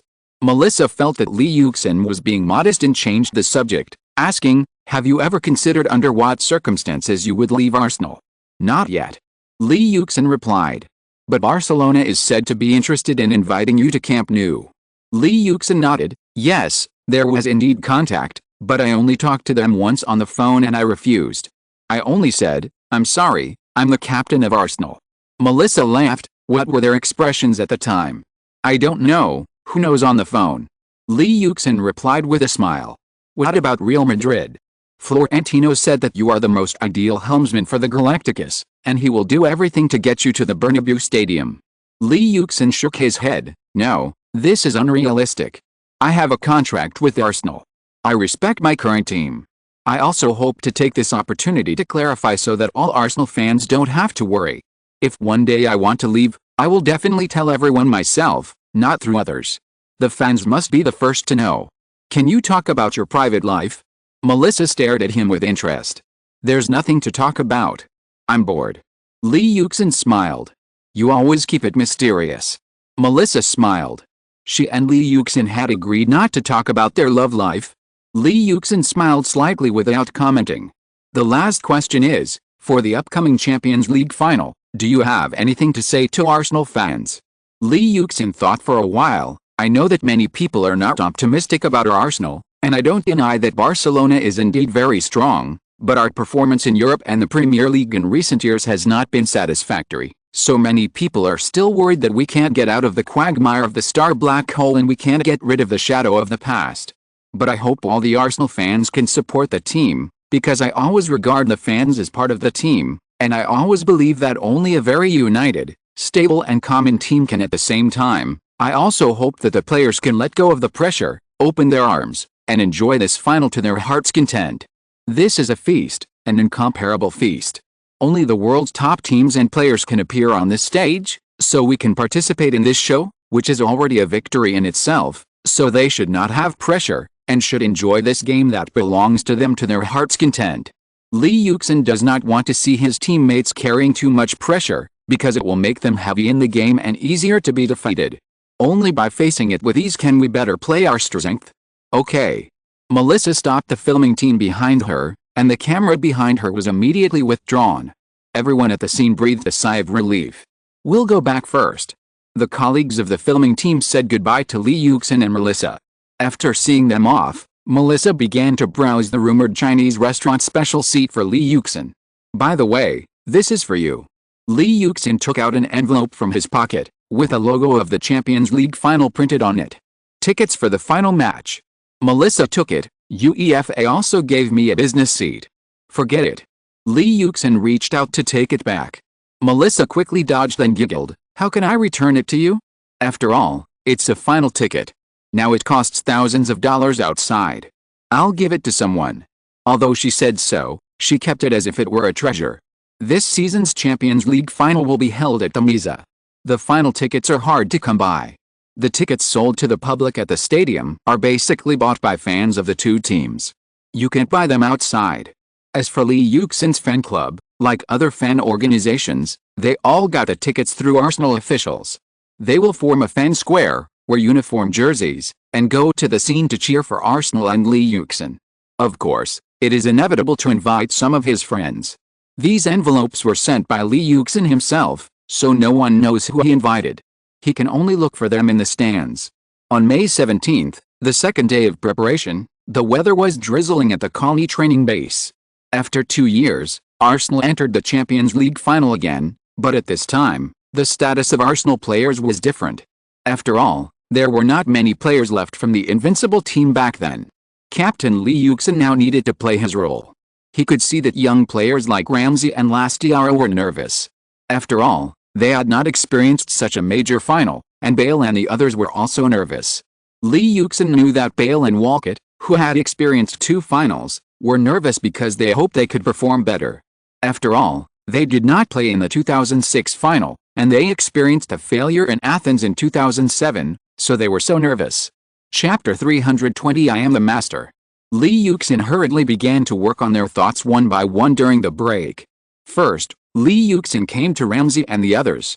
At this time, Ramsey, Lazdera and the others could not help but hold the water bottle tightly with their hands and open their mouths to drink water. Lee Yuxin knew that they were still very nervous when he saw their actions, because drinking water can relieve tension. Lee Yuxin remembered that experts said that a person's mental state is determined by hormones. For example, endorphins produced by the brain can make people feel a kind of pleasure, a kind of satisfaction and relaxed enjoyment. The most famous endorphin 5-hydroxytryptamine is therefore called the happy hormone. Adrenaline is usually called the pain hormone. Whenever we are angry or threatened, adrenaline will be secreted. There is also a hormone called melatonin, which is secreted before going to bed and at night, which can make people drowsy and listless. When a person is depressed, the amount of this substance will increase. Interestingly, the 2 different hemispheres of the human brain are in charge of happiness and depression respectively. The left hemisphere stores good moods, while the right hemisphere stores bad moods such as depression, disappointment and annoyance. Physiologists believe that a person will become happier as long as he deliberately increases the secretion of happy hormones and discharges pain hormones from the human body. People secrete adrenaline when they are generally in a state of stress, such as quarreling with relatives, being reprimanded by their boss, or being annoyed by their children's mischief. In this state of mind, the brain is confused, the hands and feet are shaking, and sometimes you want to cry. What should you do in this situation? Adrenaline can be discharged from the body like poisons. One way is to drink more water. In addition, you can also engage in sports and physical labor, such as running, moving furniture, etc., to discharge hormones along with sweat. Or cry loudly, and some adrenaline will be discharged along with tears. So he knows what he is going to do next. And on the sidelines, the coaching staff is preparing even earlier. After confirming that the opponent was Barcelona, Wenger began to prepare. He used his connections in Spain to help him find out the confidence of Barcelona, and detailed every player. Even the substitutes who had few opportunities to play had a match report. The next step was to study the tactics against Barcelona. Barcelona is now at its peak, and they have taken the passing and controlling style to the extreme. The players cooperated well with each other, and the offense and defense were balanced. Moreover, they also had Messi, who is like a god. It was he who kept Barcelona's balance from becoming mediocre. He had the ability to change the situation. When Barcelona could not open the situation with the overall situation, it was time for Messi to play. This is why Barcelona's opponents are very painful. They can often defend Barcelona as a whole, but not Messi. After focusing too much defensive attention on Messi, other Barcelona players can take advantage of it. Especially with the old and strong Henry, the fast cheetah Eto'o and the low-key killer Iniesta. He plays in the midfield, not the kind of striker who scores goals like crazy. His number of goals is indeed not that many, and not as eye-catching as the first two. But his goals are very crucial. In addition to Xavi, the brain of the midfield, there is also a midfielder like Busquets who controls the rhythm in the backcourt. Barcelona is almost impeccable from the surface. Last year, Arsenal maintained its excellent performance in various competitions, but they only won one FA Cup, one League Cup, and the Europa League. The gold content of these competitions pales in front of Barcelona now. When many people mention 2009 now, the first thing they think of is Barcelona, not Arsenal. Barcelona made its arch-rival Real Madrid bow down in the league and killed all sides in the Champions League. It seems that no one can stop them. This is a bit like Lee Yuxin back then. Lee Yuxin back then was almost unstoppable. But Lee Yuxin is a person, and Barcelona is a team. Without one person, the combat effectiveness of this team may decline, but it is still above the standard. And before this game, Barcelona's main players were all healthy. How to deal with Barcelona? For Wenger, it was a matter of persistence or defensive counterattack. But if they played against Barcelona, the teams in the world that played against Barcelona all lost miserably in the end. Wenger was not willing to take the risk, but the current Arsenal made him feel close to perfection. It would be unreasonable to play defensive counterattack all of a sudden. Once the ball was lost first, Arsenal would be more passive in the game. After all, the current Arsenal was not the Arsenal with countless veterans 3 years ago. What should he do? Wenger held his chin and thought distressedly.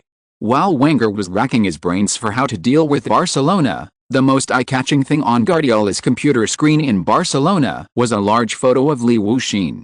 Guardiola studied Li Wuxin to the point of using Li Wuxin's photo as his work computer desktop.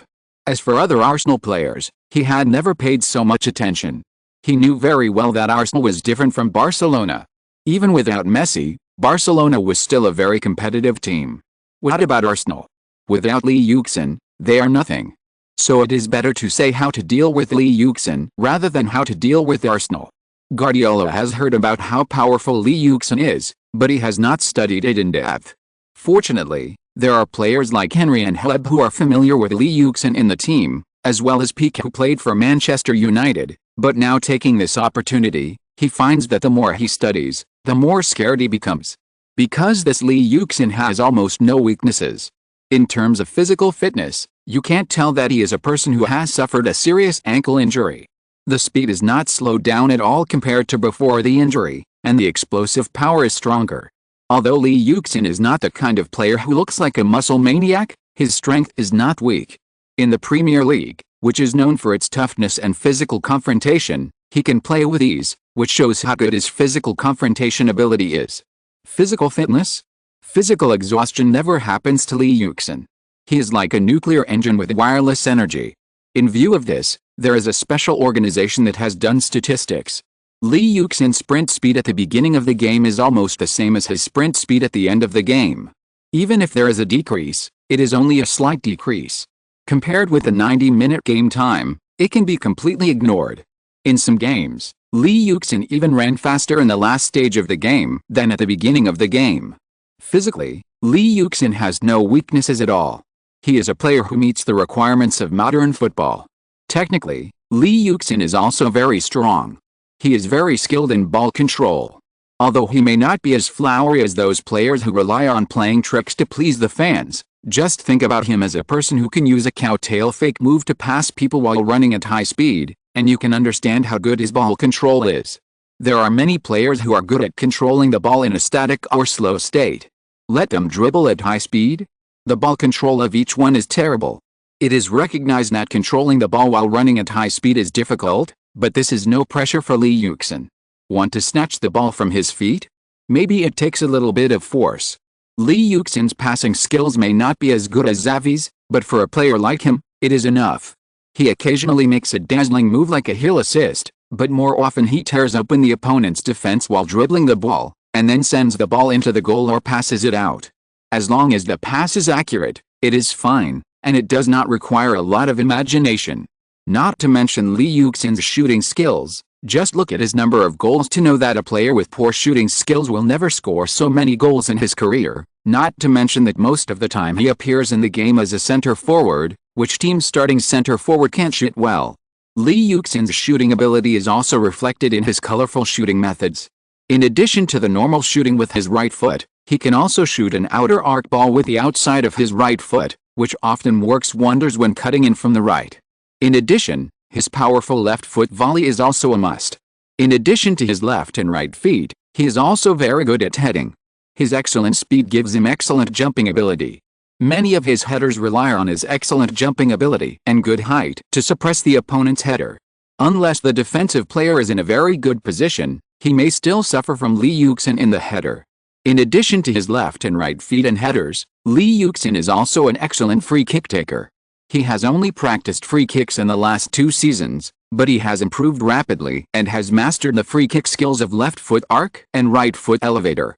If there are any technical problems, it may be that Li Yuxin is not particularly good at long passes and crosses. But as a center forward close to the goal, no one will blame him if his crosses and long passes are not good. They are almost useless. Of course, he will also break through the wing and cross, but his cross is different from the traditional cross. It is not a kind of arc-high cross outside the penalty area, but a cross from the wing to the penalty area, which makes people in front of the goal fall down, and then sends the football to the middle. Such a ball does not need any arc, just stick to the ground and send it to the empty space accurately. Li Yuxin is also very strong in mental quality. This can be seen from his rapid recovery after suffering a serious ankle injury and missing the final. He seems to have no shadow at all about the ankle injury. And it can be clearly seen that Li Yuxin is a big game player. The more important the game and the stronger the opponent, the better he will play. It seems that there is a feeling of being stronger when facing a strong opponent. There is another powerful example that reflects Li Yuxin's goodwill quality, that is, penalty kicks. Li Yuxin is not the #1 penalty kicker in any team, but this is not because Li Yuxin is not good at penalty kicks. In fact, Li Yuxin has taken several penalty kicks, and all the penalty kicks he kicked have been scored, with a hit rate of 100%. The reason why he does not take penalty kicks was once asked by the media, and Li Yuxin's answer at the time made many people speechless. Because penalty kicks are too easy to score, Li Yuxin disdains to rely on penalties to increase his number of goals. Only someone like Li Wuxin can say such a thing. Li Wuxin used to be a bit selfish, but after Wenger gave him the captain's armband, he became less of a problem in this regard, and focused more on assisting his teammates and creating scoring opportunities for them, while hiding himself behind the scenes. So you can't use the method of increasing the number of defenders to defend Li Wuxin. You can arrange 4 people to follow Li Wuxin all the time, but what about the other Arsenal players? The balance of the game will be completely broken. Even if Arsenal's players are not very good, it's just like in training if they want to score without being marked. And Bale, Fabregas and Walcott are not unknown people in international football. But if you only arrange 1 or 2 people to defend Li Wuxin, it doesn't make any sense. Although you only need to deal with Yuxin to deal with Arsenal, it doesn't really make any difference, and Barcelona doesn't have any more advantages than Arsenal. Guardiola kept rubbing his head, which had few hairs left, and wanted to pull his hair out in annoyance, but every time he grabbed it, he only pulled out air. This empty feeling was really bad. However, Zidane thought about it and couldn't find any tactics that could completely curb Barcelona. His final suggestion could only be to let Arsenal play a defensive counter-attack in the final, first to ensure that they didn't lose the ball, and then to see the situation in the game and let Yuxin be the spearhead. To put it bluntly, it was to rely on Yuxin's personal ability. In defense, they resolutely didn't give Barcelona the space and time they wanted. Messi was naturally strictly guarded, and at least 2 people followed him. A defense line composed of central defenders and defensive midfielders was built at the front of the penalty area, because through studying Messi's game videos, Benitez believed that when Messi dribbled horizontally from the right to the middle, it was often the most threatening time for Barcelona's attack. The defense line of the defending side was torn apart when the football was passed back and forth between Messi and the players in the middle. When everyone's attention was on Messi dribbling the ball, they didn't know that there was a gap in their own defense line. Other Barcelona players can take advantage of the situation and completely disrupt the defense. Many goals scored by Barcelona last season and this season were scored in this way. Either Messi scored in the end, or Henry and Iniesta scored. Henry and Iniesta often scored because the defense focused on Messi, which made the defense completely empty, and Henry, and Iniesta could easily get the ball and score. With Xavi as a pass master in the midfield, as long as there is a little gap, he may catch it. So when playing against Barcelona, you must concentrate from the first second of the game to the last second. If you relax a little, you will lose the ball. But Wenger also has his own pride. So Wenger made his own arrangements, focusing on me and attacking. But in fact, he didn't have a plan in his mind. Unlike playing other games, when he made a tactical decision, he could roughly guess how this tactic would perform in the game. In the game against Barcelona, even Zidane, a latecomer, was not confident. It can be seen how powerful Barcelona is. After all, this dream team really dominated the football world at that time. But in fact, their opponent Barcelona is not much better than them. Guardiola didn't find a good way to contain Yuxin in the end. Foul tactics and so on. There is Manchester United's previous experience in the FA Cup final.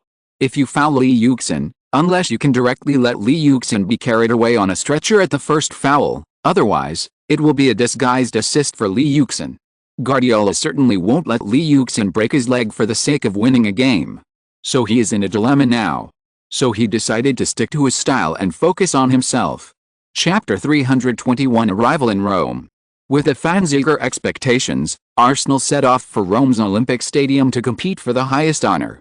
On the plane, Yuxin began to introduce Rome to ease everyone's tension. I remember when Yang went to Rome, all roads lead to Rome. So what kind of place is Rome now?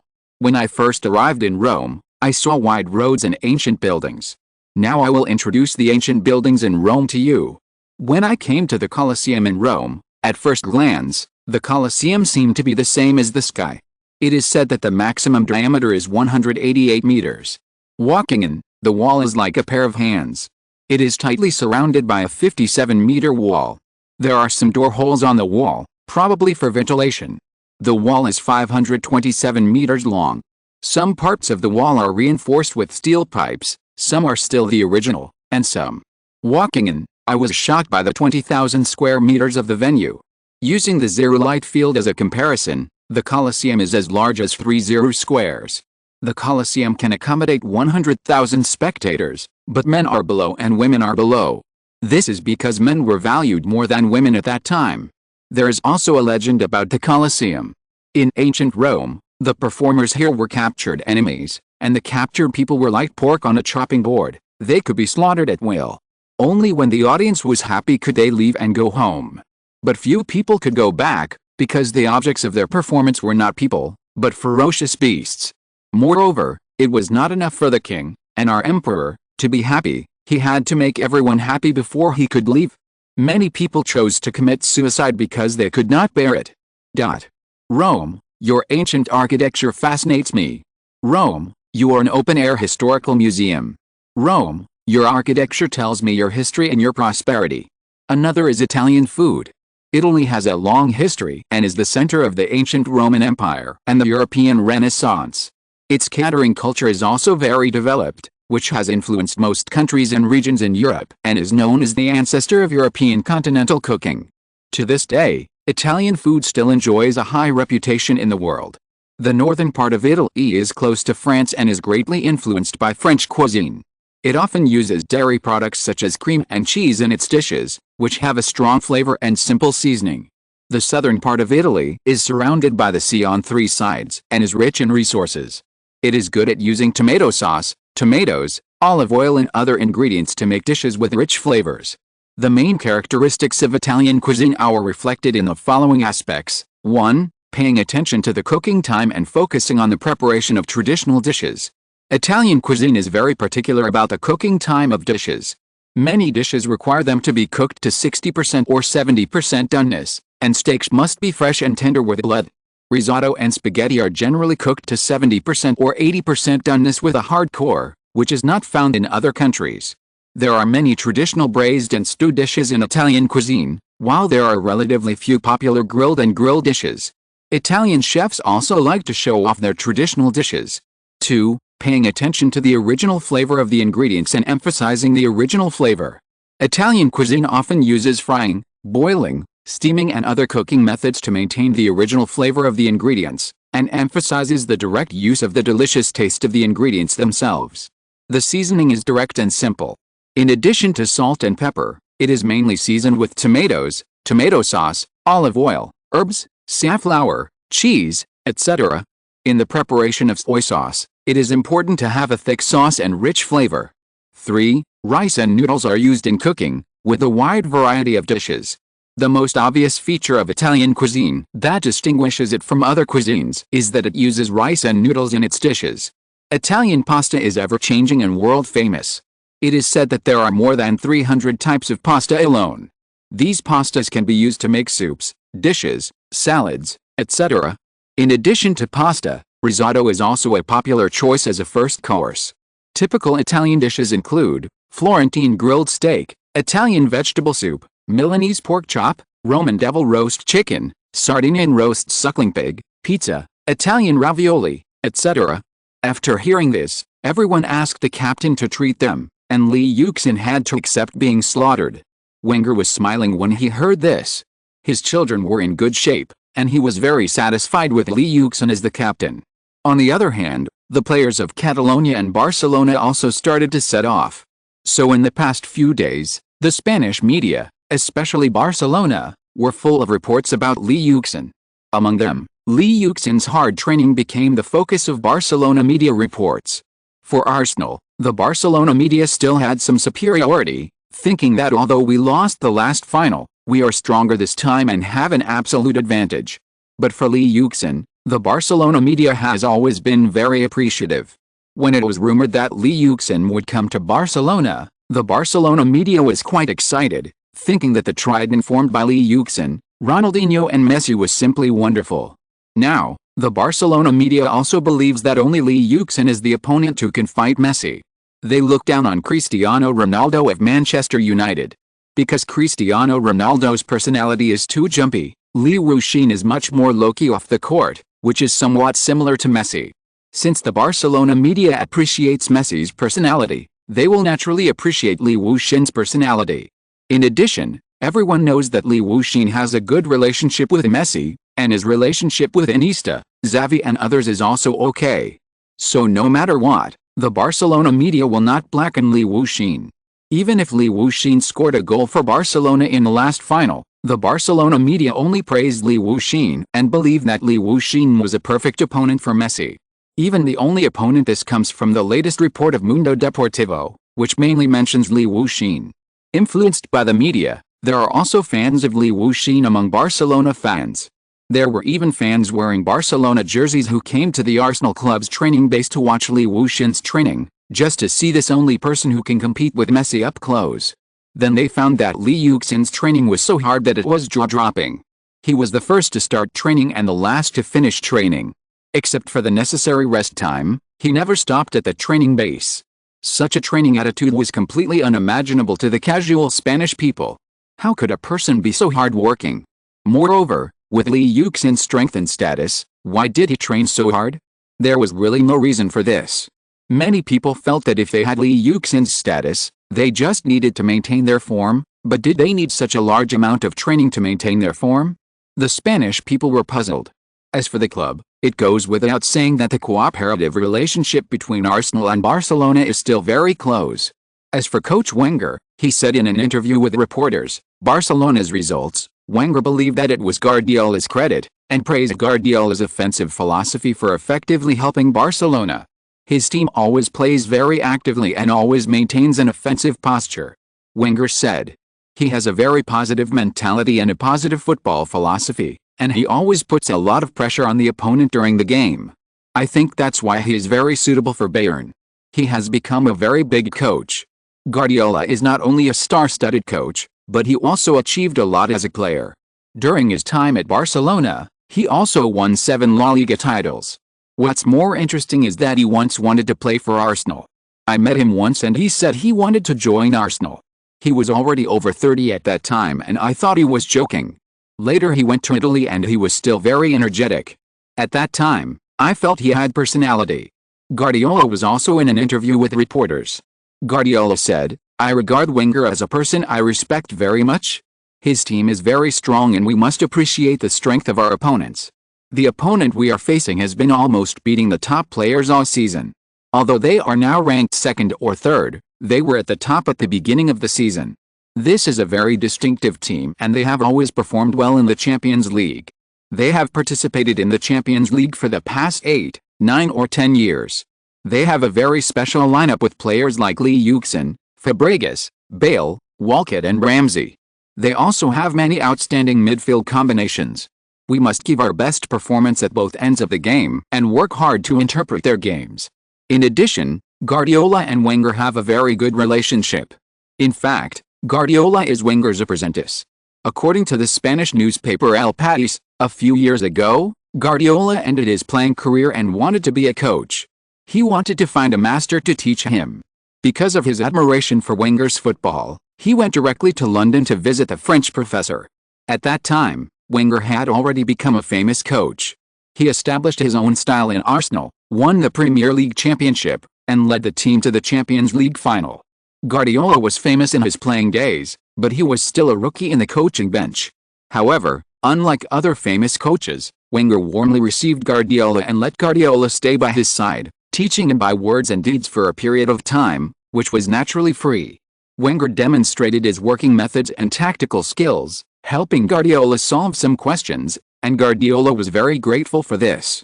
Just before this Champions League match, Guardiola praised Wenger's football. Both of our teams like to control the game, and both emphasize offense rather than defense. The knockout round will be very difficult. If you let Arsenal control the game, they will beat you with goals. Arsenal plays very well. They know how to pass, cooperate, and run. The players are very good at one-on-one. In short, the level is very high. In this harmonious atmosphere, the two sides began to prepare for the game in Rome.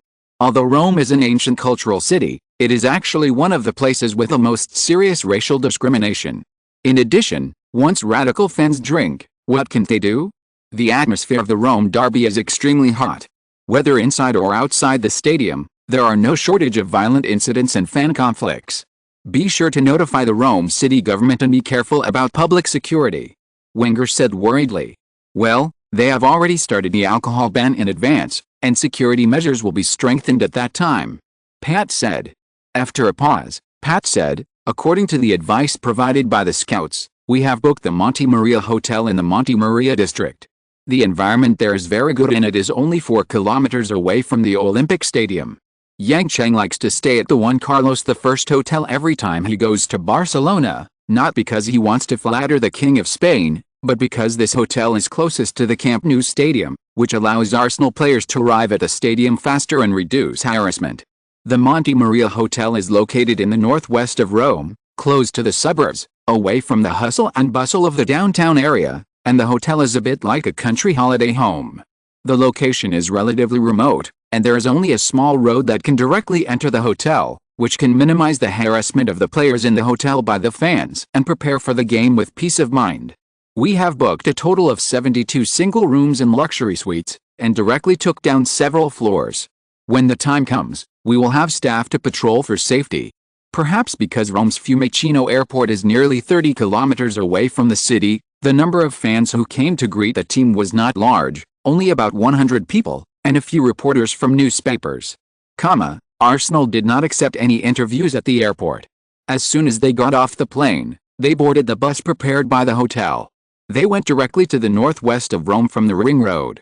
As soon as they approached the hotel area, they found that a large number of fans and reporters gathered here. As soon as they saw the bus, even if there was no Arsenal logo on the bus, they still chased the bus excitedly and shouted, "Come on, Arsenal! Long live! Long live!" The players were all in the bus listening to the fans' shouts, and a group of reporters rushed to take pictures of the car, but the bus did not stop at all and turned directly from a cement road that could only accommodate 2 cars in parallel, while the reporters and fans were blocked at the entrance by the hotel security.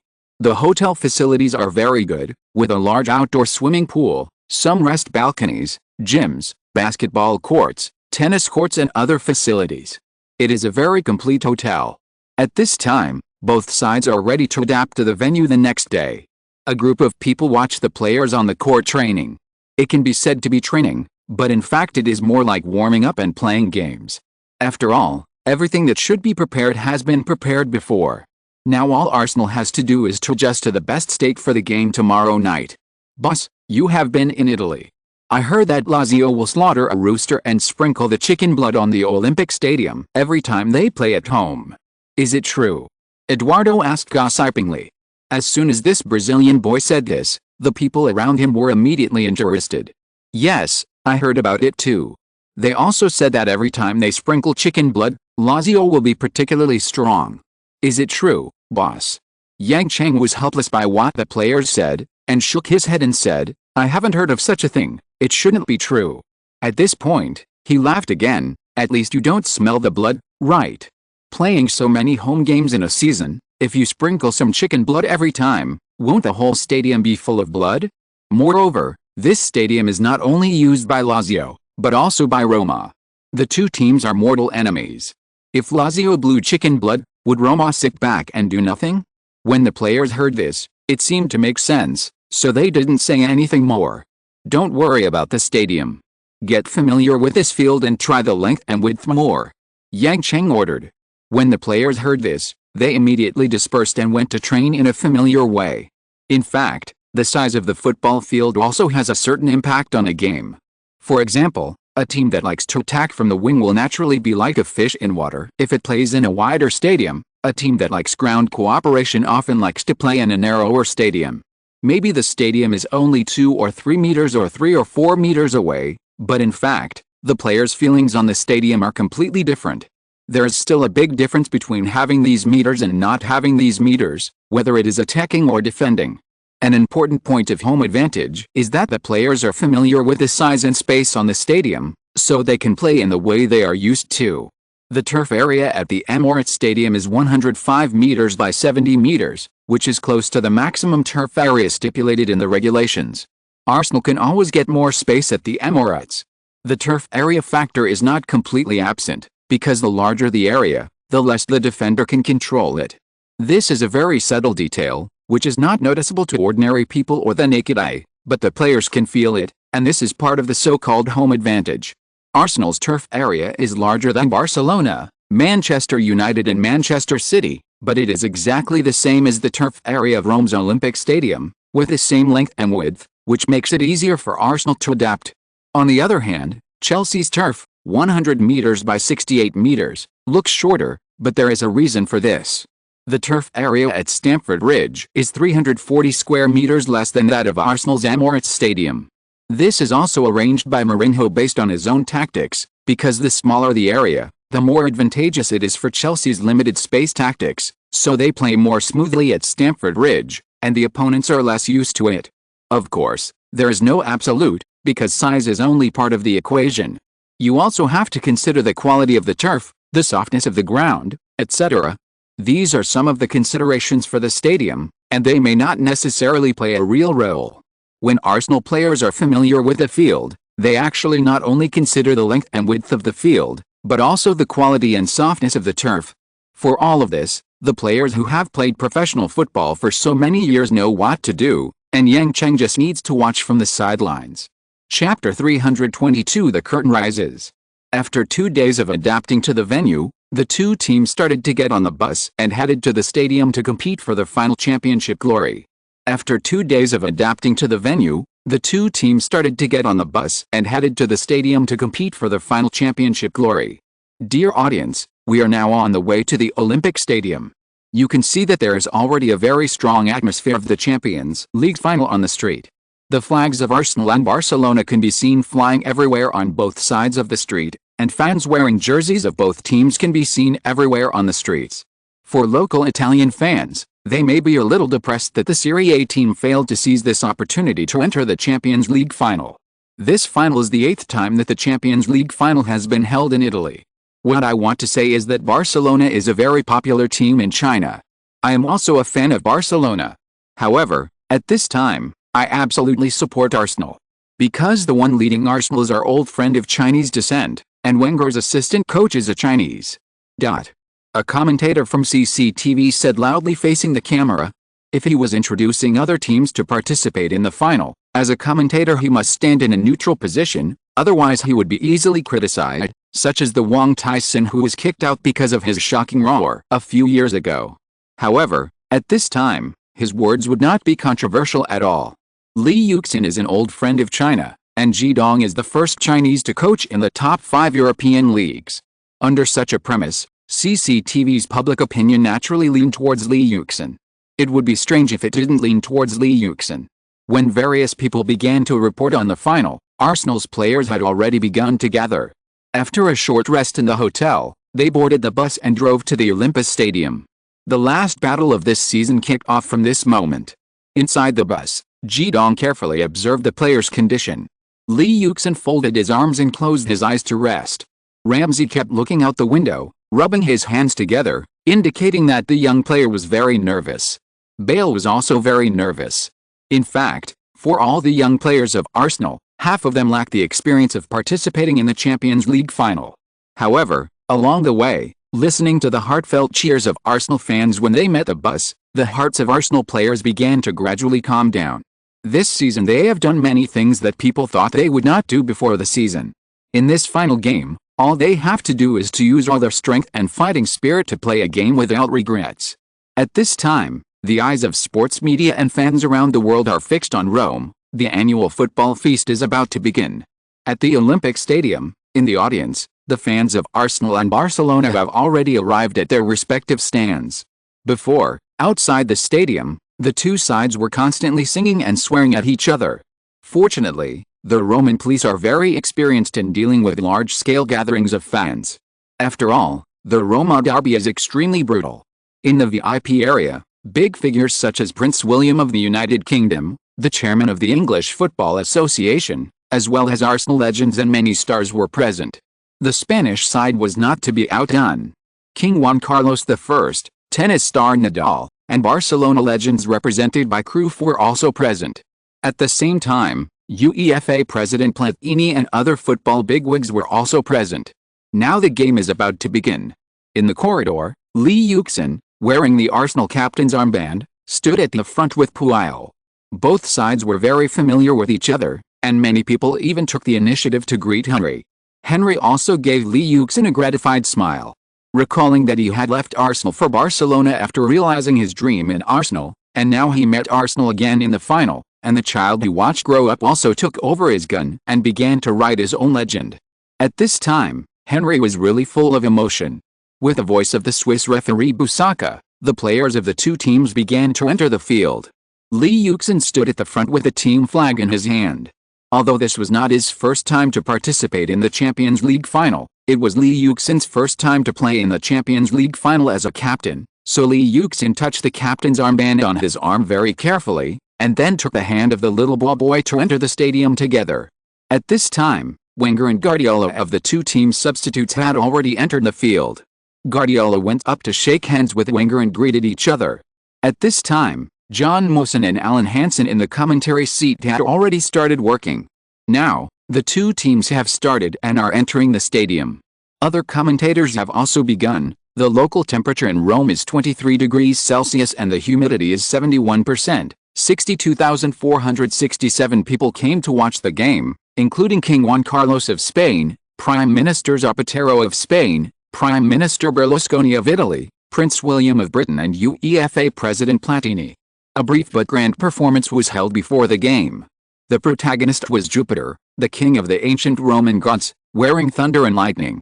Accompanied by the theme song of Gladiator sung by the Italian blind tenor Bocelli, models dressed in gold clothes walked in holding large ear cups. Bocelli then sang Handel's original Champions League theme music, which set off the pre-match atmosphere to the extreme. With the voice of the Swiss referee Busaka, the players of the two teams began to enter the stadium.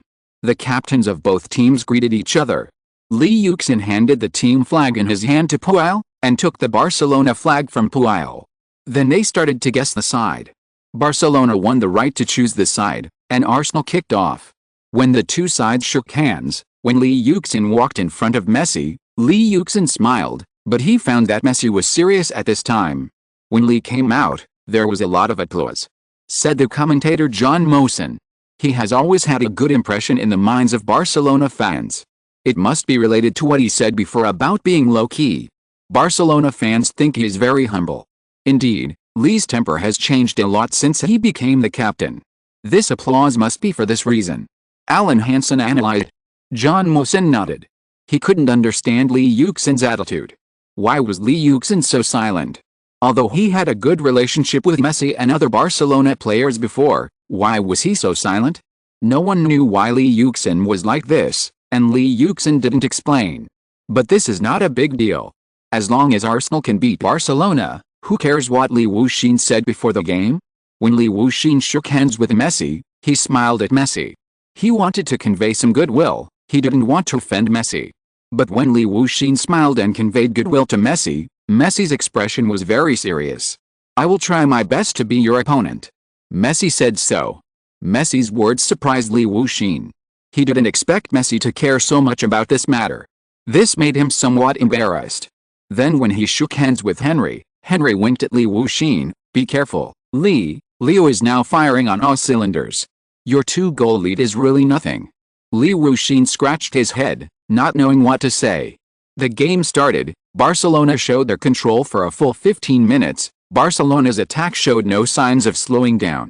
They really tried their best.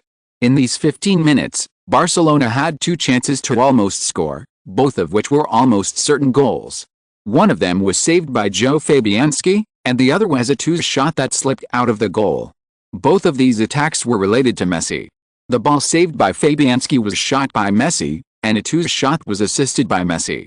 In addition to these 2 particularly good opportunities, most of the other attacks were also related to Messi. Messi's condition was so good that all the commentators saw it. Messi. Messi. Breakthrough. Beautiful crotch pass. Oh. Look at this pass. Arsenal defender Barnes has no defense against Messi at all. Messi seems almost unstoppable. Messi is dribbling the ball. Look, how many Arsenal players are around him? Let's count. 1, 2, 3, 4. 4 Arsenal players are surrounding Messi. Every time Messi appears in front of the penalty area, Arsenal players are highly nervous. Similar praises from commentators from all over the world kept popping up. They kept mentioning Messi and praising Messi in their commentary, as if Barcelona had become Messi's team. But in fact, the other players in Barcelona performed well, but Messi was better. Everyone's attention was naturally attracted to Messi. In these 15 minutes, Arsenal's defense looked very dangerous, and their goal could be lost at any time. But at least it didn't lose in the end. In the 17th minute, Barcelona's offensive rhythm finally slowed down. They really couldn't keep attacking fast. Even if Messi could run, other players couldn't keep up with his speed. At this time, Arsenal began their counterattack. The ball was handed to Lee Yuxin. The first 15 minutes was the time for Messi to fully demonstrate his ability.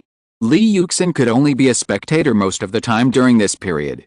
As an important spearhead of the team's offense, he didn't need to go back to participate in defense, but Lee Yuxin didn't like to be a spectator. He was eager to get the ball. Now the opportunity has come. During this time as a spectator, he always saw Messi's outstanding performance, And then his mind would emerge with the words Messi said when shaking hands with him, as well as his expression at the time.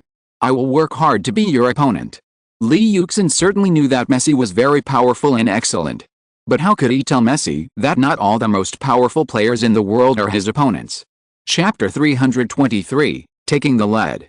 This time, the two sides launched a wonderful attack and defense. After the anxious anticipation before the game and the small climax at the beginning of the game, the emotions of the fans in the stands eased a little. Except for a few radical fans and die-hard fans of the team, most fans sat down and slowly enjoyed the two best teams in the Champions League fighting on the field. Barcelona took the initiative in the game and controlled the rhythm of the game. The ball was mainly passed smoothly under the feet of Barcelona players. Xavi, Iniesta, Messi, Eto'o and Henry, the front five, played their power. Period. With technical players like Xavi and Messi to control the rhythm of the game, Barcelona could not play too rough or too nervous. They played in a small space, and suddenly killed the opponent with a sword without bleeding. This is the pursuit of literary youth. Arsenal has been suppressed, but in a counter-attack, Arsenal got a good chance. Fabianski kicked the ball forward. This kick was quite far, directly to the front of Barcelona's penalty area. Li Yuxin headed the ball over Pique and Puel, and Eduardo grabbed the ball. Eduardo is a player who likes to use his brain on the court. Seeing Pique rushing up too fiercely, which is definitely not the behavior of a steady central defender, he immediately realized that this guy had bad intentions. While running at high speed, Eduardo suddenly changed his rhythm 3 meters away from Pique, and made a very clever outside foot to change the direction of the ball and kill it horizontally towards the penalty area. Pique did not dare to neglect it and immediately made an emergency stop following Eduardo's body. But Eduardo did not wait for Pique to stabilize his body, and immediately pushed the ball back with the inside of his foot and then walked to the bottom line. The two changes of direction were so fast that it was almost as if he had not moved at all. However, Pique's thigh muscles were almost torn and his waist was about to break. He had no chance to commit a foul. Eduardo easily passed Pique like a bamboo pole on the training ground. It was hard to imagine that he had been injured before. The stands were boiling. The Arsenal fans could no longer suppress their excitement. Such a pass was exciting even if it did not score. They could no longer sit in their seats and watch the game calmly. Almost all of the 30,000 or 40,000 people stood up, applauded desperately, and shouted Eduardo's name. The Barcelona fans were horrified and covered their chests nervously. Their heartbeats accelerated and they could hardly breathe. The shadow of fear had already enveloped every Barcelona fan at this time. Eduardo, past Carlos, beautiful. Pique failed to stop him, it's dangerous. Eduardo entered the penalty area. Facing Eduardo's wonderful pass, the Spanish commentators shouted nervously. A wonderful pass. A magic performance, Eduardo's brilliance enveloped the entire stadium. Pique was passed. Listen, the whole stadium is trembling, and the fans are shouting Eduardo's name. 2 players have been passed, will there be a fourth? Eduardo has entered the penalty area. Barcelona is in danger. This distance is already within the shooting range, Valdés attacks. He must attack, Abidal can come out to defend, as long as Abidal comes out, Eduardo passes the ball, this is an empty goal. 80,000 people in the stadium are looking at Valdés. He is the last to reach the defense line. If Valdés is also broken, Barcelona will lose the ball in the 26th minute. At this moment, the entire commentary booth and the director's booth also became boiling, and hundreds of commentators were shouting in different languages, expressing their excitement. This is an exciting moment. This is a moment that determines the direction of the game. Arsenal fans and neutral fans sang loudly in excitement, and the huge sound waves were like a Boeing 747 flying low, which was breathtaking. Guardiola unconsciously clenched his fists, and a trace of horror appeared on his calm face.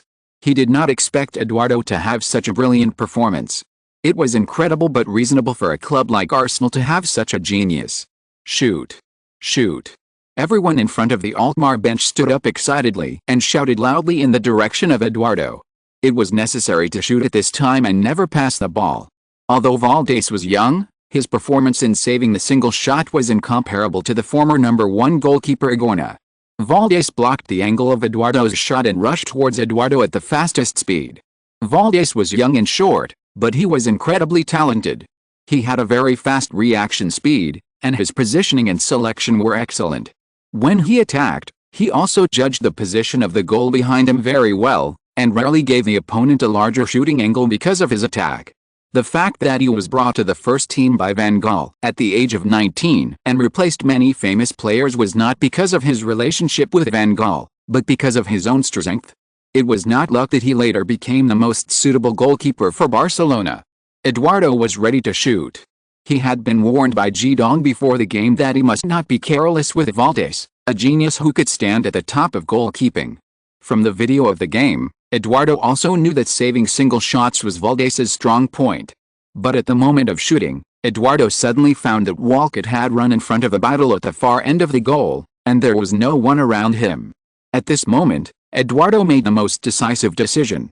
He did not shoot, nor did he pass the ball to Bale, who had a high scoring efficiency. Instead, he rubbed the ball high and passed it to Walcott, who was inserted at the back of the goal. This was an unexpected choice for everyone. Valdés thought Eduardo was going to lob the ball into the goal, because Valdés was only 1.83 meters tall, which was relatively short among goalkeepers, so he was always prepared for the opponent's lob and usually worked hard to improve his weaknesses, so the opponent's lob was not the biggest threat to Valdés. But when Valdés jumped high and tried to hit the ball, he suddenly found that he couldn't touch the ball at all. Even if he was as tall as Van der Sar, he couldn't reach the ball even if he jumped up. Is this a lob or a clearance?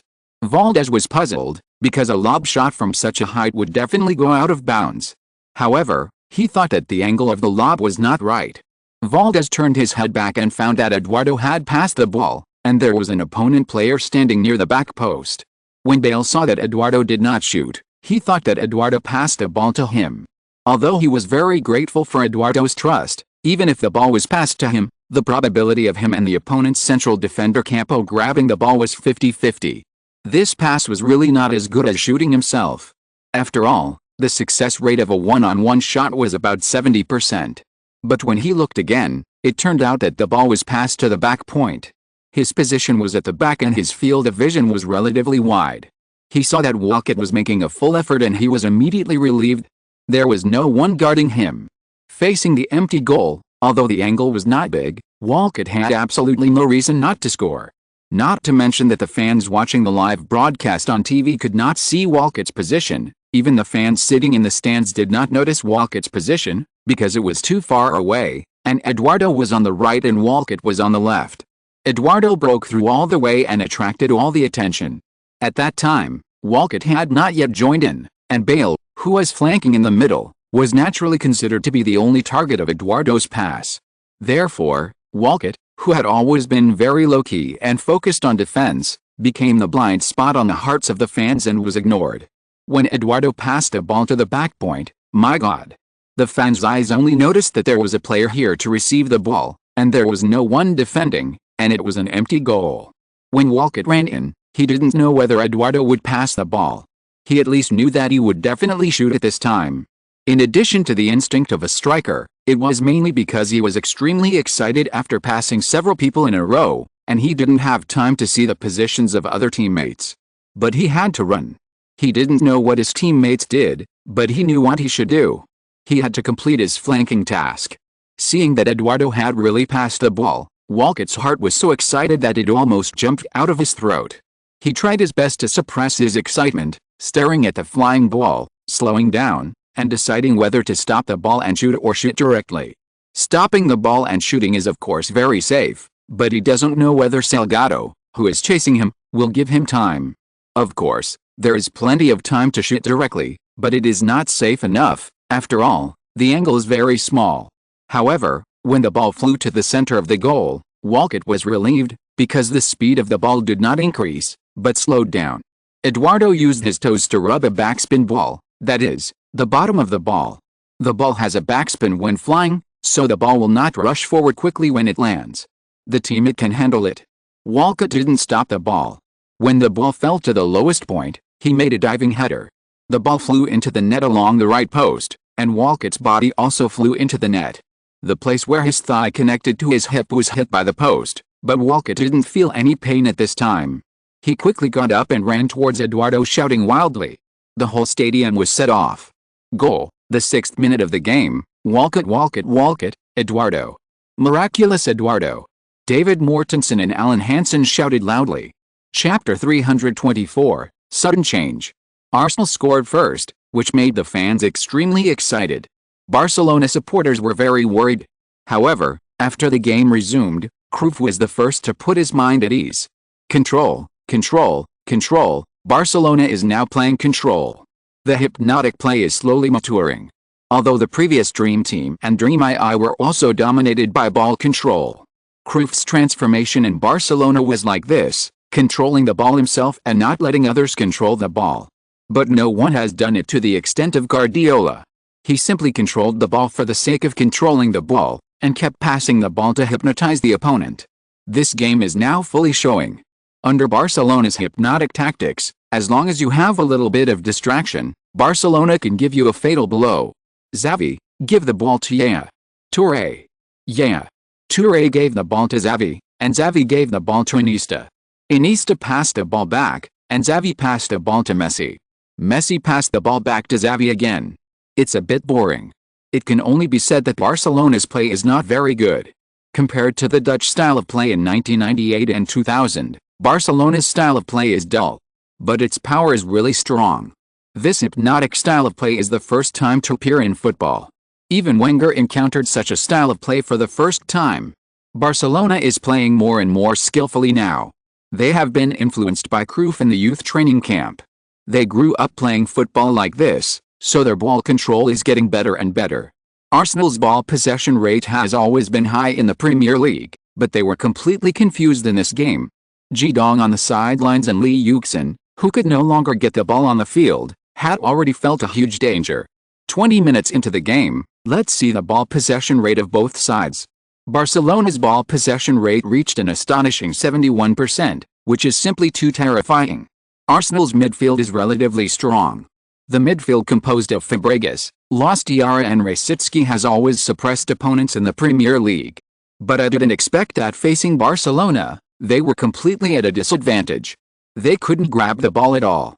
They had never seen such a style of play. Therefore, Arsenal is now completely confused, and is confused by Barcelona's ball control. If the midfield cannot control the ball, what is the use of having strong Lee Yuxin and Bale in the front court? The center without the ball is no threat at all. Barcelona besieged Arsenal. Arsenal has no way out. Wenger stood on the sidelines, frowned, and didn't know what to say. Wenger has achieved amazing results in the Premier League, but even South American football does not emphasize ball control like Barcelona. He has been in the European football for a long time. But this is the first time he has encountered such a passive situation. Although Arsenal is still leading by 1 goal, it is only a matter of time before they lose the ball. After all, Barcelona's trident is very terrifying. Xavi, pass the ball to Iniesta. The first half is not over yet, and Xavi has already passed the ball more than 50 times. This is an amazing number of passes, more than 30 times more than Arsenal midfielder Cesc Fabregas.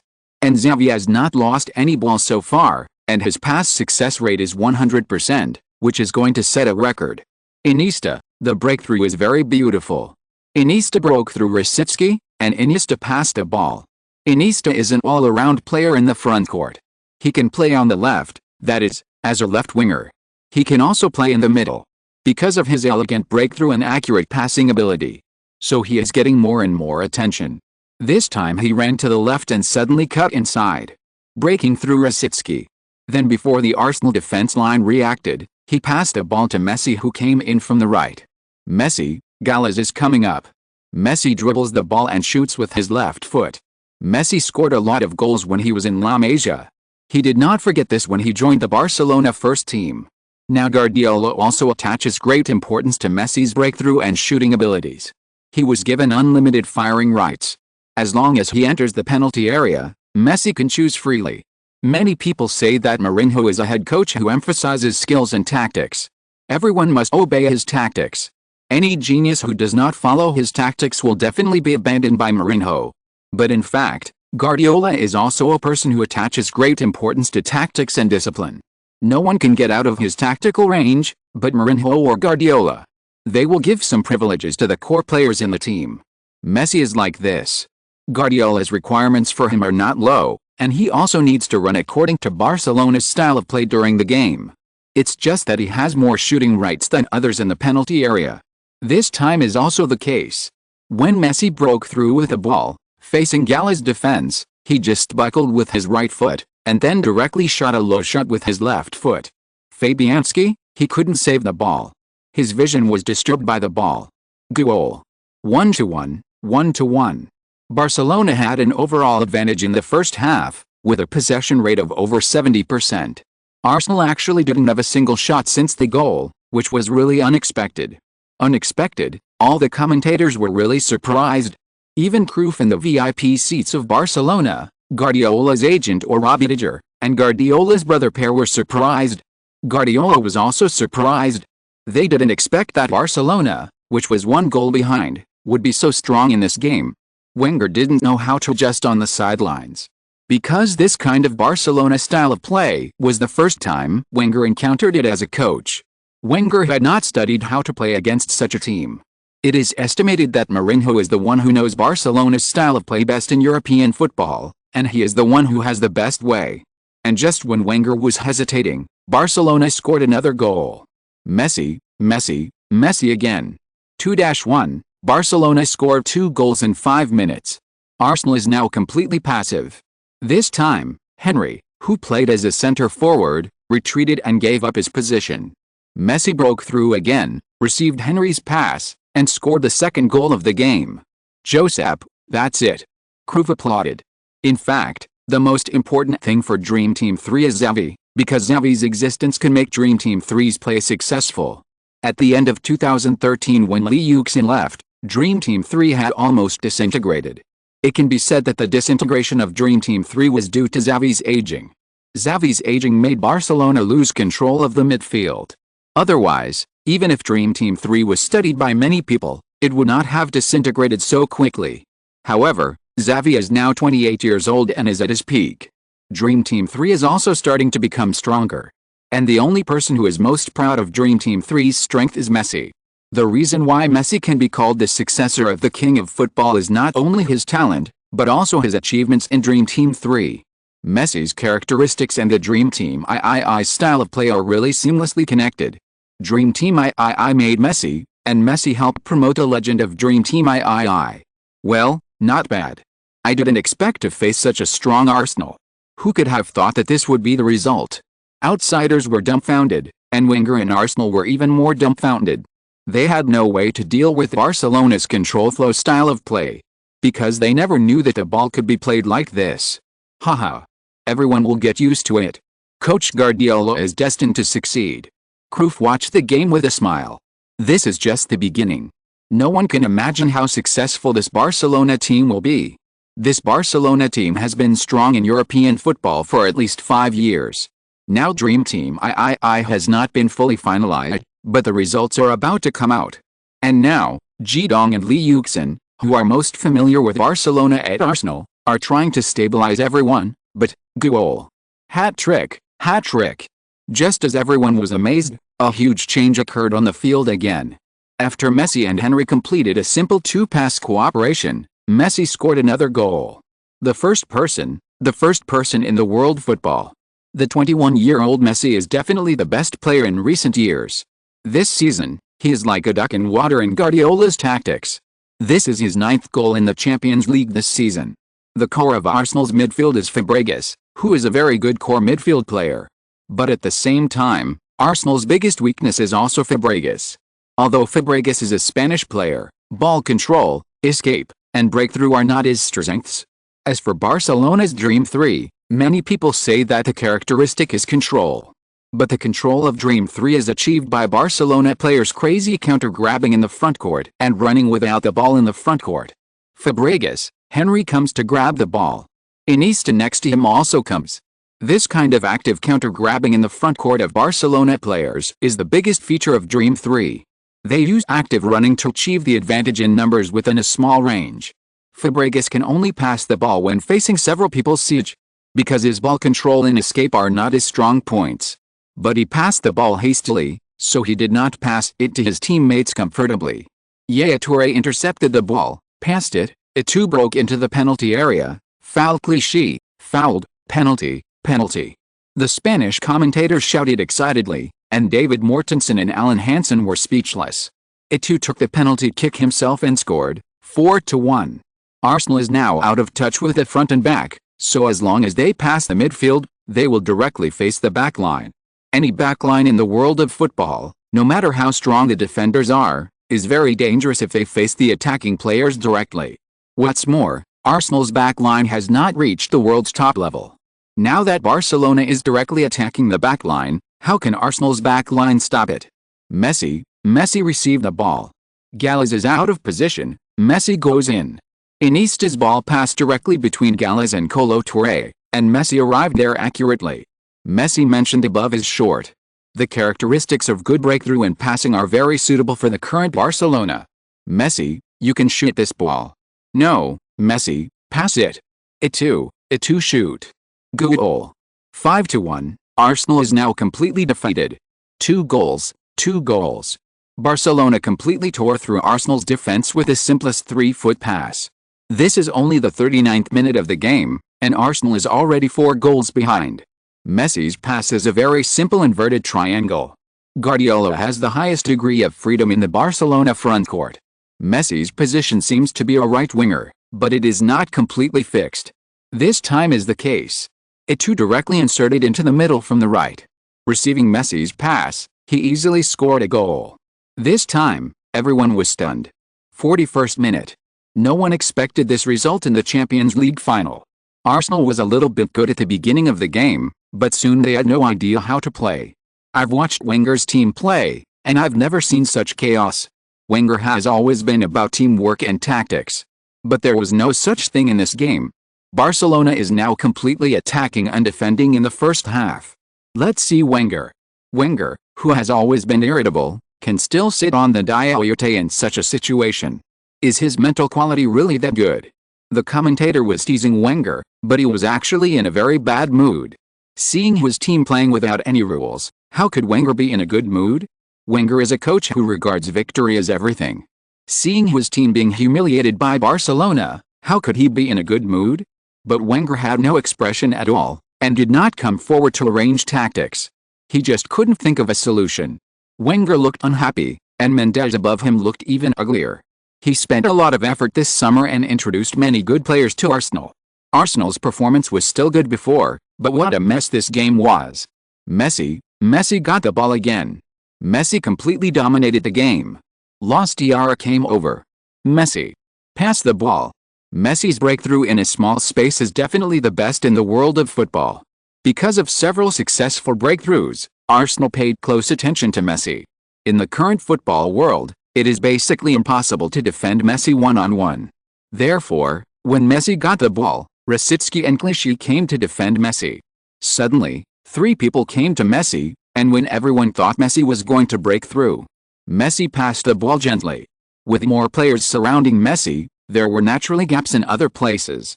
Messi passed the ball to the right, and Arsenal's left was completely empty. Clichy is definitely not a qualified left back now, and his defense on the left is very poor. This time, there were already other people defending Messi, and Clichy should have taken care of his own defensive area. But the humiliation Messi brought to him was too great, and he also came to defend Messi, but left his own defensive area empty. Alves, big space. Alves is coming. Alves came up, and there was no one defending him. Alves is a player who can play as a winger. He is fast, strong, skilled, and has excellent shooting skills. It is too dangerous to let such a player enter the penalty area. Alves, shoot. After entering the penalty area, many people actually came to support Alves. But the moment Alves got the ball, he shot directly. Alves has a strong shooting ability, and the ball flew directly to the near corner. Oh, Fabianski's magical save. Although he lost 5 goals, Fabianski still did not give up and played to his limit. 5-1. Is this the Champions League final? I haven't seen such a strong Barcelona in many years. Arsenal were already trailing 5-1 before the end of the first half. Barcelona, built by rookie coach Guardiola, is very strong. This is the dream team. Is Guardiola going to build a third dream team after Cruyff and Rijkaard? Chapter 325, The Captain's Awareness. Lee Yuxin and Bale have retreated to the midfield. Lee Yuxin knows that he can't lose the ball now, otherwise Arsenal's confidence will collapse completely. All 10 Arsenal players retreated to their own half. Barcelona continued to control the ball in attack. In the 44th minute, Rosicki cleared the ball with a big kick. Barcelona showed their strong offensive power in the second half. Their pressure even prevented Arsenal's attack from crossing the half-court. Now they can only use this method to keep the ball away from their goal, said the commentator. But just as he finished speaking, he saw a figure rushing out from the middle circle in the front court, like an intercontinental ballistic missile launched into deep space, chasing the ball. He instantly realized who it was. So he suddenly raised his voice and exclaimed, "Lee!" This scared the fans in front of the TV. Lee Yuxin finally seized an opportunity. At this time, Rosicki struggled to grab the ball and passed it forward. He originally thought that he could not lose the ball again, but when he saw the ball, Lee Yuxin immediately accelerated and chased after it. When the team was beaten by the opponent at the doorstep, what was the point of staying on the court? Wasn't it just for this moment? So Lee Yuxin didn't care whether it was a long pass or a long kick. As long as the ball flew to the front court, he would run over. Even if it was just a wasted run in the end, it didn't matter. Anyway, he had good physical strength and was not afraid of wasting physical strength in vain. But as long as he caught it once, even if it was only once, he could threaten Barcelona's goal. Lee Yuxin ran towards the football with this idea. He was fast, and ordinary people thought it was impossible to catch up with the ball, which was definitely not an opportunity, but he could turn it into an opportunity. Seeing Lee Yuxin rushing towards the football, the Arsenal fans in the stands cheered loudly and cheered for Lee Yuxin. Since the second half of the game began, since Ronaldinho equalized the score at the end of the first half, Arsenal fans have been holding back a fire in their hearts, and there is a depressed mood in their chests that cannot be released. After the second half of the game began, the team they supported was beaten up by the opponent, and they didn't even have a decent shot. The depressed mood became even worse. Now they saw Lee Yuxin chasing the ball at a very fast speed, and they shouted desperately, trying to vent their anger. Even if Lee Yuxin didn't score in the end, it was at least the only chance for them to see hope before the start of the second half. When Lee Yuxin quickly chased the ball, Barcelona's players also quickly returned to defense. Especially a few defenders and midfielders, they didn't go up in the first place, just to prevent Lee Yuxin's speed.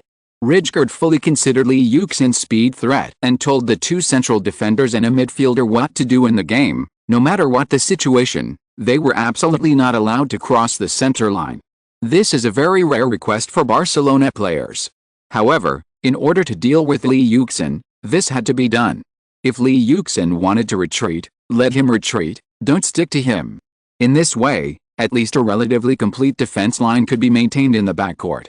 They would fight and retreat, allowing Lee Yuxin to rush forward with the ball, as long as they organized a defense line in front of the penalty area. The other Barcelona players would quickly return to defense at the first time to support these three people. Eventually, Lee Yuxin was surrounded and his connection with others was cut off. Eventually, his ball was intercepted or he was forced to make a mistake. This was Rijkaard's way to deal with Lee Yuxin.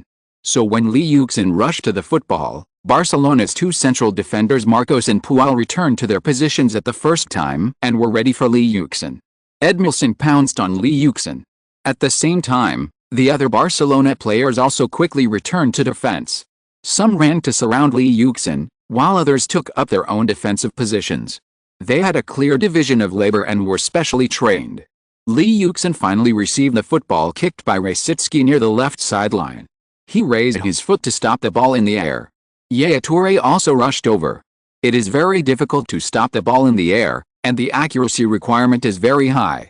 At this time, if he squeezed Lee Yuxin a little, Lee Yuxin might not be able to stop the ball. This is on the sideline, very close to the sideline. Maybe Lee Yuxin heard the ball directly out of the sideline? Yaya Toure rushed to Lee Yuxin. The ball also fell from the air. Lee Yuxin raised his head to look at the ball, and at the same time, his right foot was also raised. His attention was all on the ball, and he didn't see Edmilson rushing up beside him. Toure is coming. Danger. Watch out behind you. The commentator, fans and Arsenal players all exclaimed. Especially those Arsenal fans who were close to Lee Yuxin's sideline were waving their arms and shouting at him, reminding him to pay attention to Edmilson beside him. But Lee Yuxin still didn't react. He didn't even look back at the situation around him before stopping the ball.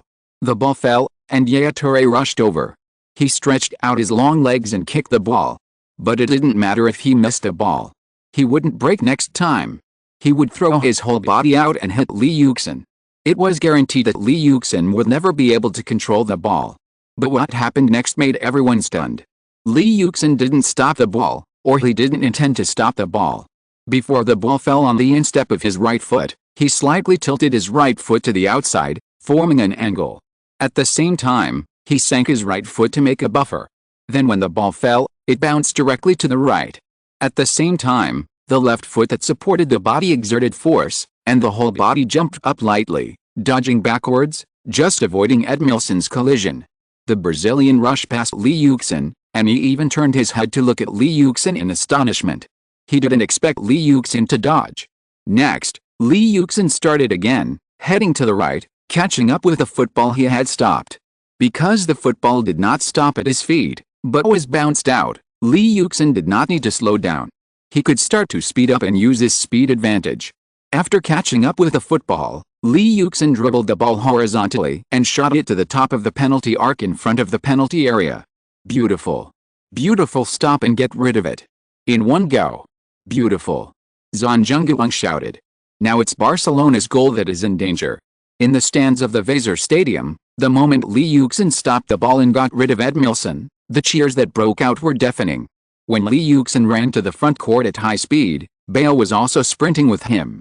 However, his speed was much slower than Li Yuxin, so when Li Yuxin had received the football, Bale had just run into the opponent's 30-meter area. He saw Li Yuxin dribbling horizontally, so he raised his arm and signaled Li Yuxin to pass the ball to him. Originally, the Barcelona players didn't put him down too much, and their attention was all on Li Yuxin. But when Bale raised his hand to ask, Barcelona's defensive players immediately thought of their goal in the first half. At that time they determined that Li Yuxin could not pass the ball to Walcott, and Walcott sent the ball into the goal guarded by Valdez without any defense. So this time, will Li Yuxin pass the ball to him? Before the game, they all thought that with Li Yuxin's status, Li Yuxin would not give the key ball to Bale or Walcott. But after that goal, after seeing their celebration after the goal, many Barcelona players did not dare to believe the media's nonsense that Li Yuxin believed in them very much. If the relationship is not good, then there is no such thing as people with good relationships in this world. Originally, they all went to surround Li Yuxin, intending to surround and annihilate Li Yuxin. But now they can't make up their minds. If they all come up to surround Li Yuxin, what will happen if Li Yuxin passes the ball to Bale? There were not many people returning to defense, 2 central defenders, a defensive midfielder, a fullback, and a midfielder. Now the defensive midfielder has been shaken off by Li Yuxin, and only 4 of the 5 people are left. Arsenal came with 2 men. Originally, Barcelona should have the advantage with 4 against 2. But it would take at least 3 men to deal with Li Yuxin, and the remaining 1 to defend Bale? Would it work? These thoughts only flashed through their minds in a flash. Soon they saw that Li Yuxin was indeed ready to pass the ball to the other side. When he was dribbling the ball towards the middle, he suddenly raised his right foot and turned his ankle outward, which was a move to pass the ball directly. Barcelona's players did not dare to neglect it, and 2 of them turned and rushed towards Bale. Among them was the central defender Puao. But Li Yuxin did not really pass the ball. He kicked his right foot down, hooked his ankle back, and wrapped the ball and sent it into the penalty area. At the same time, he twisted his body and drilled through the gap between the 2 Barcelona players. Breakthrough. Li went in. Beautiful. David Mosen shouted excitedly. At the same time, in the stands, almost all Arsenal fans stood up from their seats and looked into the stadium.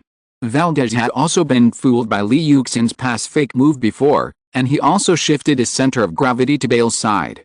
As a result, just as he shifted his center of gravity, he saw Li Yuxin rushing into the penalty area. He had no choice but to turn around again. In a very short period of time, changing the center of gravity twice in a row made Valdez's step stagger a little, which also delayed his attack time. So when he opened his arms to attack, Li Yuxin had already swung his feet. He flew out with his whole body, hoping to block Li Yuxin's shot with his body. But he didn't see the ball flying over, because Li Yuxin's shot was not a powerful low shot, but a lob shot without any fireworks. Lee Yuxin pretended to volley the ball to the lower left corner of the goal, but he lobbed the ball up. Will it go in? Exclamation mark. Ghoul. Amid the roar of the commentator, the ball slowly flew to the upper corner of the goal. Alves chased back with all his strength, and Bale also accelerated behind him. The ball kicked by Lee Yuxin flew into the empty goal. Ghoul. The Weser Stadium also rang with deafening cheers. 2-5. Arsenal is leading again. Barcelona continued their fierce attack but failed to score a goal, but Arsenal succeeded in a sneak attack. End of this chapter. Thank you very much for reaching the end. Don't forget to like. Looking for more exclusive content and immediate access? Subscribe to our Patreon. Remember, every like, subscription, or donation encourages us to continue. Thanks to everyone. See you in the next video.